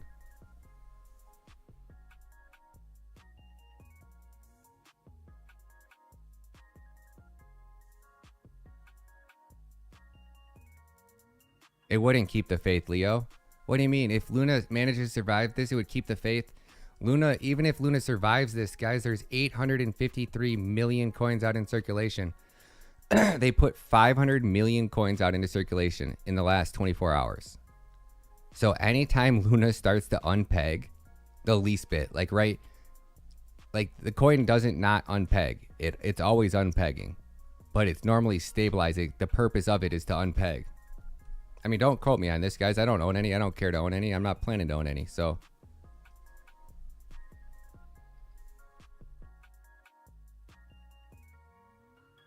right? These are unpegs. These are all times it unpegged. It unpegged here.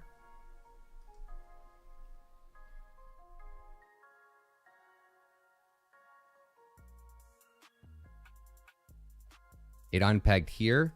It unpegged here. It's unpegged here, here, here, here, here, here, here, here, here, massive one here, right? So now anytime Luna starts to unpeg, people aren't going to be like, oh, I'm going to sit here and figure it out. People are going to be like, oh, unpeg, complete rapid sell-off. And this virtual death cycle that Luna's got itself in is because there is not enough UST. There is not enough dollars in existence. There is not enough Luna. People were buying Luna off hype and speculation. There wasn't even enough money invested into Luna just to pay people out the USDT that they wanted, the UST that they wanted. No, I made $15,000 last night when I woke up this morning. Thank gosh I closed that one out as soon as I saw it. And then I jumped back in here with another one with you guys and I won 500, or I won 300. and opened up another one, 200. And then after that, it was just like liquidation after liquidation. I was like, I kept like, oh, hell yeah. Prices kept flowing down, and I turn around and I was like, what the F? What the F? I just got liquidated. What in the fuck is going on, Bybit? And I'm texting Cody at Bybit, and he's like, let me look. And he's like, oh, you're getting liquidated at the market price. And I'm like, what the F are you talking about? And I looked down at, and I reopened another one, and I reopened my trade on Luna, and here's exactly how it went.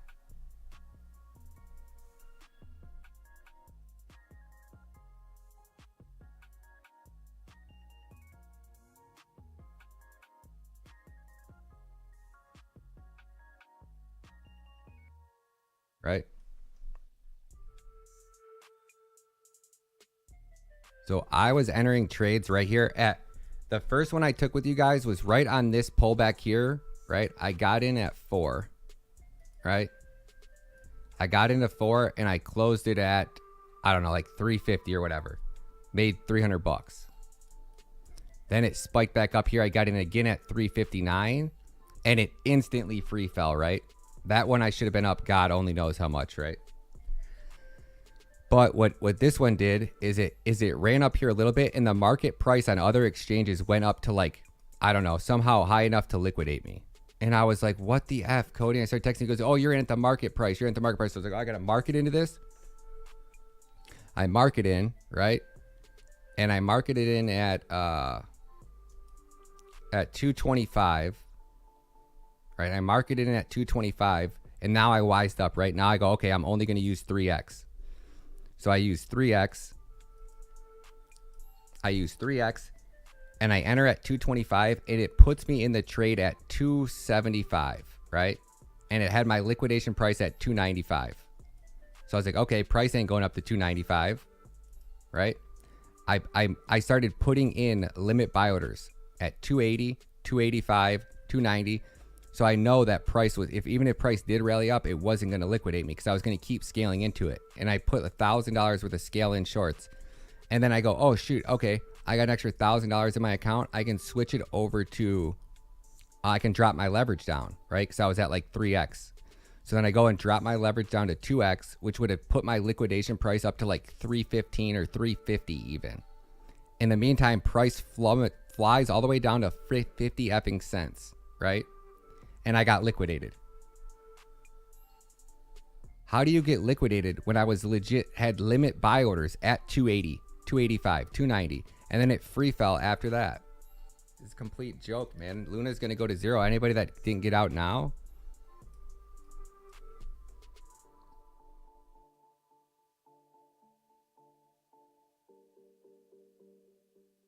ADA is beautiful, man. Beautiful, baby. You see, guys, we don't have to worry, right? Like the market's going down, very high probability. Kadena's coming down with it, but we don't have to worry about being in an asset that's never going to return. It's too powerful. It fixes so much wrong with this industry right now. Baby, this is beautiful, guys. Beautiful. What up, BD? 1 billion liquidations in the last 12 hours. Yep. VRA is trash. Somebody will remake VRA better on Cadena. VRA, I've given VRA the benefit of the doubt one too many times, man. I'm sick of holding on to VRA and not making dick. Unless we're in a bull run, right? Who wants to tell world media why KDA ain't moving? World media, how long have you been in the squad, homie? Jeez, oh Pete's, man.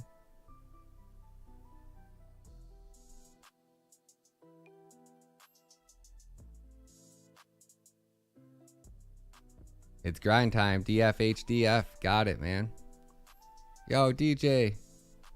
What up, now? What are you doing with that Meta Hero logo still, man? That Meta Hero's another Luna.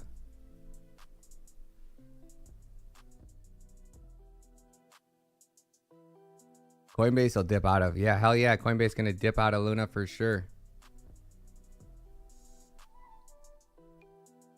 Yep. Yep, Brent. Some bullshit, man. I would be filing complaints, but they're going to say that it was the market price that did it. It was the market price. I'm so pissed off at Bybit right now. Same 5x KuCoin limit buy order filled way above what the F. Yeah, see? They're putting you in at the market price. You can't trade Luna right now.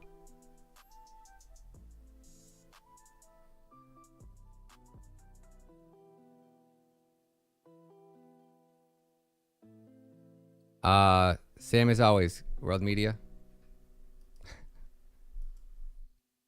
Man, I can't believe you guys are in this industry and I built such a beautiful playlist for you guys. And you guys aren't even willing to do the research, man. That breaks my heart, man. I worked so hard to put this playlist of Cadena together for you guys. You guys haven't even watched it. Y'all ain't got nobody to blame that but yourselves when you miss out on the opportunity of a lifetime.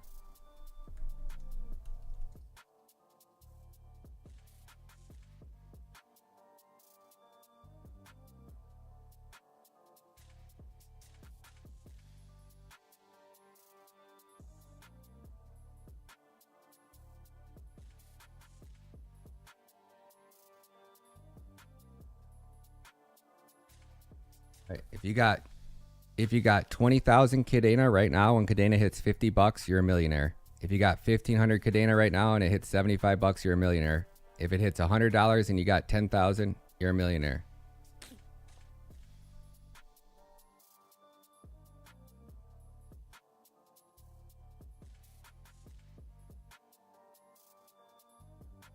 Coinbase not warning that bankruptcy could wipe out users' funds. Get your money off Coinbase, baby.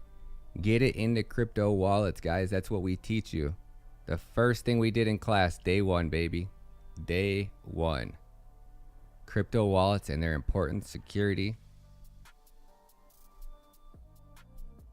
Coinbase goes bankrupt. Oh my gosh, that would be the end of this industry. We would be going into the worst crypto winter anybody's ever seen. Highly doubt they are, though. Coinbase, nobody uses it, right? Except for the retail investors in big corporations. I doubt they're going anywhere. I doubt. There's no way they're going to bankruptcy. You know how much money they make? Coinbase is making money hand over fist, guys. And so many people will bail them out. There's no way.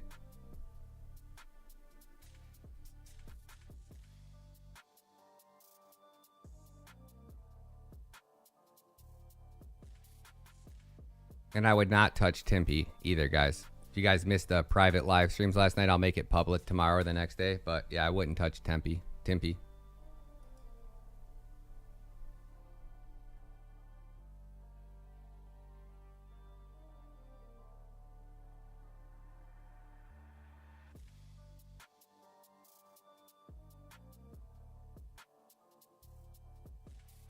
So this is when Cadena was at 350, right?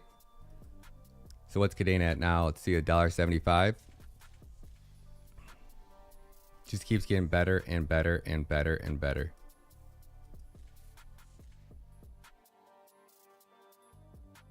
And I'm having so much trouble. Like, I'm gonna keep some in the trading account.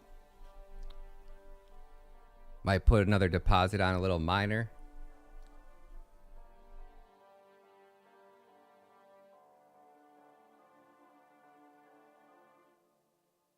There you go, Justin. There you go. That Doug Beardsley interview you did is wonderful and informative. I watched the whole playlist. Well listened to it anyways. Thanks, Justin. I appreciate that, man.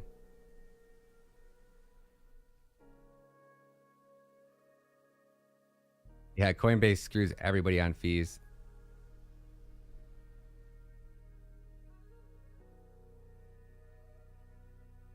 Yup, FTX would take over their market share. They ain't going anywhere.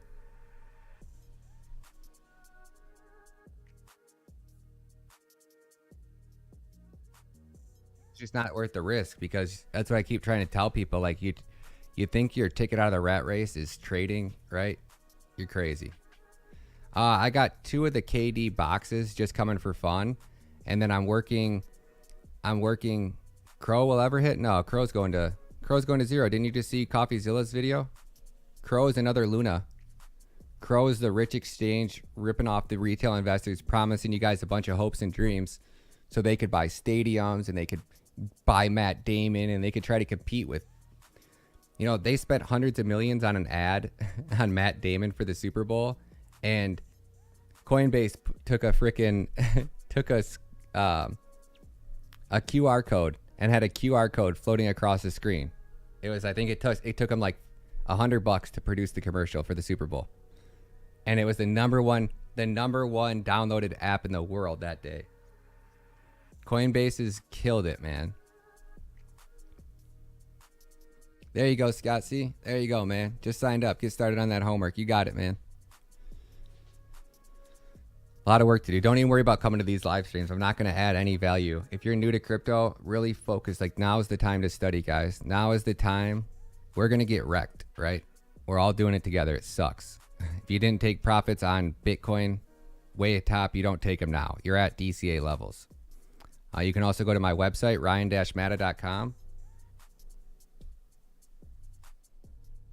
You come down to the bottom of my website and you type in your email. It has to be the email that you're subscribed to my YouTube channel with, because when you hit the join button, my bot's just going to verify if that email is subscribed to my channel.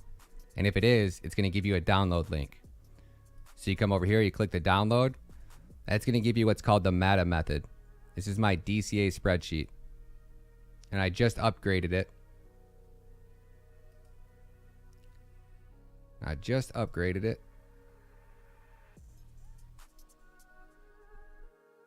So it doesn't matter what coin you want to go in. All you have to know is what the high. So somebody give me a coin.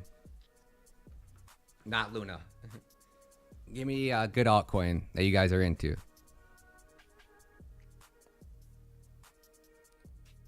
Derek, they just deleted all your guys' perks. Those credit cards, they're cutting all the rewards for them.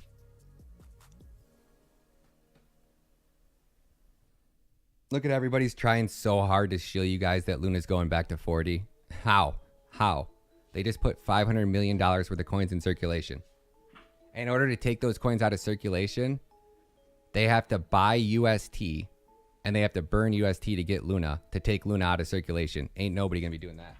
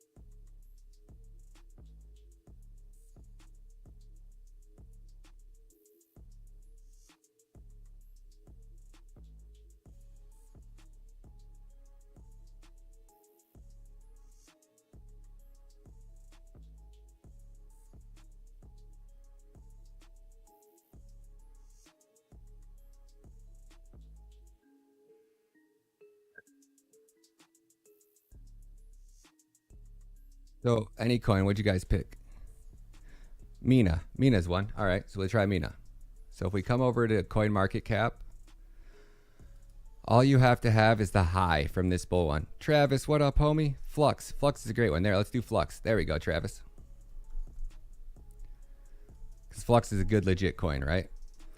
So Flux, if we come over to scroll down to the bottom of coin market cap,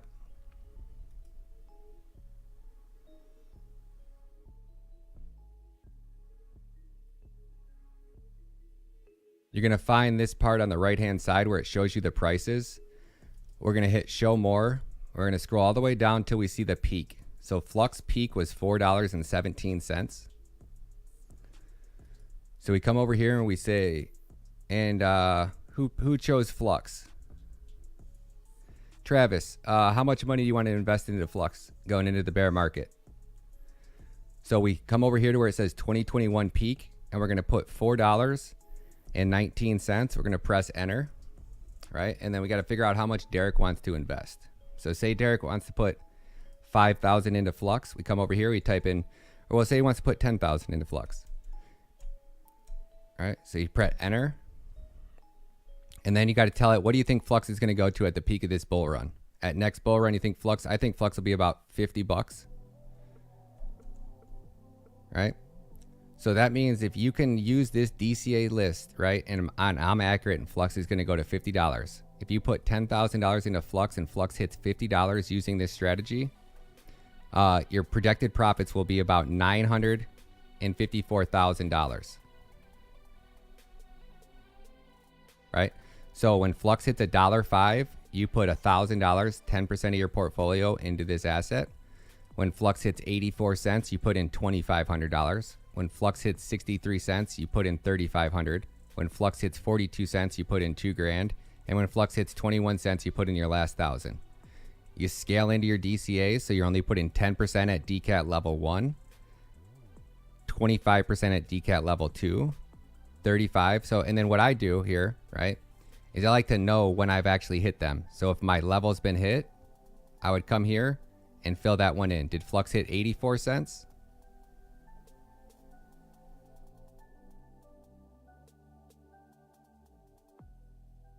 So it's ryan-matta.com. As long as you're subscribed to the channel, you can download it. And I was coming over here to go to CoinMarketCap.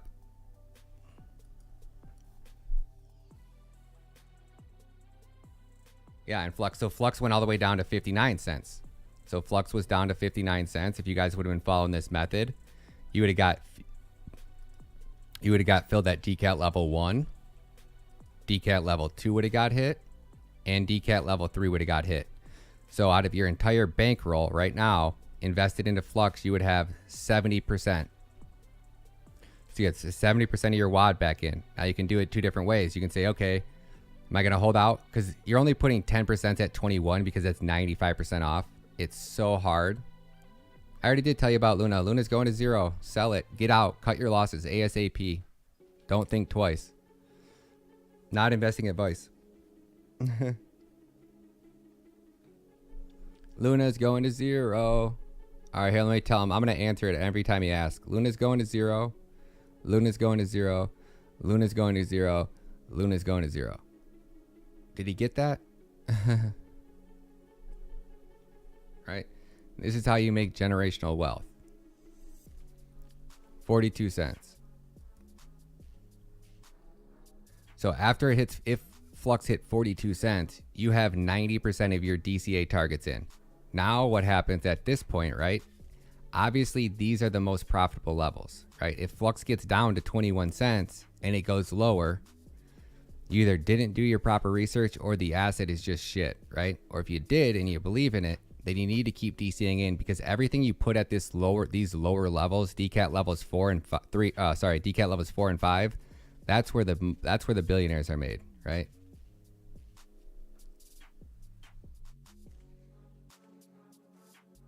I don't have to block him. I think he got the message. Both Luna and UST, they don't exist without each other. So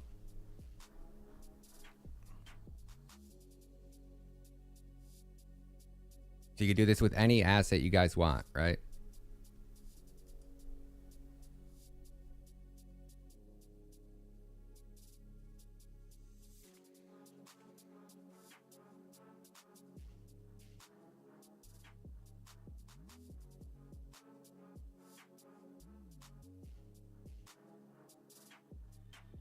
But there's only a few coins that I'd plug it into, right? Like Cadena was 28, right? So Cadena says we're coming down to $1.40. We got all of our KDA bags filled. So anytime we're below 280, right? I'm just in. Like the asset's 95% off from peak formation. ANC going to 0.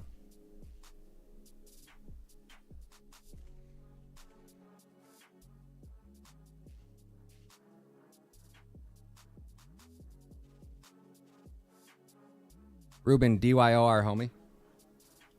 DYOR. I'd be like Richard Hart over here, like, yeah. Got my Gucci shades on. Counting cold hundies, baby. Yeah, Do Kwon screwed up pretty bad. When multiplier.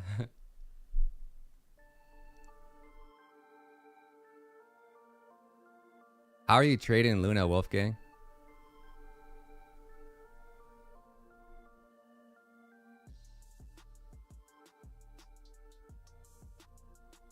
I don't know. I won't be here in 2021. I won't be here in 2140. So, the same way Bitcoin is mined, the exact same way. By that time, the Cadena treasury, the Cadena Foundation will generate so much passive income just from having staked Cadena that you'll be able to pay out. You'll be able to incentivize miners. It'll be just like Bitcoin, but way better. You don't have to worry about it till 2170 or something like that. So if they figure out eternal life and we live in a metaverse, we'll have to worry about it.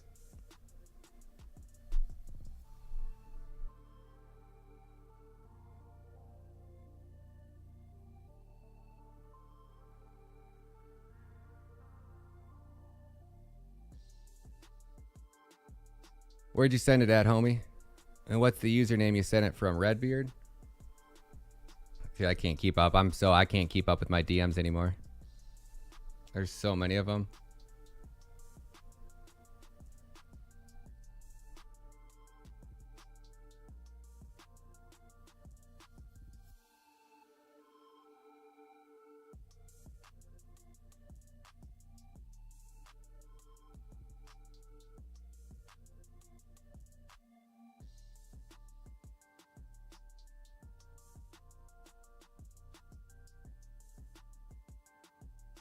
The rumors floating around about Luna's collapse so quickly all covered to the same reality that every DeFi protocol and cryptocurrency faces.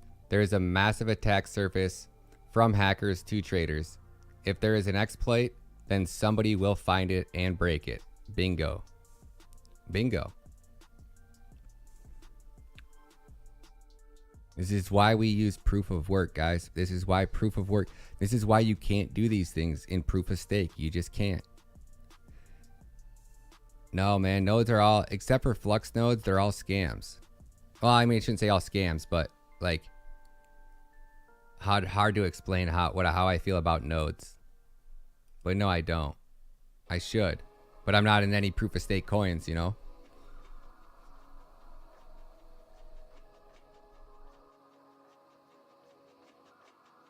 Yeah, look at Wendy, right? Wendy, even people don't want to, nobody even wants to run ads on Wendy's channel. So she's down so low that she's bringing Richard Hart on her show. Like, you think that Luna couldn't do this, but Richard Hart's going to be able to make this work? Yeah, right. I can't wait for Richard Hart. Ponzi-nomic bullshit, man.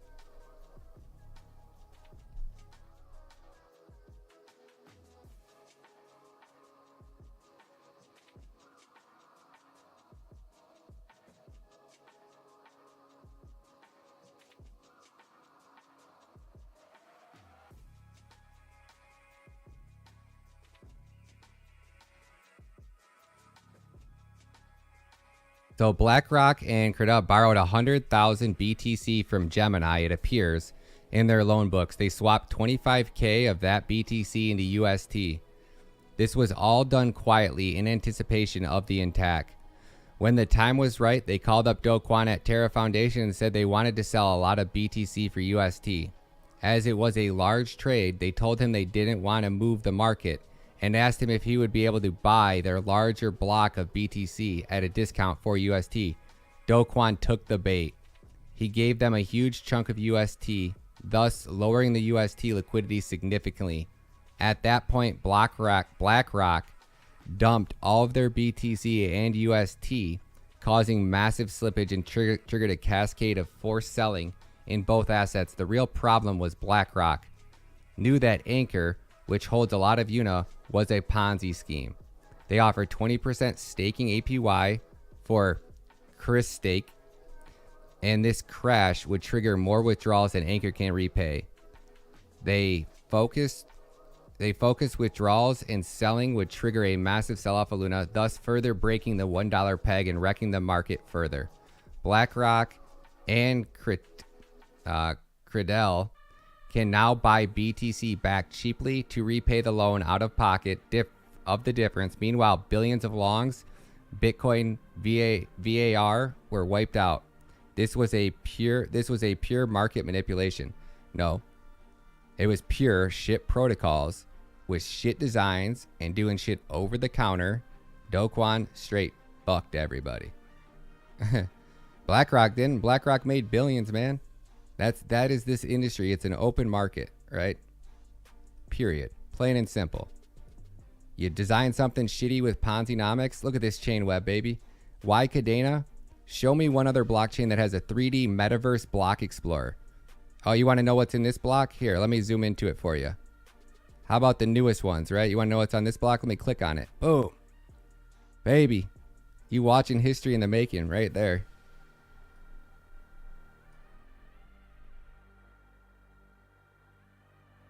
Look at the Kadena blockchain. How badass is that, guys? Baller.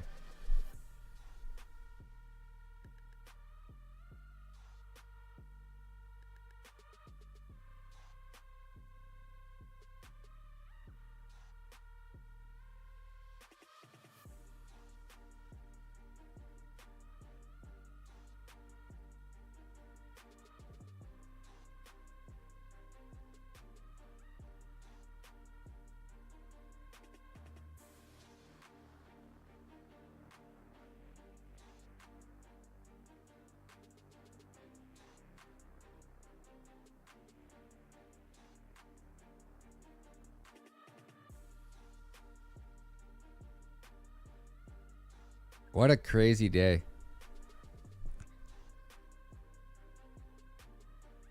I don't unblock people ever, guys. I don't. If you're spamming my comments, you're talking shit. You try to get me to promote your shit project because you're trying to scam people. I blocked you for a reason, guys.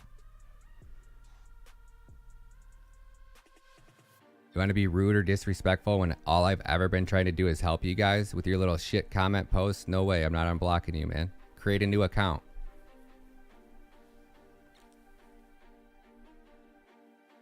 I've done nothing but give you guys my honest opinion since day one. I've never tried to shill you a shit product. I never tried to buy into a product with a shit low market cap and try to convince you guys that it was going to the moon to pump my own bags. Never one time. Every time I've made a mistake, I've been on here live with you, selling it, going right to zero with you guys. I've just tried to give you guys the best, accurate, honest information about crypto. I'm the only YouTuber that's not getting paid by these shit projects. The only thing I promote is Bybit. And that's because I make enough of a little affiliate money that I can give away for you guys, you know? I never, you know, never once dumped on you guys. Never once have I had a vesting cliff, right? I don't even know how they work. Ever.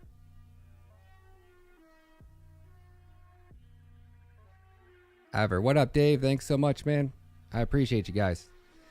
And that's why I have members that have been signed up. And I didn't do airdrops before, right?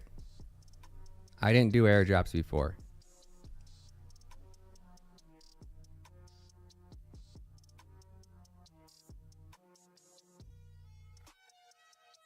This is why we have 400 students signed up for my crypto coaching classes. Because I'm not a pump group. I'm not teaching you guys how to pack your bag so we can all dump some shit coins on everybody else. That's not how I roll. So if you sign up for my class and you think you're going to get your ticket out of the rat race, you're not. But I'm going to teach you how to educate yourself about crypto so that you don't get caught up in the banner bullshit, you know? I'm teaching you guys how to read blockchain technology so that you can actually look at a blockchain and analyze the technology and see for yourself that it's going to be a rug pull, right?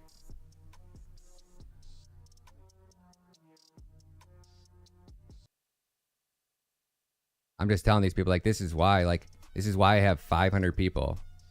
And I don't know any other crypto YouTubers community that's probably growing right now because they've been shilling you guys garbage ass projects. Heck yeah, BlackRock's, man, I would be doing the same thing if I was BlackRock, man. This is the free world, man. You can't hate on these, you know, You know, a lot of them, you know, like the people like Pelosi, like the senators and shit like that are manipulating laws and shit like that. That's not okay, right? But like Elon Musk ain't dogging on you to make a buck, right? Elon Musk is doing Elon Musk. He's making the world better, and everybody's paying him heavily for it. KDA back to $2. $2. It's the future of crypto, man. None. You should never leave your Cadena on any exchange. If you guys haven't watched my video, how I lost everything in crypto twice. I